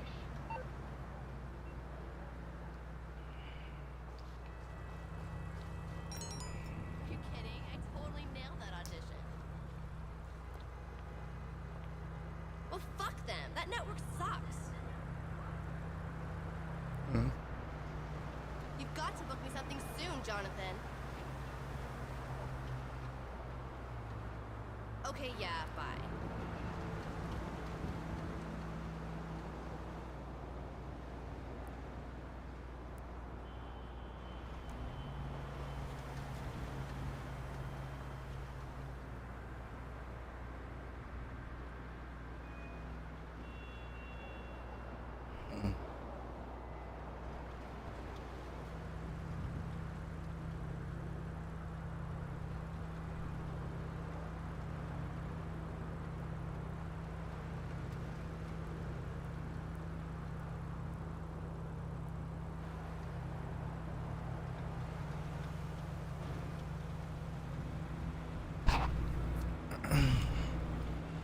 Let me go grab this shit real quick.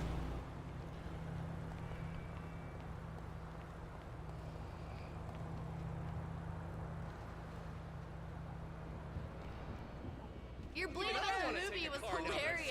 Walking around.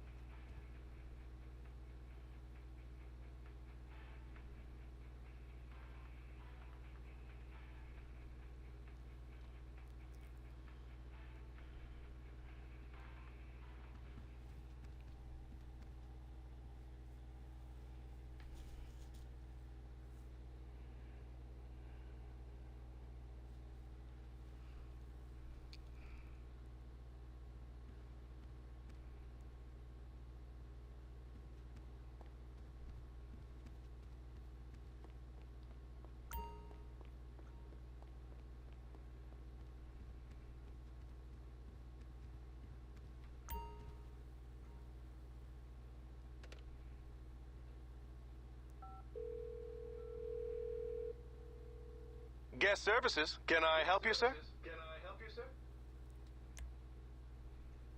Aha! A little soiree. I'll put the word out now.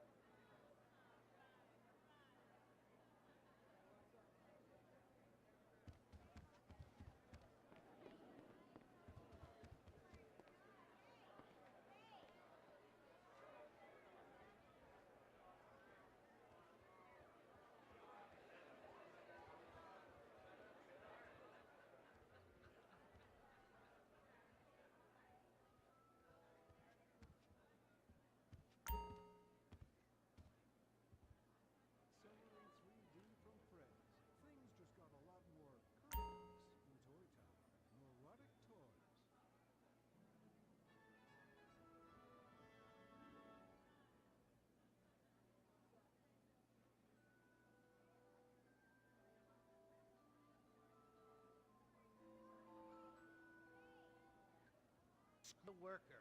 That's what made this country the way it is. Wait, so Abner, seriously, like, what's the deal with this? I mean, you take me under your wing and everything's really exciting, but it's also at the same time a little bit creepy. But we haven't even discussed synthetic collateralized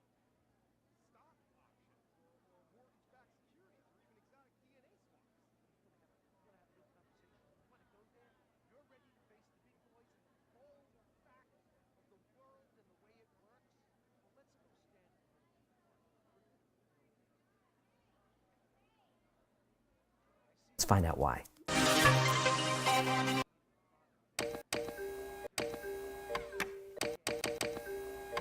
In 2010, a computer virus was discovered in thousands of the control systems that operate factories, power plants, and nuclear reactors around the world. And this virus was 20 times more sophisticated than any malware ever recorded. It could halt oil pipelines, destroy water treatment plants, and bring down entire power grids. This virus was called Stuxnet, and we should all be concerned.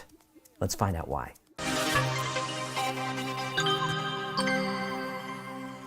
In January 2010, inspectors from the International Atomic Energy Agency were visiting the Natanz uranium enrichment plant in Iran. They noticed that the centrifuges, which are used to enrich uranium gas, were tearing themselves apart, one after another. Hundreds of them. Nobody could figure out why. Not the inspectors, not the Iranian technicians who worked on site, not even the engineers who built the system. Meanwhile, a computer security firm in Belarus got a strange request from a client in Iran. Their machines were rebooting over and over again. Even completely wiping the hard drives and reinstalling the operating systems didn't help. Again, the problem was a mystery. But when the technicians pulled apart the operating systems, they found a new and very unusual virus. They called it Stuxnet. And Stuxnet was infecting computers all over the world and spreading fast. Now, these events seemed unrelated at the time, but they were very much connected. Cybersecurity experts knew Stuxnet wasn't ordinary malware thrown together by some basement hacker. The first clue was the size of the code base. Most viruses are 10, maybe 20 kilobytes. Stuxnet was 500 kilobytes. And uncompressed, it was 1.2 megabytes. That's a pretty large piece of code to go undetected. Then, analysts transferred Stuxnet to a new computer just to see what would happen. Now, the test computer was not your grandma's old compact laptop from 1997. The machine was a state-of-the-art, highly protected workstation designed for cybersecurity threat detection. All the bells and whistles. But as soon as the Stuxnet files were copied over, the new computer was immediately infected without anybody doing anything and without triggering a single alert. And that's very unusual. When you install software in your computer, it needs to be digitally signed with a trusted certificate. And the developer supplies a certificate that your computer checks against trusted manufacturers, Apple, Logitech, whatever. A lot of viruses tamper with the signature of the certificate to try to trick your operating system into allowing it to install. Now, luckily, virus protection usually catches this. And you've probably seen that warning when you're trying to install software that's not from a trusted source. This catches a lot of nasties. But Stuxnet didn't have altered certificates. It had valid certificates stolen from two trusted sources, J-Micron and Realtek. Now, these companies make all kinds of drivers for hard drives, USB sticks, sound cards, tons of stuff. And you probably have their software on your computer right now. I definitely do. And when the creators of the Stuxnet worm signed their files with a stolen cert, they wanted to make sure that Windows would install it very quietly without any warning. And if anyone bothered to look at the cert, they wouldn't care because it was valid. Now, stealing a valid digital signature is like trying to rob a bank vault that's locked inside another bank vault. The security around them is sci-fi spy movie level stuff. They had to physically steal the certificate from inside these companies. That really doesn't happen, but it happened. Some more digging around, the code showed that as soon as Stuxnet infected a computer, it started probing the system, looking for flash drives, USB sticks, and other storage devices. And because of the signing certificates, Windows happily allowed it to do so. What security experts had discovered is one of the rarest and most dangerous kinds of software vulnerabilities. And it was at this time that they went from curious and amazed to fearing for their lives. Look, I'm not suicidal. If I show up dead on Monday, it wasn't me. What security experts had discovered is called a zero-day exploit. And it's called this because when a vulnerability is unknown to the software developer and Microsoft and the antivirus community and the rest of the world, that means there are 0 days of protection against it. Nobody knows about a zero-day vulnerability except the attacker exploiting it. A 0 day is so rare and valuable that you can actually sell it on the darknet for hundreds of thousands of dollars. Not a good idea. It's not. Think about this. Cybersecurity companies research over 12 million viruses a year.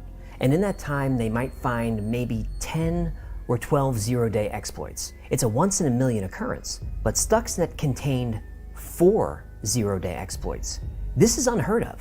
It never happened before, and it hasn't happened since. Eventually, it was discovered that Stuxnet wasn't trying to steal passwords or data. It was actually targeting the software on Siemens programmable logic controllers, called PLCs. Now, PLCs are small computers used in factories and industry that control pretty much everything: assembly lines, water pumps, power plants, and nuclear refining. Critical infrastructure runs on PLCs. If you can hack a PLC, you can take down an entire country without firing a single shot. Now, this had people very nervous because industries all over the world were reporting their PLCs were infected with Stuxnet, but it was just sitting there. Nobody knew what it was going to do or when. Was the power grid just going to turn off? Was water or gas going to stop flowing? Nobody knew. It felt like a ticking time bomb, because it was. Even though the virus was spreading all over the world to thousands of computers per day, it was primarily targeting one country, Iran. More specifically, it was targeting the Iranian nuclear facility in Natanz. That doesn't sound like an accident. It wasn't. A virus this complex and this dangerous requires millions of dollars to create. It takes time, the best programming talent in the world, and absolute secrecy. Experts at first suspected, and then they were positive, that Stuxnet could only have been designed by a country looking to cripple or wage war against another country. This was a state-sponsored attack. To design and deploy a cyber weapon like Stuxnet, you need immense financial resources, a military intelligence infrastructure, and a motive to wreak havoc on an enemy nation. Do we know what country created it? We do, but they won't admit it. So who made this thing? You're not gonna like it. Oh, An intelligence agency, probably. Probably. Who has an interest in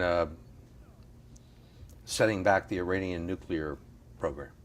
Yes. Stuxnet was aggressive, but very quiet. If Stuxnet is on your computer and you plug in a USB thumb drive, boom, the USB drive is immediately and quietly infected. You don't have to run a program, open a web page, or click anything. You then plug that USB drive into a different computer on a different network, boom. Every machine on that network is infected. And this is exactly what happened in Iran. The nuclear centrifuges at Natanz were air-gapped, meaning they weren't connected to any outside network. And this is usually a good way to keep a network secure. The only way to infect a clean air-gapped network is user error. Yep. User error. Outside contractors who were brought in to work on the Iranian nuclear facility in Natanz had also brought Stuxnet in through infected USB drives. And once Stuxnet was in, it deliberately targeted the Siemens PLCs, which operated uranium enrichment equipment. So these PLCs control the rate of spin in a nuclear centrifuge. Spin too fast or too slow, the entire thing tears itself apart. So Stuxnet got into the centrifuges, and then... Yeah, and then what? And then it did nothing. It just looked around and kept logs of everything happening in the equipment. But after 13 days, Stuxnet started changing the speed of the centrifuges every 15 minutes, sometimes faster, sometimes slower. Normally this is something a technician would spot immediately, but Stuxnet was using the data it collected earlier to report back that everything was fine. But everything wasn't fine, was it? It was not. Because Stuxnet changes the rate of spin every 15 minutes, the equipment weakens and eventually tears itself apart. Stuxnet was also disrupting power feeds, causing centrifuges to explode. And once the equipment started to fail, there was no way to stop it. Even those big red buttons you see on machines that you hit in case of emergency, those were disabled too. Somehow Stuxnet thought of everything. Not only was this virus created by highly talented programmers, there was obviously input from experts in nuclear enrichment technology, reactor operations, safety protocols. That is a dangerous virus. Over 1,000 uranium centrifuges were destroyed by Stuxnet. This set Iran's nuclear enrichment program back months, maybe years. Why? Well, Iran's nuclear ambitions must be stopped. They have to be stopped. We all have to stop it. Now, that's the one message I have for you today. Thank you. In the early 2000s, Iran was ramping up its nuclear energy and enrichment program. And this was in violation of international agreements, so a lot of the work was done in secret. also a violation. Now, Iran argued that it had a right to pursue nuclear energy, but US and Israeli intelligence agencies suspected Iran of using its civilian nuclear program as cover for weapons development. So the US imposed sanctions and all sorts of other things to try to pressure Iran to slow down its nuclear program and deal. But even with Stuxnet and other setbacks, Iran kept enriching uranium. They said that they needed nuclear power to provide energy to the population. Energy? Don't they make oil over there? Look, I'm just telling you what happened. I'm not taking sides. This isn't a political channel. Fine. Go ahead. So every time Iran agreed to suspend its enrichment program, diplomatic talks would break down and they would go back to work. Then they would stop again and start again, and it went on like this for a while. But then the CIA received thousands of pages of documents indicating that Iran was modifying the nose cone of a missile to carry a nuclear warhead. Oh no. Oh yes. Then it was discovered that Iran had acquired and hidden from inspectors blueprints for more advanced centrifuge tech. Iran claimed that these documents were forged, but later admitted that they had secretly imported equipment from a foreign source. Now by this time, Israel was getting fed up and threatening military action. Now, bombing Iranian nuclear facilities might have been a short-term solution, but almost certainly would have led to war in the region and perhaps globally. Oy vey, not another war. Yep, another war. So the US's intelligence community, including NSA, CIA, and the newly formed US Cyber Command, got to work on what they called Operation Olympic Games. Olympic Games was a campaign of cyber intrusion, disruption, and sabotage of Iranian... Wait. The US government created Stuxnet? What, I haven't given you enough clues? Well, I was just so enthralled with the stories. I appreciate that. Now, officially, no country has acknowledged developing Stuxnet, but through leaks at NSA and CIA, and using common sense, it's generally believed that Stuxnet was developed by the United States with help from Israel, the UK, and their allies. Dumb question. Go ahead. When you destroy something with a bomb or with a virus, isn't it the same thing? Well, funny you should ask that. It's an act of war. Please, let's be frank here. Okay, countries are constantly hacking each other and spying on each other looking for information. And most countries have agencies and protocols to protect against this. It's a game of intelligence cat and mouse. It's been going on forever. But Stuxnet was the first time a nation-state developed proactive, offensive weaponized code that could do actual physical damage to another country.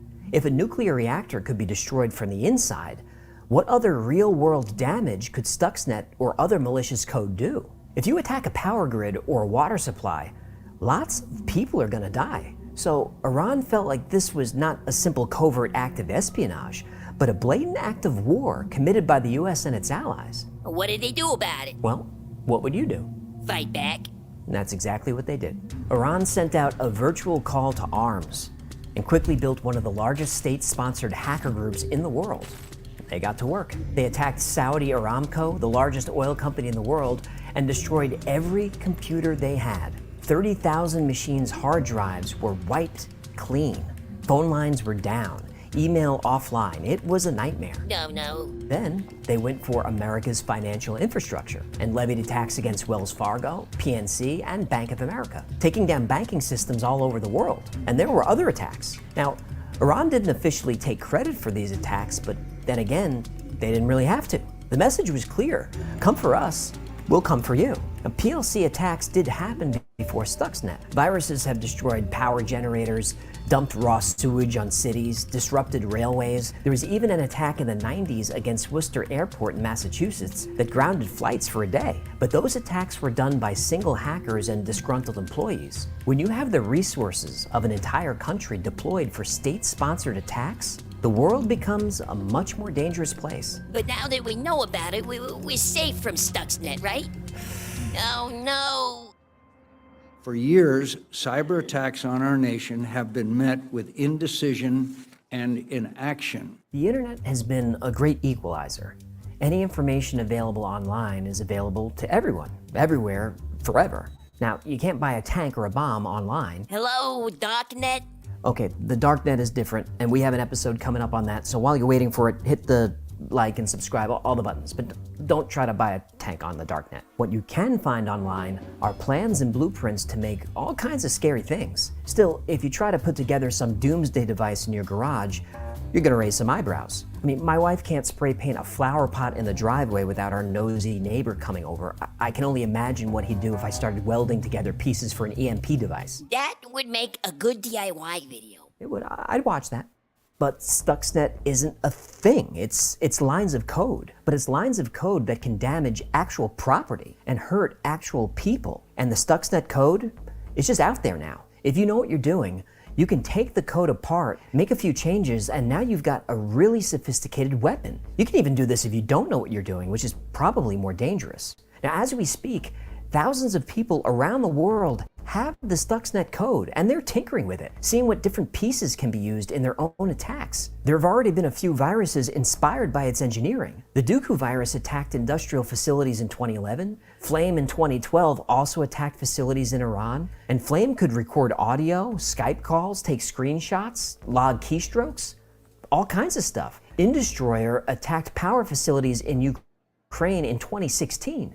And there's tons of others. Stuxnet is the best cyber weapon the United States has ever developed, and it gave it to the world for free. Now, for perspective, Natanz in Iran was a brand new nuclear facility with an air-gapped network and a team of security professionals working around the clock, and it was taken down easily. But a lot of industrial control systems are not as sophisticated. Some are connected to the internet without default passwords, and many systems crucial to a country's infrastructure are running software that's 30, even 40 years old. Not just at Iran, here in the US, in the UK, everywhere.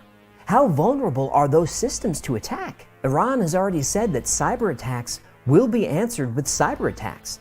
And I think we can assume that every country in the world has this policy. I mean, it's national defense. Well, remember how I said the internet is a great equalizer? Well, think about this for a second. Throughout world history, global powers maintain their status through wealth and military might.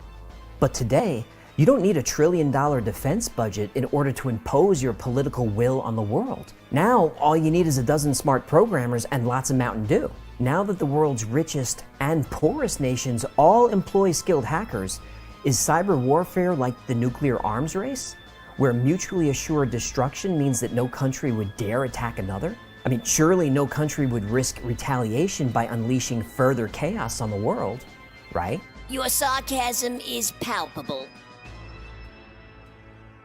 The link between the outage in Mumbai in October last year and the suspected role of Chinese hackers. Chinese hackers, backed by the Chinese state, targeted 2 Indian vaccine makers. Tonight, as researchers race to develop a vaccine for the coronavirus, hackers from China and other countries are working just as furiously to steal that research to create their own. Operation Olympic Games gave us Stuxnet, the most advanced and destructive cyber weapon ever used. When it was unleashed on Iran, it was an Hiroshima moment. And like Hiroshima, Stuxnet was only the beginning, a test case for more advanced, more devastating cyber weapons. And one of those weapons has already been deployed. That weapon is Nitro Zeus. Yeah, that sounds like the name of a Greek energy drink. You're really throwing ice water on my drama here, pal. I'm sorry. I make jokes when I'm nervous.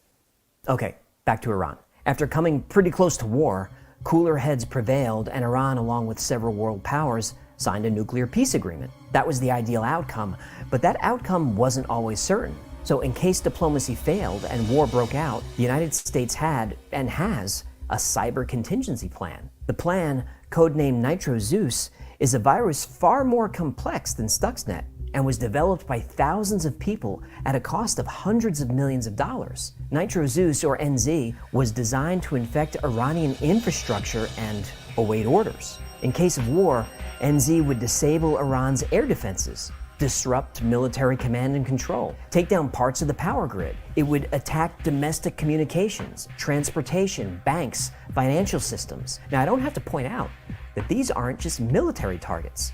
Millions of civilians would be harmed if Nitro Zeus, or a virus like that, was used on anyone. Now, according to former intelligence operatives, Nitro Zeus has already been deployed and is living in Iranian infrastructure right now, just awaiting instructions. Now, that's pretty scary. But what scares me more about Nitro Zeus is what happens when that code gets out. It's inevitable that more countries will acquire the capacity to use cyber, both for espionage and for destructive activities. You'll hear people say that the next world war will be fought in cyberspace. They're wrong about that. The United States, Iran, China, the UK, Russia, North Korea, they're not preparing for cyber war. They're already fighting it. And I'm being completely honest now, off script. Researching this episode was stressful, and I'm left with more questions than answers. Like, how can citizens who are threatened by cyber attacks have an honest conversation about these dangers when our own governments don't acknowledge they participate? How can one country ask another to disarm when it won't disarm itself? But the biggest question of all, how can the global community ensure that destructive cyber weapons like Stuxnet and Nitro Zeus don't fall into the wrong hands? Don't create them in the first place. That would be a good start. Until there's a global effort to address this threat, all we can hope for is that our governments can keep us safe and hope our leaders can avoid another international crisis.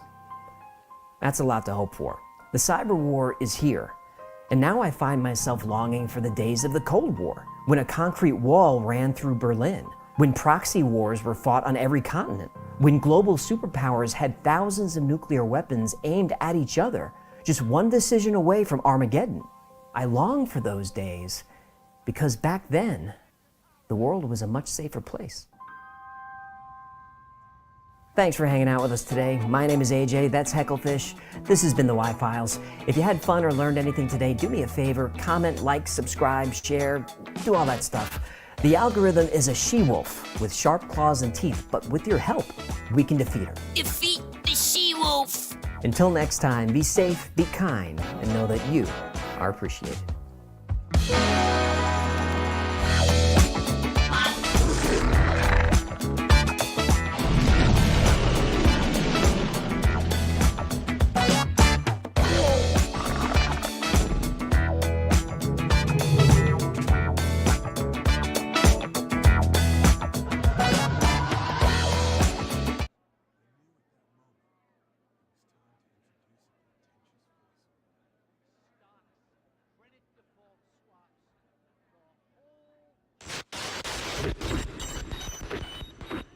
This is about the truth. In a world where information is power, few figures have captured the global imagination like Julian Assange. What is happening here today? What is happening here today? Is a culmination of dreams. In 2006, Assange founded WikiLeaks, a non-profit organization that published classified and sensitive information, exposing corruption, war crimes, and the inner workings of powerful institutions. WikiLeaks' groundbreaking releases, such as the Collateral Murder video, the Afghan War Diary, and the Iraq War logs, challenged the status quo and sparked worldwide debates about transparency and accountability. But with great power comes great scrutiny. WikiLeaks has published the biggest leaks in journalistic history. Assange sought asylum in the Ecuadorian embassy in London. For 7 years, this diplomatic enclave became both his sanctuary and his prison, as he continued his work under constant surveillance and the looming threat of extradition to the United States. Groups whose we expose are attempting to criticize the messenger, to distract from the power of the message. The world watched as British authorities forcibly removed Assange from the embassy. For over 3 years, Assange languished in Belmarsh prison, his health deteriorating under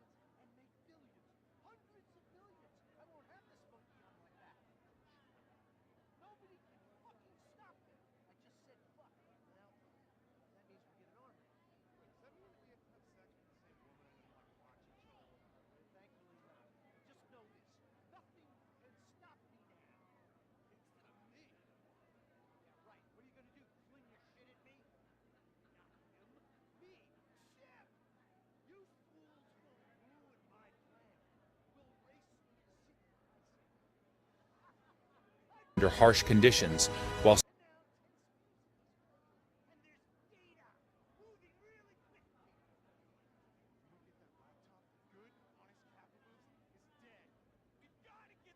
Let's find out why.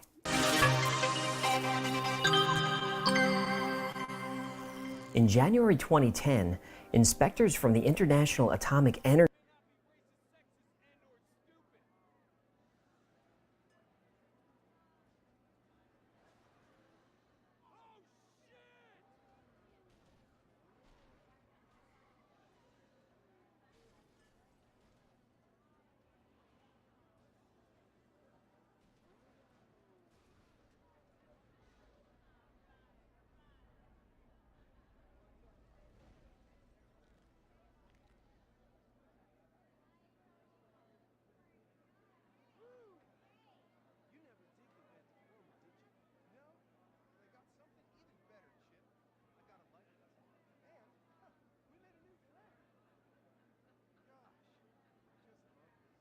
It was a warning that his life was in danger. Today's episode of the Y Files is brought to you by Established Titles. In September 1994, Yitzhak Rabin, Prime Minister of Israel, received an ominous message. It was a warning that his life was in danger. The sender of the message said this information was secretly encoded in the Bible. Rabin ignored the warning. A year later, the Prime Minister was assassinated. The code hidden within the Bible not only predicted Rabin's assassination, but also predicted the date and even the name of the killer. Secretly encoded in the Bible, written thousands of years ago, are predictions of every major world event, including terrifying events yet to come.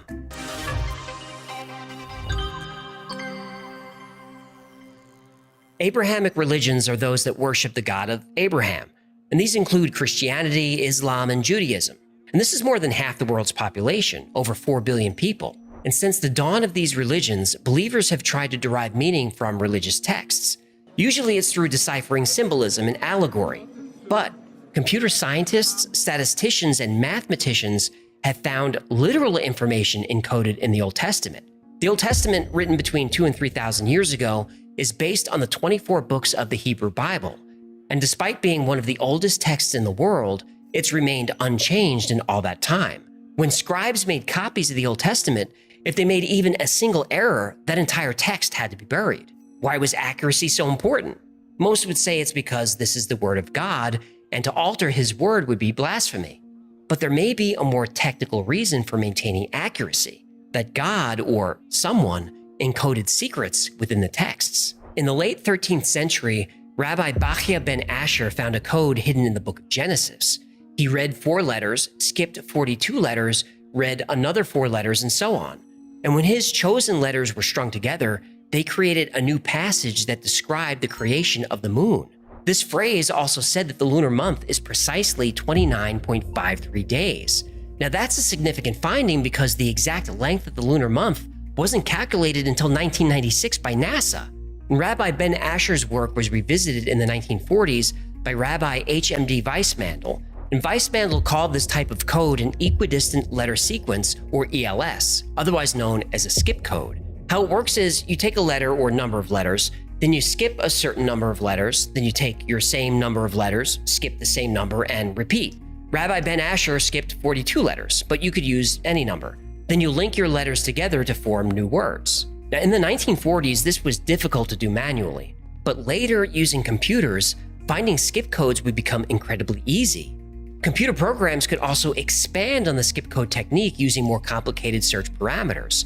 Originally, letters found in skip codes would be strung together to form one long line of text, but computers allowed researchers to take these long strings and divide them into lines, and these lines could be 20 characters long or 50 or whatever you put into the program. Now, with letters arranged on a grid, new messages could be found by searching for text horizontally, vertically, and diagonally, kind of like solving a word search puzzle. So using this technique, mathematicians Elihu Rips, Doron Whitsom, and Yoav Rosenberg performed a series of experiments in 1985 called the Great Rabbi's Experiment.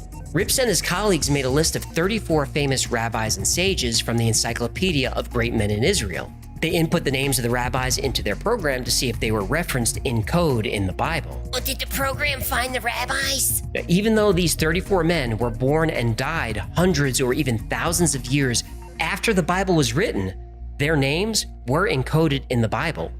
Every single one. Doctors Rips, Whitsom, and Rosenberg took the names of famous rabbis and input them into their computer program. The program was then instructed to iterate through various skip codes and grid sizes searching for the names. Once a match was found, the program would then search horizontally, vertically, and diagonally for dates that intersected the names. These dates would then be compared to the known dates of birth and death for each of the names. The results of the experiment surprised everyone. The computer program found all the names of the rabbis encoded within the Bible, and when arranged on a grid, they also found the dates of birth and death intersecting the names. They tried again with 32 more names. Again, the program worked. All the names and dates were encoded in the Bible. To be sure, they tested their program on the novel War and Peace and other long religious texts. They found nothing, only random letters. But in the Bible, the names were there. In total, they found the names of 166 men encoded in the Bible, thousands of years before any of them were born. Dr. Rips said the odds of this happening by chance was about 1 in 10 million. The only conclusion that can be drawn from the scientific research regarding the Torah codes is that they exist and that they are not a mere coincidence. Doctors Rips, Whitsom, and Rosenberg published the results of their study in the peer-reviewed journal Statistical Science. Naturally, the study was controversial. Several experts tried to find a mistake, but nobody could. In 1997, Harold Gans, a senior cryptologic mathematician for the NSA, set out to disprove the Bible code. When Gans first heard the story, he wasn't just skeptical, he said it was nonsense. People are always coming up with all kinds of weird claims. The Loch Ness Monster, Bigfoot, flying saucers. By nature and by training, I'm a skeptical person. One day my wife asked if I had ever heard of something called Torah codes. I said yes, but she shouldn't take it seriously. She asked, "How do you know? Had you looked into it?" I distinctly remember saying, "I have better things to do with my time than chase after nonsense." And she said, "How do you know it's nonsense?" Gans created his own computer program to disprove the Bible code. Not only was he able to find the names of the rabbis and their birth and death dates in the Bible, his program also found their places of birth and death. So another skeptic turned believer. In 1990, Dr. Rips had an idea. He was able to find information about rabbis who lived hundreds of years ago, but he wondered if the Bible also had information about people who were still alive. In 1990, Saddam Hussein was one of the most famous people on the planet. Dr. Rips input the dictator's name into the program to see if he was encoded in the Bible. Was he? He was. That's my sugar! And if the Bible code was correct, Saddam Hussein was going to attack Israel in 3 weeks. Did he attack? He sure did. I'm plotzing over here. Now, it's amazing. And only in the Bible do you find this. When, for instance, by skipping an equal number of letters, you spell out President Kennedy, the very next letters in the same skip sequence say to die, and Dallas is encoded in the same place. When you look for Shakespeare, the very next words in the same equal distance skip sequence say will present plays on stage, and Hamlet and Macbeth are encoded in the same place. When Dr. Rips input the name Saddam Hussein into his Bible code program, the name was found. Also intersecting Saddam Hussein's name were the phrases Russian missile and fire on third Shabbat. On January 18, 1990, the third Shabbat of the Hebrew calendar, Iraq fired a Russian-made missile into Israel, sparking the Gulf War. This had Dr. Rips wondering if other major events were coded in the Bible. It turned out that many were. In 1992, Michael Drosnin, an American investigative journalist, was in Israel working on a story about war in the Middle East. While there, he was told about Dr. Rips' work. Michael Drosnin didn't believe in God, much less that God would be putting coded messages in the Bible, but it sounded like an interesting story. Drosnin originally set aside an hour to speak with Dr. Rips, but before the hour was over, Drosnin extended his stay in Israel. Rips showed Drosnin that it was possible that the Bible contained billions of messages. Drosnin, intrigued but skeptical, tried to debunk the theory. He couldn't. Instead, he worked with Rips to see what other messages could be decoded. And over the next few years, Drosnin and Rips found over 1,000 events encoded in the text of the Old Testament. They looked at the book of Genesis, where God tells Abraham, "Look now toward heaven and count the stars." Encoded in this passage is the date July 20th, 1969, and the words spaceship and Apollo 11. The phrase economic crisis is found once. It's intersected with the words depression and stocks and the year 1929. The word Oklahoma crosses the word Murrah, which was the building destroyed in the Oklahoma City bombing. Intersecting those words is the phrase, "His name was Timothy." In May 1994, the Shoemaker-Levy comet was all over the news. Scientists were speculating whether or not it would crash into Jupiter. Drosnin searched the Bible code and found the answer. The exact name, Shoemaker-Levy, is there. It intersects with the phrase, "will pound Jupiter." Crossing the phrase is the date July 16th, 1994, the correct date of impact. That same year, Drosnin searched the name of Israel's Prime Minister, Yitzhak Rabin. Rabin's name was there, crossed by the phrase, "assassin will assassinate," and the Hebrew date 5756, which was a few months away. In the Hebrew language, numbers also have word meanings. 5756 could be interpreted as, "will you change it?" Drosnin felt this was a sign that he should try to stop this prediction from coming true. He sent a message to the Prime Minister. Rabin didn't listen and was dead a year later, just as the Bible code predicted. On January 26, 1996, Drosnin and Dr. Rips found another ominous prediction. The word Libya intersected the phrase atomic holocaust. If predictions couldn't be changed, this did not bode well for Israel or the world, because the date that crossed Libya and atomic holocaust was January 27, 1996, tomorrow. The Bible code contained the phrase atomic holocaust crossed with the word Libya and the date January 27, 1996. That day, Muammar Gaddafi, Libya's leader, made a public statement that Arab countries threatened by Israel have a right to nuclear weapons. Michael Drosnin feared that this was the beginning of nuclear war, but fortunately the prediction served more as a warning than as an actual war. After the prediction about the assassination of Prime Minister Yitzhak Rabin, the Israeli government took Bible code predictions seriously.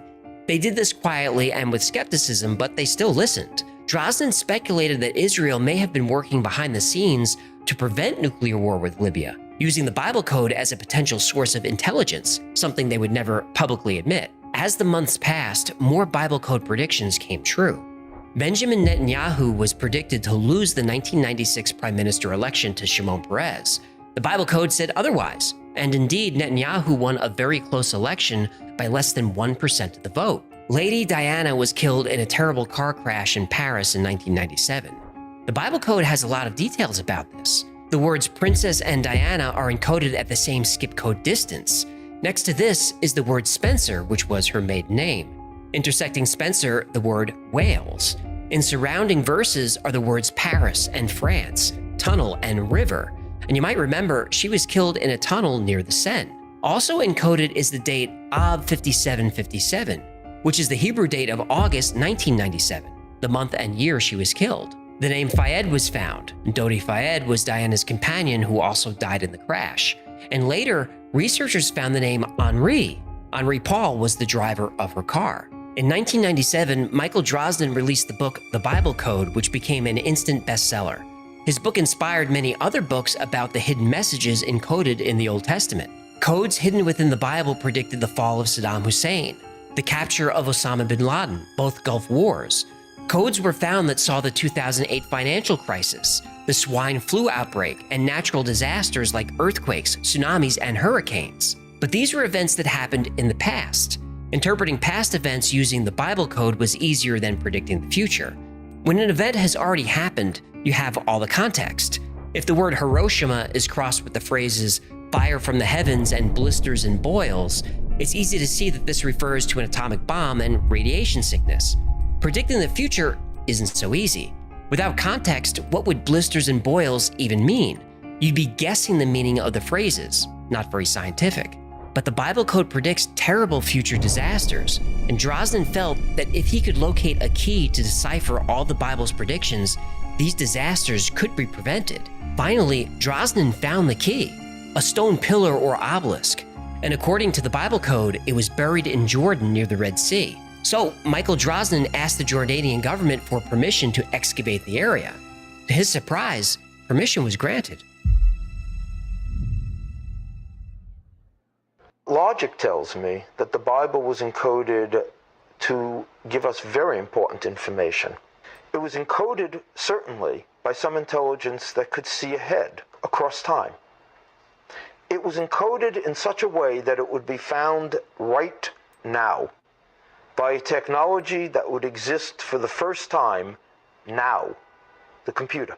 In 2002, Michael Drosnin believed that the Bible held a hidden code that predicted an impending nuclear war. He found references to the cities Jerusalem and New York intersecting the name bin Laden and the year 2006. Drosnin contacted the Israeli and United States governments, but they ignored his warnings. Allegedly. Even though nuclear war didn't happen in 2006, Drosnin still felt there was imminent danger and was worried he got the date wrong. Drosnin believed there was a key to the entire Bible code in the form of a stone obelisk hidden somewhere in the Jordanian desert. And if this obelisk was discovered, it would allow all predictions in the Old Testament to be deciphered, averting the coming apocalypse. But who put the obelisk in the desert in the first place, and why? Drosnin wasn't religious. He didn't believe it was God speaking to Moses on the top of Mount Sinai. Drosnin actually believed that Moses was speaking to— Please say aliens. Please say aliens. aliens. Yes, it's aliens. It's aliens. Because the Bible code could be deciphered with a computer, Drosnin believed the only way to create the code was with a computer, an incredibly advanced computer. The theory was that given enough data, an extremely advanced computer program could successfully predict all the events of the future, just like a computer that's used to predict highway traffic patterns or the weather. You put in as much data as you can, and then the computer can predict with reasonable accuracy how fast cars are going to be moving on a freeway or if it's going to rain. If the aliens used computer programs that operated at the quantum level, they could predict any possible outcome. When the Jordanian government approved the excavation request, Drosnin brought in experts from all over the world. Archaeologists, geologists, and researchers of all kinds were flown in. Finally, the obelisk would be discovered, and every code hidden within the Old Testament would be unlocked. No, what did they find? Well, the political climate of the Middle East shifts quickly. At the last minute, the excavation permit was revoked. No! Yep. Michael Drosnin would go on to publish 2 more books about the Bible code, but as the years went on and fewer predictions came true, each new book performed worse than the previous one. In June 2020, Michael Drosnin passed away. After spending 25 years researching, even learning Hebrew in the process, Michael Drosnin wouldn't live to see the Bible code proved. The proof is allegedly still buried in the desert, and to find it would take nothing short of a miracle. And until we get that miracle, we'll have to settle for science. The Bible code does not give us one predetermined future. It tells us all of our possible futures. And by having this information in advance, we can prevent the worst dangers from ever taking place. When Michael Drosnin released his first book, The Bible Code, I was fascinated with it. Whether the Bible was created by time-traveling humans from the future, aliens from another world, or God himself, Drosnin seemed to answer questions that we all have. Are we alone? Or is there something more, an intelligence beyond our understanding? If the research into Bible codes was considered fringe, then Michael Drosnin was considered on the fringe of the fringe. Drosnin built on the work of Dr. Elihu Rips, who first published his paper on the Bible codes in 1985. But Professor Rips didn't believe Drosnin's predictions. He felt that Drosnin was only seeing what he wanted to see, and would manipulate and interpret the results of the computer program to support the predictions. But to be fair, Dr. Rips still believed that the original study, The Great Rabbi's Experiment, was true, that the names and dates of the great Hebrew sages were coded in the Bible. However, Dr. Rips' work had challengers. In 1999, Australian mathematician Brendan McKay published his own paper in Statistical Science, the same journal that published Dr. Rips. Dr. McKay pointed out that Rips' methodology was deeply flawed. For example, in Dr. Rips' study, if the month and day were correct but the year was wrong, that was still counted as a match. If the year was correct but the month was wrong, that was also a match. Plus, Dr. Rips allowed name matches that were very vague. Nicknames, titles, and initials were all counted as matches. For example, if you were searching for matches about Elvis, E.A. Presley or Mr. Presley or EAP would all be considered matches. So would husband of Priscilla or Lisa Marie's father or even the king. Also, while modern Hebrew uses vowels, the ancient written Hebrew language did not. So word matches were found using only consonants, which gave the researchers a lot of wiggle room. Both Dr. Rips and Michael Drosnin blew off this criticism. In fact, Drosnin said, if my critics can find a message about the assassination of a prime minister in Moby Dick, maybe I'll believe him. No way that was in Moby Dick. Oh, not only was the assassination of Yitzhak Rabin in Moby Dick, McKay showed that it was there multiple times, yet it was only found once in the Old Testament. McKay also showed that the death of Lady Di was in Moby Dick. So were references to the assassination of Robert Kennedy, as well as other famous events. Well, maybe aliens wrote the Bible and Moby Dick. Did they ever consider that? They probably didn't. Uh-huh. McKay's point was, if you already know the outcome you want, and you have a long enough text with enough letters, you can manipulate a computer program to churn through any text in order to give you the result that you want. McKay even used this technique to find phrases about the September 11th attack in song lyrics by Vanilla Ice. All right, stop. What? Collaborate and listen. Ice is back with my brand new invention. I can't believe I fell for that. Oh, I believe it every time. Another problem is that although the text of the Old Testament is almost identical to the text from 2,000 or 3,000 years ago, it's not a perfect match. Comparisons of the current text to older copies, like the Dead Sea Scrolls, show a discrepancy of a few characters. A human reader wouldn't notice a difference, but a computer program designed to create a message by skipping a certain number of characters, that would break the program. So are there messages hidden within the text of the Bible?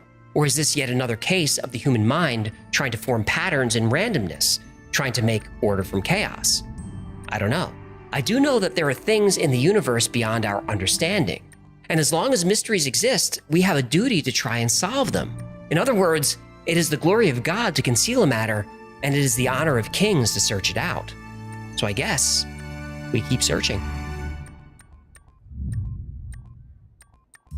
Today's episode is brought to you by one of the most unique sponsors we've ever had, Established Titles. That doesn't sound like VPN software. It's not. Huh, nice change of pace. Established Titles let you buy as little as 1 square foot of land in Scotland, and this allows you to call yourself Lord, or Laird as they say, or Lady. Also, Established Titles plants a tree with every order, and is partnered with great charities like One Tree Planted to— Whoa, hold on. What? Did you just say I can buy land in Scotland and become a lord? Yep. You can even use the title on your credit cards, plane tickets. An online dating profile? Yep. So— I want it. Well, there's more I want to tell you about this. I want it now. Lord Hecklefish commands ye. Fine. Yo, get the door. That's my lord package. Hello? I hear it. Swerve a little bit and luck. When temptation comes, you'll give right in. You're kidding me, right? What is this? What is this, my lord, if you don't mind? You might be taking this a little too— Open a box, peasant! Okay, hang on. I could get used to this. Okay. This certifies you as Lord Hecklefish Moriarty. And this is the plot number of your land in Edelston, Scotland. And they even sent us coordinates. Google map it, that I may survey my domain. Oh, this is pretty nice. It is. I can't wait to get some serfs out there to work the land for me and pay me tribute. You can't have any serfs. I shall be a strict but fair lord of these lands. My serfs will come to idolize me. You can't have serfs. I can maybe have a few serfs. You can't. One serf? No, stop saying serfs. Stop saying serfs, my lord. All right, but check this out. The first 200 people who purchase a title pack using the promo code TWF will get land right near yours. My own kingdom. Kinda, yeah. I shall be a strict but fair lord to all who purchase using promo code TWF. Well, you won't be their lord, they'll be lords and ladies of their own land. Not for now, but when I raise an army and conquer their land, I shall rule over them, and they will come to know me as a strict but fair lord. You can't conquer their land. Then maybe a marriage pact to strengthen the kingdom. I don't see how I that— shall betroth my eldest son to the daughter of one of the other lords. We will unite our kingdoms, and my blood shall rule these lands for 1,000 years. You have an eldest son? Now, what do you think those guppy support payments are for? Heckle Jr. lives with his mother in Hackensack, New Jersey. If you use code TWF, you'll get an additional 10% off. So go to establishedtitles.com/TWF. You'll be lord of your own land, you'll get your own plot number, and you get this cool frame certificate. This makes an amazing last-minute gift. Plus, you'll be supporting a great charity and helping out the channel. And you'll be joining my kingdom. Right. And that. You will come to know me as a strict but fair lord. Yeah, we got it. Kneel before me. Get bent. Yeah, don't make me declare prima nocta. Ugh, gross. Thank you so much for hanging out with me today. My name is AJ, that's Hecklefish. This has been the Y-Files. If you had fun or learned anything, do me a favor and like, subscribe, comment, and share. That stuff really helps the channel. And like most topics we cover on this channel, today's topic was recommended by you. And if there's a story you'd like to see or learn more about, go to theyfiles.com/tips. And special thanks to our patrons who make this channel possible. I'm amazed by your generosity, and I couldn't do this without you. If you'd like to support the channel, consider becoming a member on Patreon or grabbing something from the Y-Files store. Well, that's going to do it. Until next time, be safe, be kind, and know that you are appreciated. Stop, collaborate, and listen. Ice is back with a brand new invention. Something grabs a hold of me tightly, flows like a harpoon daily and nightly. Will it ever stop? Yo, I don't know. Turn off the lights, and I'll glow. To the extreme, I rock a mic like a vandal. Light up a stage and watch it chomp like a candle. Dance, crush the speaker that booms. I'm killing your brain like a poison.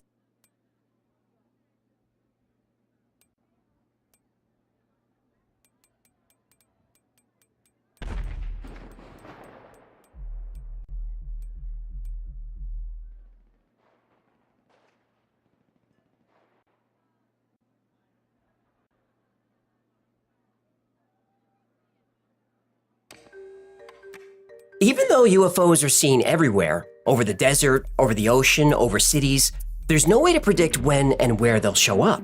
Well, no way except one: build or detonate a nuclear weapon. Since the dawn of the atomic age, UFOs have been seen and photographed during nuclear weapons tests and near nuclear weapons facilities. The Ark of the Covenant is one of the most mysterious artifacts in human history. The Ark, a sacred chest made of wood and covered in gold, has been missing since 587 BC. Its last known location was Jerusalem, somewhere under the Temple Mount. So what does that have to do with UFOs? Well, in 2011, a UFO was hovering over the Dome of the Rock on the Temple Mount in Jerusalem. It emitted a flash of light, then shot straight up and disappeared into the night sky. Whoa! This could be just a coincidence, but it could be that the craft was looking for the Ark. The Ark of the Covenant is an object of extreme religious importance to over 2 billion people. So why would a UFO be looking for it? Well, because it's the most dangerous weapon of mass destruction ever created.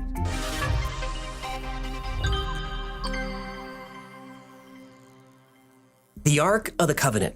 The story has captivated us for over 2,000 years. But what is the Ark really? A container for holy relics? Or, as Indiana Jones said, a radio for talking to God? Or is it God's ultimate doomsday machine, a super weapon for the righteous? It's said to possess tremendous power, including the ability to unleash plagues and natural disasters. As the legend goes, an army that carries the Ark before it is invincible. Or was it something more mundane? The story of the Ark of the Covenant begins in the book of Exodus and is mentioned over 200 times in the Bible. It was carried by the Israelites as they traveled through the desert on their journey to the Promised Land. The Ark would fly into the sky miles ahead of the Israelites and show them the way. It would protect them from any dangers in their path. It parted rivers, created walls of fire, caused the mighty city walls of Jericho to crumble, and reduced mountains to dust. God sounds like one hell of a co-pilot. Well, the Israelites thought so. According to the Bible, God summoned Moses to the top of Mount Sinai. There, Moses was given 2 stone tablets inscribed with the 10 Commandments. These tablets were to be stored in the Ark of the Covenant. God gave Moses very specific instructions on how to build it. Make an ark of acacia wood, 2.5 cubits long, 1.5 cubits wide, and 1.5 cubits high. Overlay it with pure gold, both inside and out, and make a gold molding around it. Then put in the ark the tablets of the covenant law, which I will give you. Yeah, cubit. I can't even convert to metric. Don't expect me to convert to Bible. It was a little smaller than 3 foot by 5 foot. Hey, did God give Moses one of those little wrenches like you get from IKEA? I doubt it. Yeah, that's too bad. Those are really helpful. They are, Hey, but... did I tell you about the time I got thrown out of IKEA? No, what did you do? I asked the girl working there, hey, how much for a one-night stand?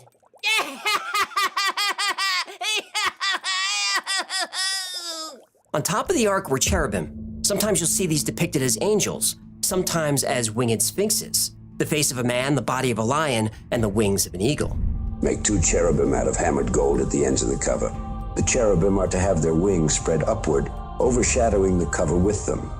The cherubim are to face each other. Place the cover on top of the ark and put in the ark the tablets of the covenant law that I will give you. A gold box filled with stones sounds pretty heavy. Probably weighed about 500 pounds, maybe more. And God gave instructions on how it should be transported. Cast 4 gold rings for it and fasten them to its 4 feet with 2 rings on one side and 2 rings on the other. Then make poles of acacia wood and overlay them with gold. Insert the poles into the rings on the sides of the ark to carry it. Hey, look, I don't want to be a jerk, but it might have been easier to put the thing on wheels. Well, maybe, but God wanted it to be carried by 4 priests of the Levite tribe. Boy, those priests must have been jacked, huh? Can you imagine the calves on these guys? I'd rather not. And the Levite priests, who were appointed to carry the ark of the Lord, were not weak of body nor feeble of limb, for they had heeded the words of the Lord, thou shalt not skip leg day. The ark was extremely dangerous. It had to be kept far away from where the Israelites camped, 2,000 cubits. Which is? Half a mile. Anyone who touched it would be killed instantly, if they were lucky. If they weren't lucky, they would die in agony. But when we analyze the way the ark is described in the Bible, the materials used in its construction, the way it looked, the way it sounded, the way it killed people, it doesn't sound paranormal or supernatural. Actually, the Ark of the Covenant sounds like technology. There are a few theories that suggest the Ark of the Covenant may have been a technological device. One theory says the Ark was an electrical capacitor. You build a capacitor by placing 2 conductive plates parallel to each other, with non-conductive material called a dielectric in between. The Ark was built this way.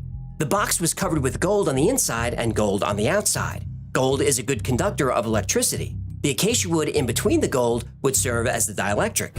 It's possible the Ark could store and discharge electricity. According to this theory, the Ark may have been used to generate lightning or electric shocks, which would have been seen as a manifestation of the power of God. In fact, there's a story in the Bible about a man named Uzzah, one of the priests carrying the Ark. During the journey, the Ark looked like it might fall. Uzzah reached out to steady it. When he touched the Ark, he was instantly killed in a way that sounds like he was electrocuted. Another theory suggests that the Ark was a machine that could communicate with God. And there I will meet with thee, and I will speak with thee from above the ark cover, from between the 2 cherubim which are upon the ark of the testimony. The cherubim on the lid of the ark may have functioned as antennas by providing a large surface area for the conversion of electrical energy into radio waves. The gold coating would allow those waves to be transmitted more efficiently. And there's a theory that the ark used nuclear power, that it contained radioactive material such as uranium, which is found in the area. When uranium undergoes nuclear fission, it releases a massive amount of energy in the form of heat, light, and radiation. This energy can then be harnessed and used to power various devices or weapons. Well, if you need anything, When the walls of Jericho came down, it was said to have been caused by the sound of the trumpets and the presence of the ark. According to this theory, the ark may have contained a radioactive substance that was triggered by sound waves that brought the walls down. Also, the priests who carried the ark had to wear a metallic breastplate and a metal apron, not unlike the lead blanket used when you get an x-ray. And they wore metal clothes? Yeah, I'm telling you, these guys were jacked. Also, whenever a priest approached the ark, he had to have a rope tied around his leg. Around his jack leg. This was in case the priest died. His body could then be dragged away from the ark. There's even more evidence that the ark was radioactive. In the book of 1 Samuel, the Philistines and Israelites were engaged in a fierce battle. The Israelites brought out the Ark of the Covenant, believing it would bring them divine protection and victory in the battle. But God didn't command this, so the ark didn't work. The Philistines won the battle and took the ark to their own city, Ashdod. As soon as the ark arrived, people's skin became infected with painful tumors. And it was so that after they had carried it about, the hand of the Lord was against the city with a very great discomfiture. And he smote the men of the city, both small and great, and emerods broke out upon them. Break out hemorrhoids, huh? They make a cream for that. Emerods. Emerods are tumors that sound a lot like radiation burns. Then illness swept through the city. That sounds like radiation sickness. The Philistines believed that the ark was cursed and moved it to another city, Gath. But the tumors and sickness continued. Then they moved it to Ekron. The tumors continued. Finally, the Philistines sent the ark back to the Israelites, along with gold and incense. They sent therefore and gathered together all the lords of the Philistines, and they said, "Send away the ark of the God of Israel, and let it go back to its own place." When the ark was traveling, it was set up in a portable sanctuary called a tabernacle. This was an elaborate tent made of woven fabrics and gold. The ark was always shrouded. It was too dangerous to be gazed upon. When the ark was returned from the Philistines, some men got curious and looked at the ark when they weren't supposed to. 70 of them were struck down by the Lord. Yeah, if Indy says don't look, you really shouldn't look. Good advice. For a time, the Israelites experienced a period of peace and stability. But the ark remained a powerful symbol of the Israelites' covenant with God and their faith. The ark was eventually moved to Jerusalem, where a temple was built. The ark was then placed in the Holy of Holies, the innermost chamber of the temple. The ark remained there for over 300 years, and it played a central role in Israelite religious life. And then suddenly, it's gone. In 587 BC, after a 30-month siege, the city of Jerusalem fell to the Babylonian army. The Babylonians then looted the temple's treasures and burned the building to the ground. The Babylonians kept meticulous records of everything they took from Jerusalem. And even though the Ark of the Covenant was stored in the temple, it wasn't on the list. And that's where the Ark disappears from history. So if the Babylonians didn't take it, who did? And where is it today? Some people think the answer lies on the infamous Copper Scroll. When the Dead Sea Scrolls were discovered, most were made of papyrus and contained religious stories not found in the Bible. But one of the scrolls was very different. It was made of copper. According to Ark hunter Jim Barfield, the Copper Scroll does not contain the Word of God. The Copper Scroll is not a Bible story. On that copper, they have hammered instructions to find treasures from the Temple of Solomon, which I believe includes the Ark of the Covenant. Barfield believes that while the Babylonians were attacking, the treasures of the Temple of Solomon were quietly taken out of the city. Among those treasures was the Ark of the Covenant. The book of 2nd Maccabees says that the prophet Jeremiah did exactly this. Underneath the Temple Mount is a vast network of tunnels. But even though miles of tunnels have been explored, none were ever found that would serve as an escape route from the temple. But in 2007, that would change. A new tunnel was found that runs from the Temple Mount to the Kidron Valley, well outside the city. From Kidron, the Ark could have been taken to a town called Qumran. This also happens to be the place where the Dead Sea Scrolls were found. The Copper Scroll lists 64 places in and around Qumran where treasures might have been hidden. One place is described as steps, east, 40 cubits long. And buried under those steps, according to the Copper Scroll, is over 1,000 pounds of silver. Barfield found the steps. Then he found another location that describes a well and a courtyard. Under the courtyard is buried 33 tons of polished gold. He found the courtyard. He found the well. Jim Barfield brought his evidence to the local authorities and asked permission to dig at the site, but he was refused. Later, he went back with a metal detector tuned to look for gold and silver. When he got near the location, the metal detector went crazy. Again, he asked permission to dig. Again, he was refused. Barfield was certain that there was a third site containing even more treasure, including the Ark. Using the first two locations as waypoints, he drew a straight line to a cave in a nearby hill. The cave appeared to be sealed shut, but intentionally. Barfield then took a stone sample from the cave entrance and had it tested in a lab. The results were interesting. I decided that I would take a sample of this stone and send it off to a lab in Skokie, Illinois, where we had it examined. And they find that it is man-made mortar in a common mixture and formula from that time frame. Why would somebody seal a random hill with concrete? When he took the metal detector to the sealed cave, it registered 5 times the amount of metal that was detected at Qumran. Jim Barfield is firmly convinced that this is the location of the Ark of the Covenant. To this day, permission to dig has not been granted. But many Ark historians believe that if the Ark was in Qumran, that it's not there anymore. They believe the Ark was taken by a Catholic military order called the Poor Fellow Soldiers of Christ and of the Temple of Solomon, more commonly known as the Knights Templar. During the Crusades, a new Catholic military order emerged, the Knights Templar. From the very beginning, the Templars were known for their secrecy and their mystery. They were also shrewd when it came to finance and politics. They convinced both the Pope and the city leaders of Jerusalem that they would protect Christian pilgrims making the journey to the Holy City. But as soon as the Knights Templar established their headquarters on the Temple Mount, they started digging. And they weren't looking for treasure. The Knights were obsessed with religious relics, and there was no greater prize than the Ark of the Covenant. The Templars were known for their use of caves and tunnels, and just recently, a structure was found in a cave system called Zedekiah's Cave, and this fortification was a guardhouse built to defend the Knights Templar if they had to escape the city. Legend says that they did indeed find the Ark and took it to their European headquarters in France, the famous Chartres Cathedral, and there it stayed for several hundred years. By the 14th century, the Knights Templar had lost most of their military power, but they had become wealthy from their banking practices. King Philip of France found himself deeply in debt to them, and in 1307, he convinced the Pope to move against the order and seize their assets. On October 13th, 1307, the Knights Templar were declared outlaws, and any found were arrested, tortured, and often executed. But when the Templars heard rumors that King Philip and the Pope were moving against them, they relocated the Ark yet again, this time to Scotland, where the Knights were welcomed by King Robert the Bruce. Robert the Bruce had been excommunicated by the church and was sympathetic to the Knights. So when the Knights Templar arrived in Scotland, they allied themselves with the wealthy and powerful Sinclair family. Together, they decided to build a place to keep the Ark of the Covenant safe, Rosslyn Chapel. And there's a lot about Rosslyn Chapel that connects to the Ark and the Holy Land. There are Templar motifs and sculptures all around the grounds. The chapel is laid out just like the first Temple of Solomon, but on a smaller scale. It has an inner Holy of Holies. This is where the Ark could have been kept, far away from the politics of Europe. But then, World War II. The Nazis were obsessed with the occult and religious relics. It's just like the movie. Well, Raiders got a lot of things right. I am the monarch of the sea, the ruler of the Queen's Navy. It's well documented that they searched for the Spear of Destiny, also known as the Holy Lance.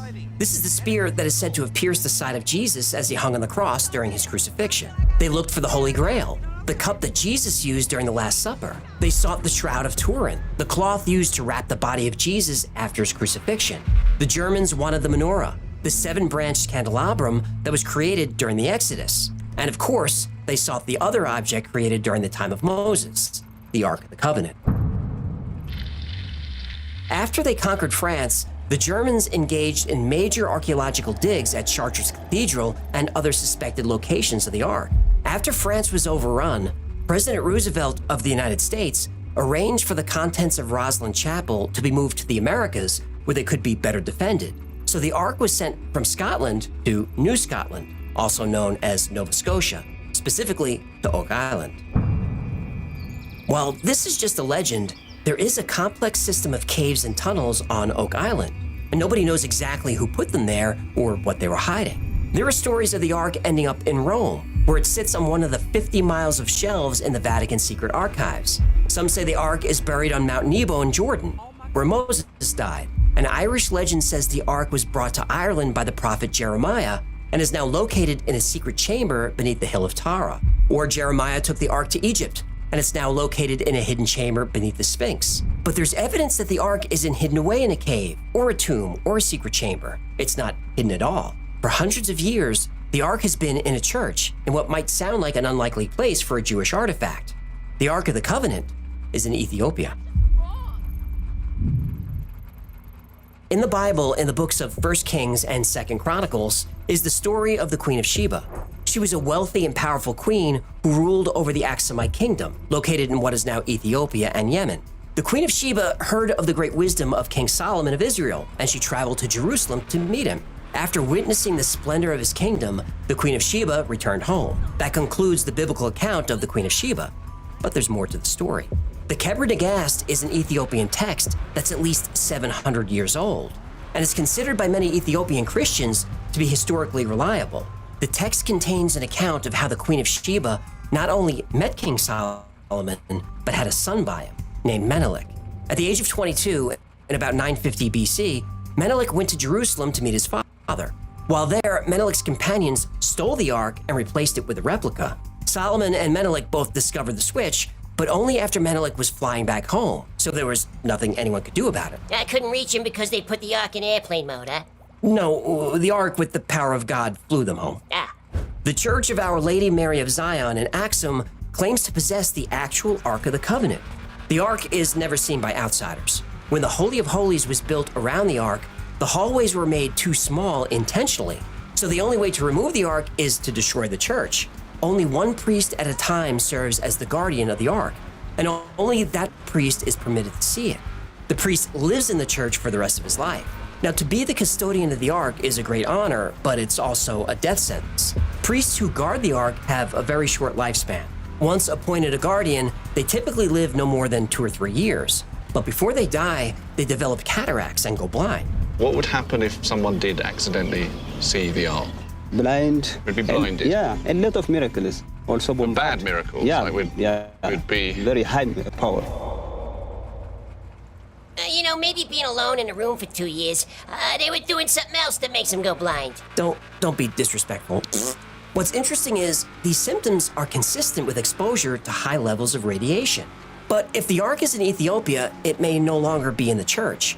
In November 2020, war broke out between the Ethiopian government and the Tigray People's Liberation Front. The TPLF were rebels in Ethiopia, then rulers, then rebels again.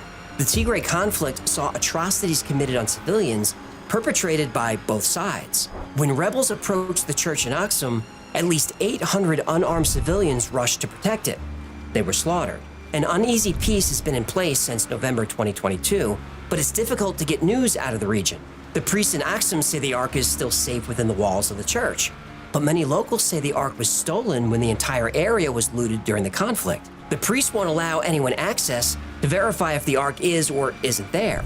If the Ark of the Covenant is gone, then Ethiopia becomes another in a long list of places that had and lost the Ark. And even though the Ark of the Covenant is a religious artifact, Ark hunters aren't necessarily religious. The search for the Ark is of interest to people from all over the world, and perhaps even beyond it.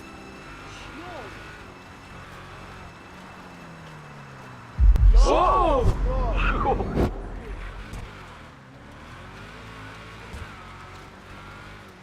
The location of the Ark of the Covenant is a mystery that has endured for over 2,000 years, and that's plenty of time for the introduction of confusion and contradiction. Even the Bible has the Ark behaving differently at different times. It acted high voltage capacitor that electrocuted Uzzah when he touched it. It was more like a heat ray that boiled away water when the Hebrews crossed the River Jordan. Then it was a powerful sonic weapon when it brought down the walls of Jericho. When the walls come tumbling down, when the walls come crumbling when the walls come tumbling down, tumbling down. Now maybe it's all those things, depending on what's needed in the moment. But then the question becomes, what was the power source? If people near the Ark really did break out into tumors and boils and cataracts And hemorrhoids. Emeralds. What'd I say? If that's true, it sounds like the Ark housed an intensely radioactive device. A device that could be tuned to specific functions, including use as a weapon. But if that's true, where did Moses get it?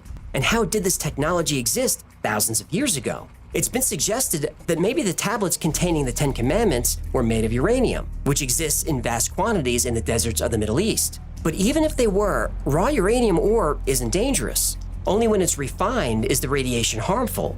And I don't think it's controversial to say that the Israelites didn't have centrifuges and uranium enrichment technologies. Now, about the cataracts developed by the priests in Ethiopia. Cataracts can be developed 1 or 2 years after high radiation exposure, that's true.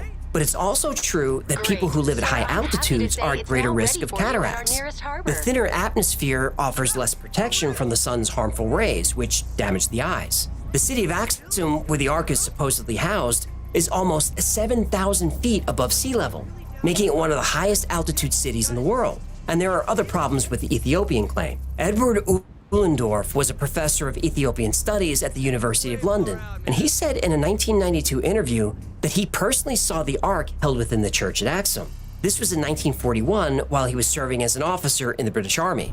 He said they have a wooden box. It wasn't ancient, and it certainly wasn't the original Ark. Every Christian church in Ethiopia has a replica of the Ark of the Covenant. as do many churches around the world. Professor Ullendorf assumed that the Ark at Axum is nothing more than one of these replicas. But the professor didn't provide any proof that he actually saw the Ark. So, like many stories about the Ark of the Covenant, we have nothing to go on but the word of the person telling the story. The story of the Knights Templar hiding the Ark at Rosslyn Chapel in Scotland is one of my favorites. But the chapel wasn't built until 1446, almost 150 years after the Templars were disbanded. Now, defenders of the Rosslyn story will say that the Ark was kept somewhere else until the chapel was built.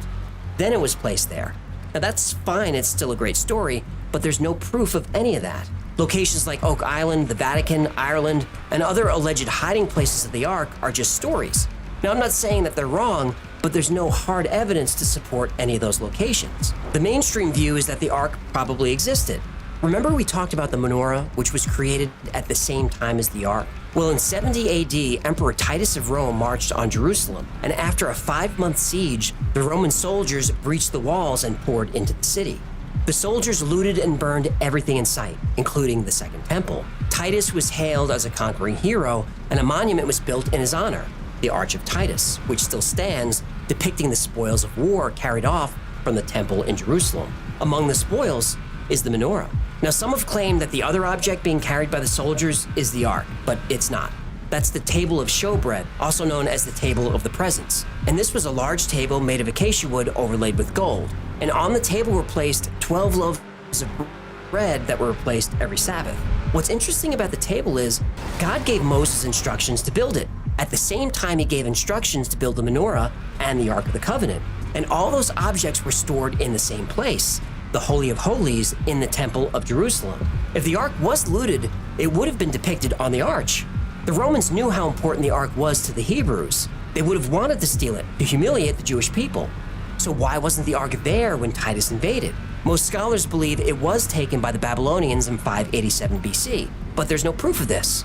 The Babylonians kept lists of everything stolen from Jerusalem, and the Ark wasn't on any of the lists. So if the Ark of the Covenant still exists, the most logical place for it to be is in a cave or tunnel hidden somewhere deep under the Temple Mount. But permission to dig will likely never be granted. The site is considered sacred by Jews, Christians, and Muslims, and any damage to the site would be seen as an affront to these religions, or worse, a provocation. But maybe that's for the best. Zechariah was a prophet who lived during the time of the Second Temple in Jerusalem, and many of his prophecies are related to the return of the Ark of the Covenant. And the return of the Ark is also mentioned in Revelation. Then God's temple in heaven was opened, and within his temple was seen the Ark of his covenant. And there came flashes of lightning, rumblings, peals of thunder, an earthquake, and a great hailstorm.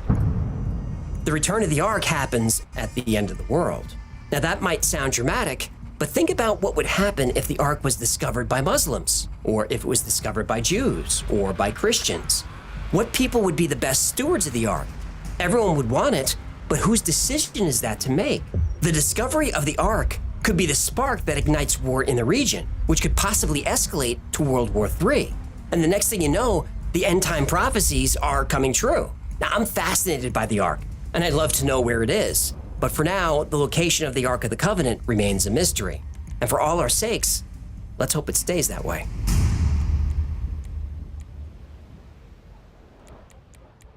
Thanks so much for hanging out with us today. My name is AJ. You know Hecklefish. Shalom. This has been the Y-Files. If you had fun or learned anything, do Hecklefish a favor, subscribe, like, comment, share. That stuff is really important. Like every topic we cover on the channel, today's was recommended by you. So if there's a story you'd like to see or learn more about, go to theyfiles.com/tips. And special thanks to our patrons who make all this possible. You guys are amazing, and I'll see you on Discord in the morning. And if you'd like to be part of a great community, consider joining our Discord. It's free. But if you'd like to support the channel, consider becoming a member on Patreon for as little as $3 a month. Or grab something from the Y-Files store. Look, I'm not trying to plot, but I'm quelling over the new t-shirts, right? So be a mensch, get rid of your schmata, and pick up one for a few shekels. Or grab a Chotsky or two. You'd be missugared not to. That it? That's my spiel, Bubba. Mazel tov. That's gonna do it. Until next time, be safe, be kind, and know that you are appreciated.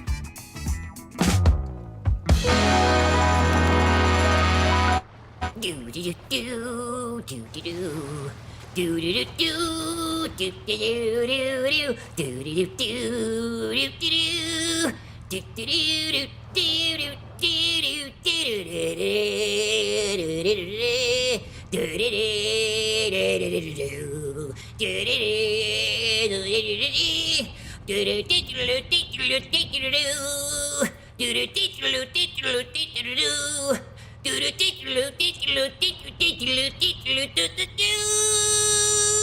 One more time. Do do do do do do do.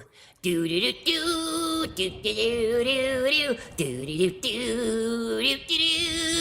do do do do do do do do.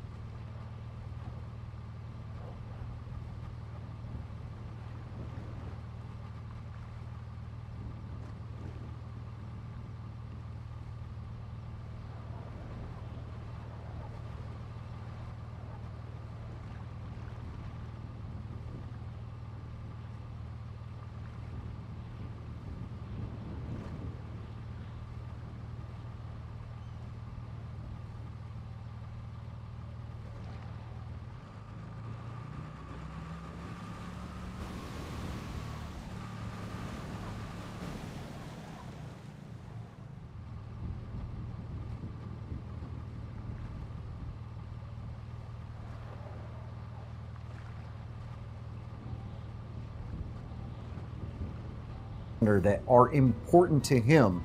And do we even know what they are? And are we in sync?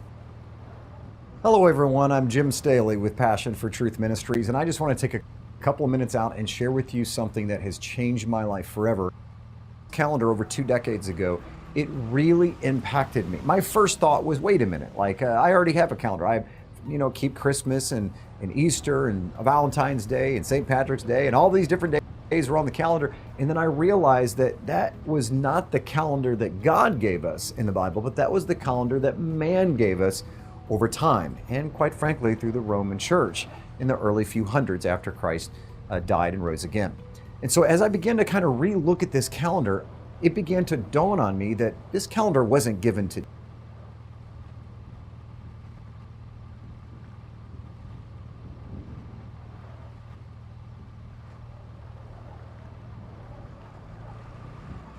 The 7 feasts of Israel, also known as the biblical feasts, are special celebrations established by God for his chosen people. They are more than just traditions. They hold deep meanings that reveal God's character and his plan for humanity. These feasts were given to the nation of Israel as sacred times of worship, reflection, and gratitude, and they mark significant events in Israel's history. Each feast served as a reminder of God's past faithfulness, a guide for present worship, and a prophetic glimpse of the future work he would accomplish.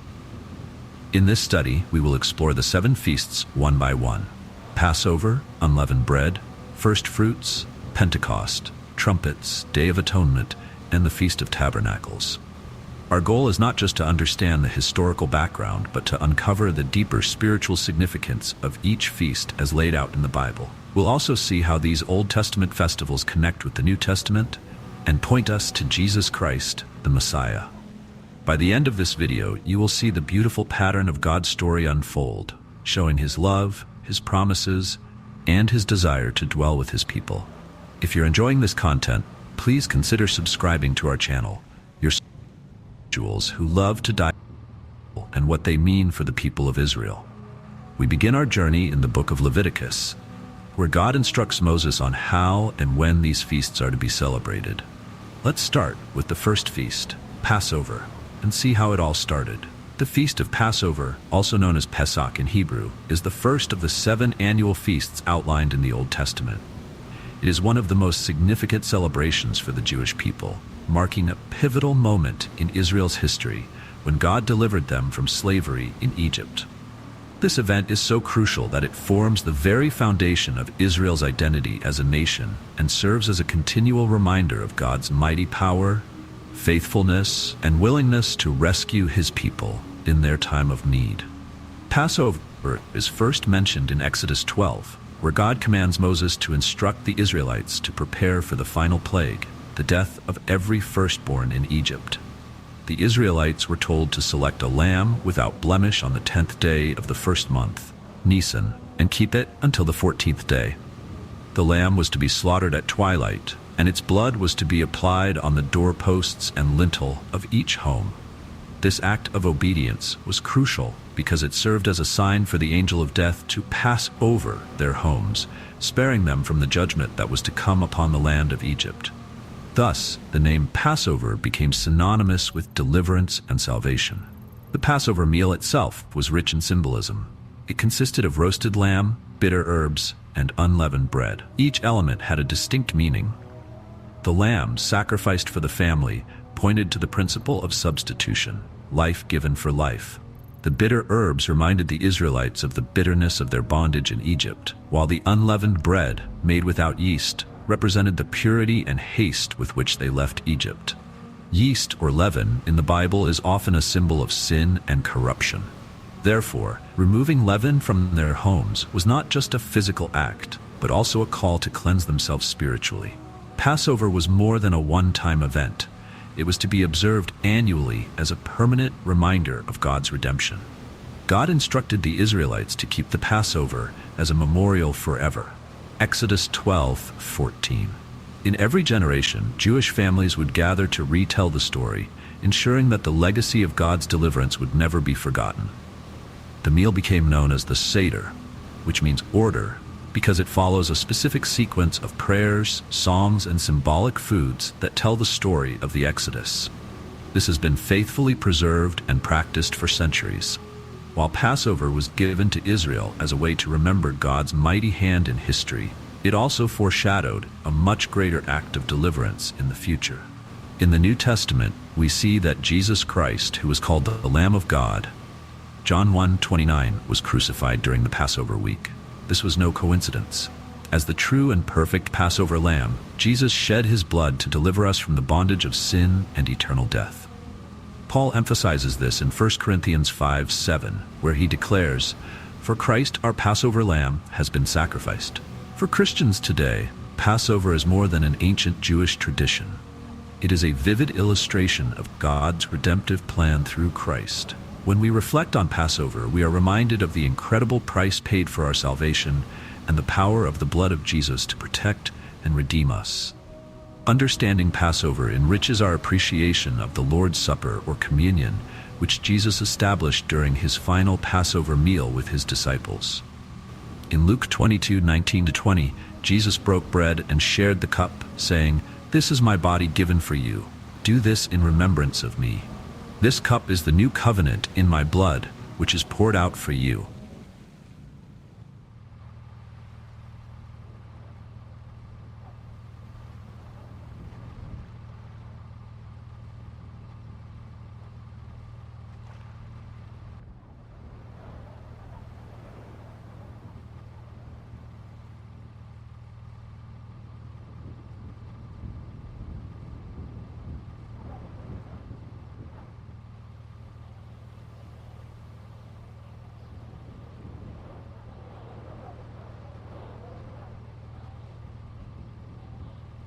that are important to him, and do we even know what they are, and are we in sync with that calendar?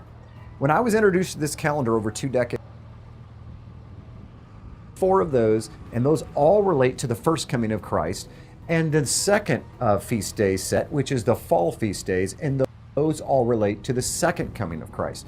If we had have known, if I would have known, for the last 30 years of my life, I'm almost 50 years old now, but being a believer for over 25 years of my life, if I would have known that all of these prophetic calendar feast days were all about Jesus, I would have been looking into them all along.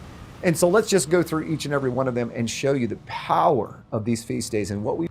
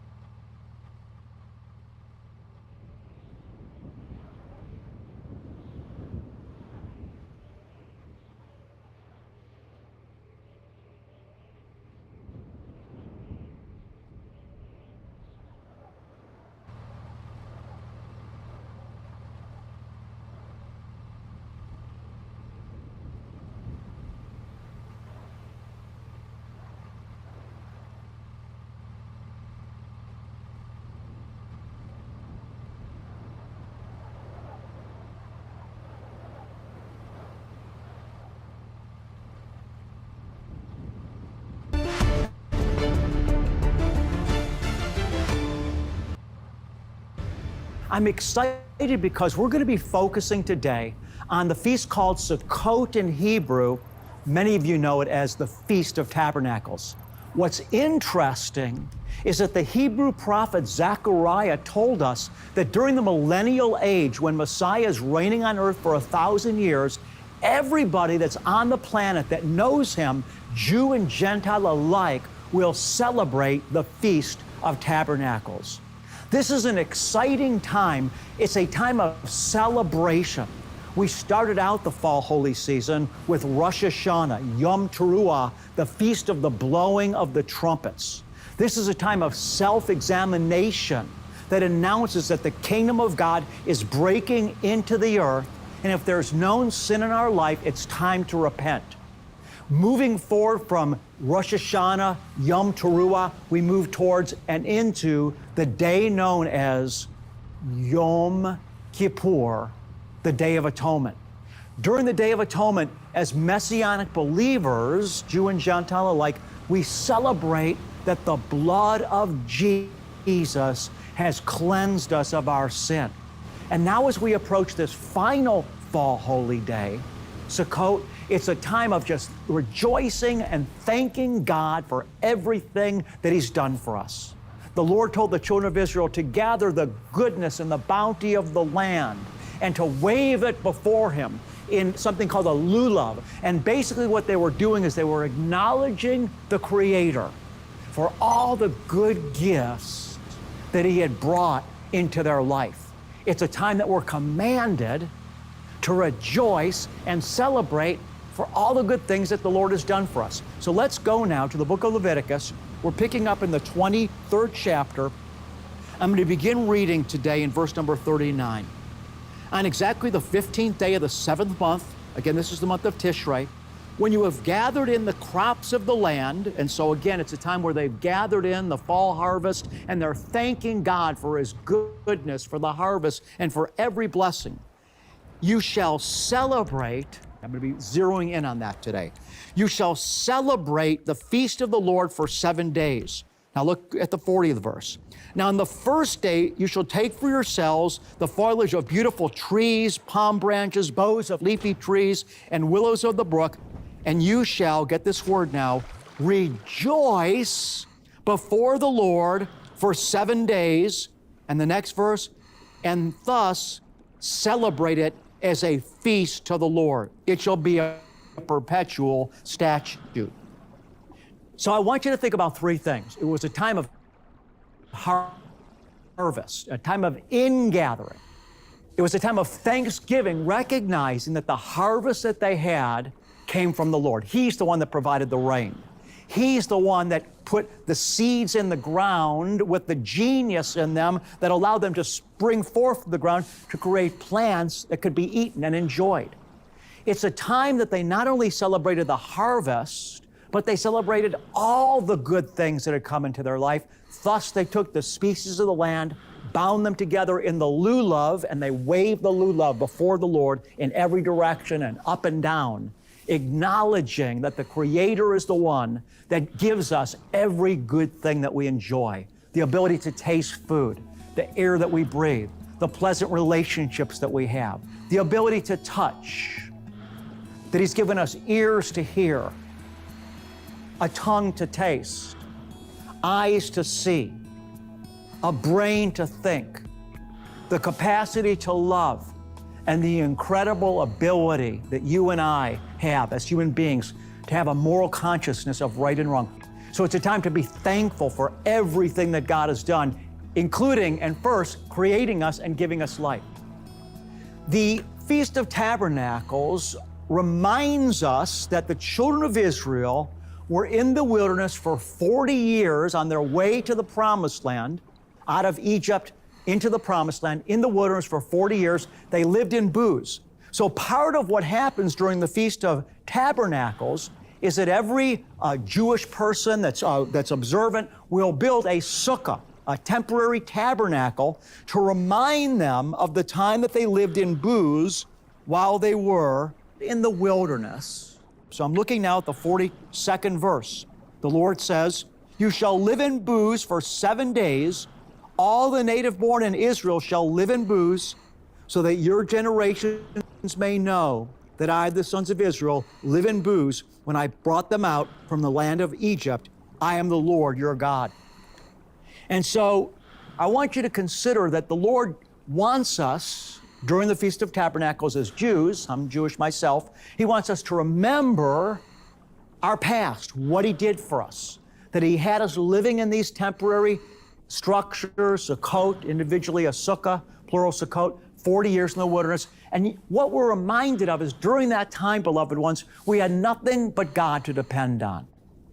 God brought He brought supernatural bread on the earth every day, 6 days a week for 40 years, supernatural manna, 6 days a week He provided for Israel. They depended on Him totally for their food. He brought the quail at night. He brought the water out of a rock. It taught them to depend on God alone. And my gosh, there's a lesson there for you and I every day about that. That God wants to strip us of relying on every other thing but Him alone. Nothing else will satisfy Him. The Lord's purpose in our life will be finished. He's stripping us so that we come to the place that we have learned how to depend and rely on Him alone. And that's why He had the children of Israel in the wilderness. In fact, when we go to the book of Deuteronomy, chapter 8, the Lord spelled it out. You shall remember all the way which the Lord your God has led you in the wilderness these 40 years, that He might humble you, testing you, to know what was in your heart, whether you would keep His commandments or not. He humbled you and let you be hungry, and fed you with manna, which you did not know, nor did your fathers know, that He might make you understand, beloved one, that man does not live by bread alone, but man lives by everything that proceeds out of the mouth of the Lord. Why did God have them in the wilderness? To strip them, that they would learn how to depend on Him alone. Thus you are to know in your heart that the Lord your God was disciplining you, stripping them, just as a man disciplines his son. Verse 7, for the Lord your God is bringing you into a good land, a land of brooks of water, of fountains and springs, flowing with valleys and hills. In other words, that in order for God to bring them into the blessing, He first had to strip them down. God continues in the 10th verse, when you have eaten and are satisfied after they're stripped and blessed, you shall bless the Lord your God for the good land which He has given you. Then the Lord cautions them, do not forget what I've done for you. In verse 15, He led you through the great, terrible wilderness with its fiery serpents and scorpions and thirsty ground where there was no water. He brought water for you out of the rock. In the wilderness, He fed you manna. And then He says, you need to remember this, that He was doing it to humble you and test you. Otherwise, you may say in your heart, my power and the strength of my hand made me this wealth. And then the Lord once again cautions them, don't ever forget. And so as we close today, I want to remind you, continually rejoice. Always be thankful. And when you do face hardship, when you are going through the wilderness, know, number one, that the Lord is with you in that wilderness. It's not for naught. He's with you in the wilderness. Because every day for 40 years, 14,000 nights the Israelites spent in the wilderness, and for 14,000 nights, 40 years, they saw the literal manifest glory and presence of God over the tabernacle, manifesting as a divine fire. So for 40 years in the wilderness, when they were surrounded by the serpents and it was so difficult, the presence of the Lord was visibly evident to them right in the midst. A pillar of fire at night and a glory cloud hovered over the tabernacle by day. So once again, rejoice continually. When you are in the midst of a trial, know that God is with you in the midst of your wilderness, just as He was with Israel. And then finally understand that when you're in a trial, continue to rejoice, because the reason God brings us through trials is because He wants to fully bless us. And we're not able to receive the blessing, and He's not able to fully pour it out until we're ready, until the cup is open, right? You can't pour any liquid into a cup that's already full. So God's got to strip us of every other dependency. He's got to humble us. He's got to get all pride out so He can fully bless us with every good thing He's done. And then finally today, the Lord ends this by warning Israel, don't ever forget that you're blessed because I'm blessing you. So I want to encourage you today, don't take anything for granted.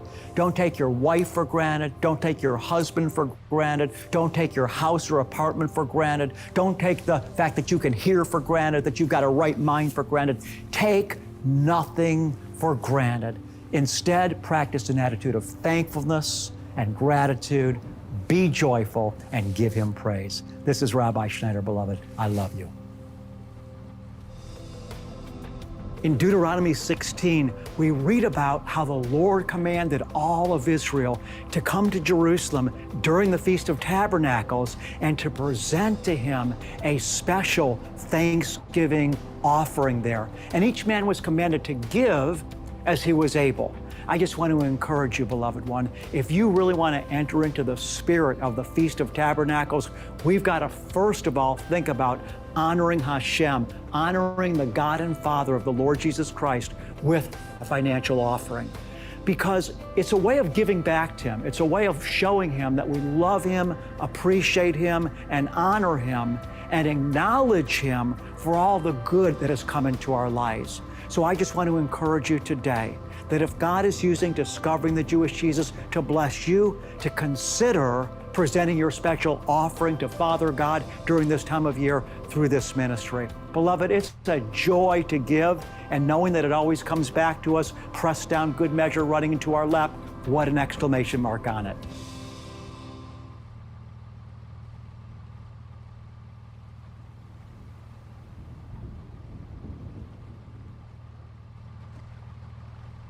This program explores the mysteries of the Bible from a variety of historical and theological perspectives, which have been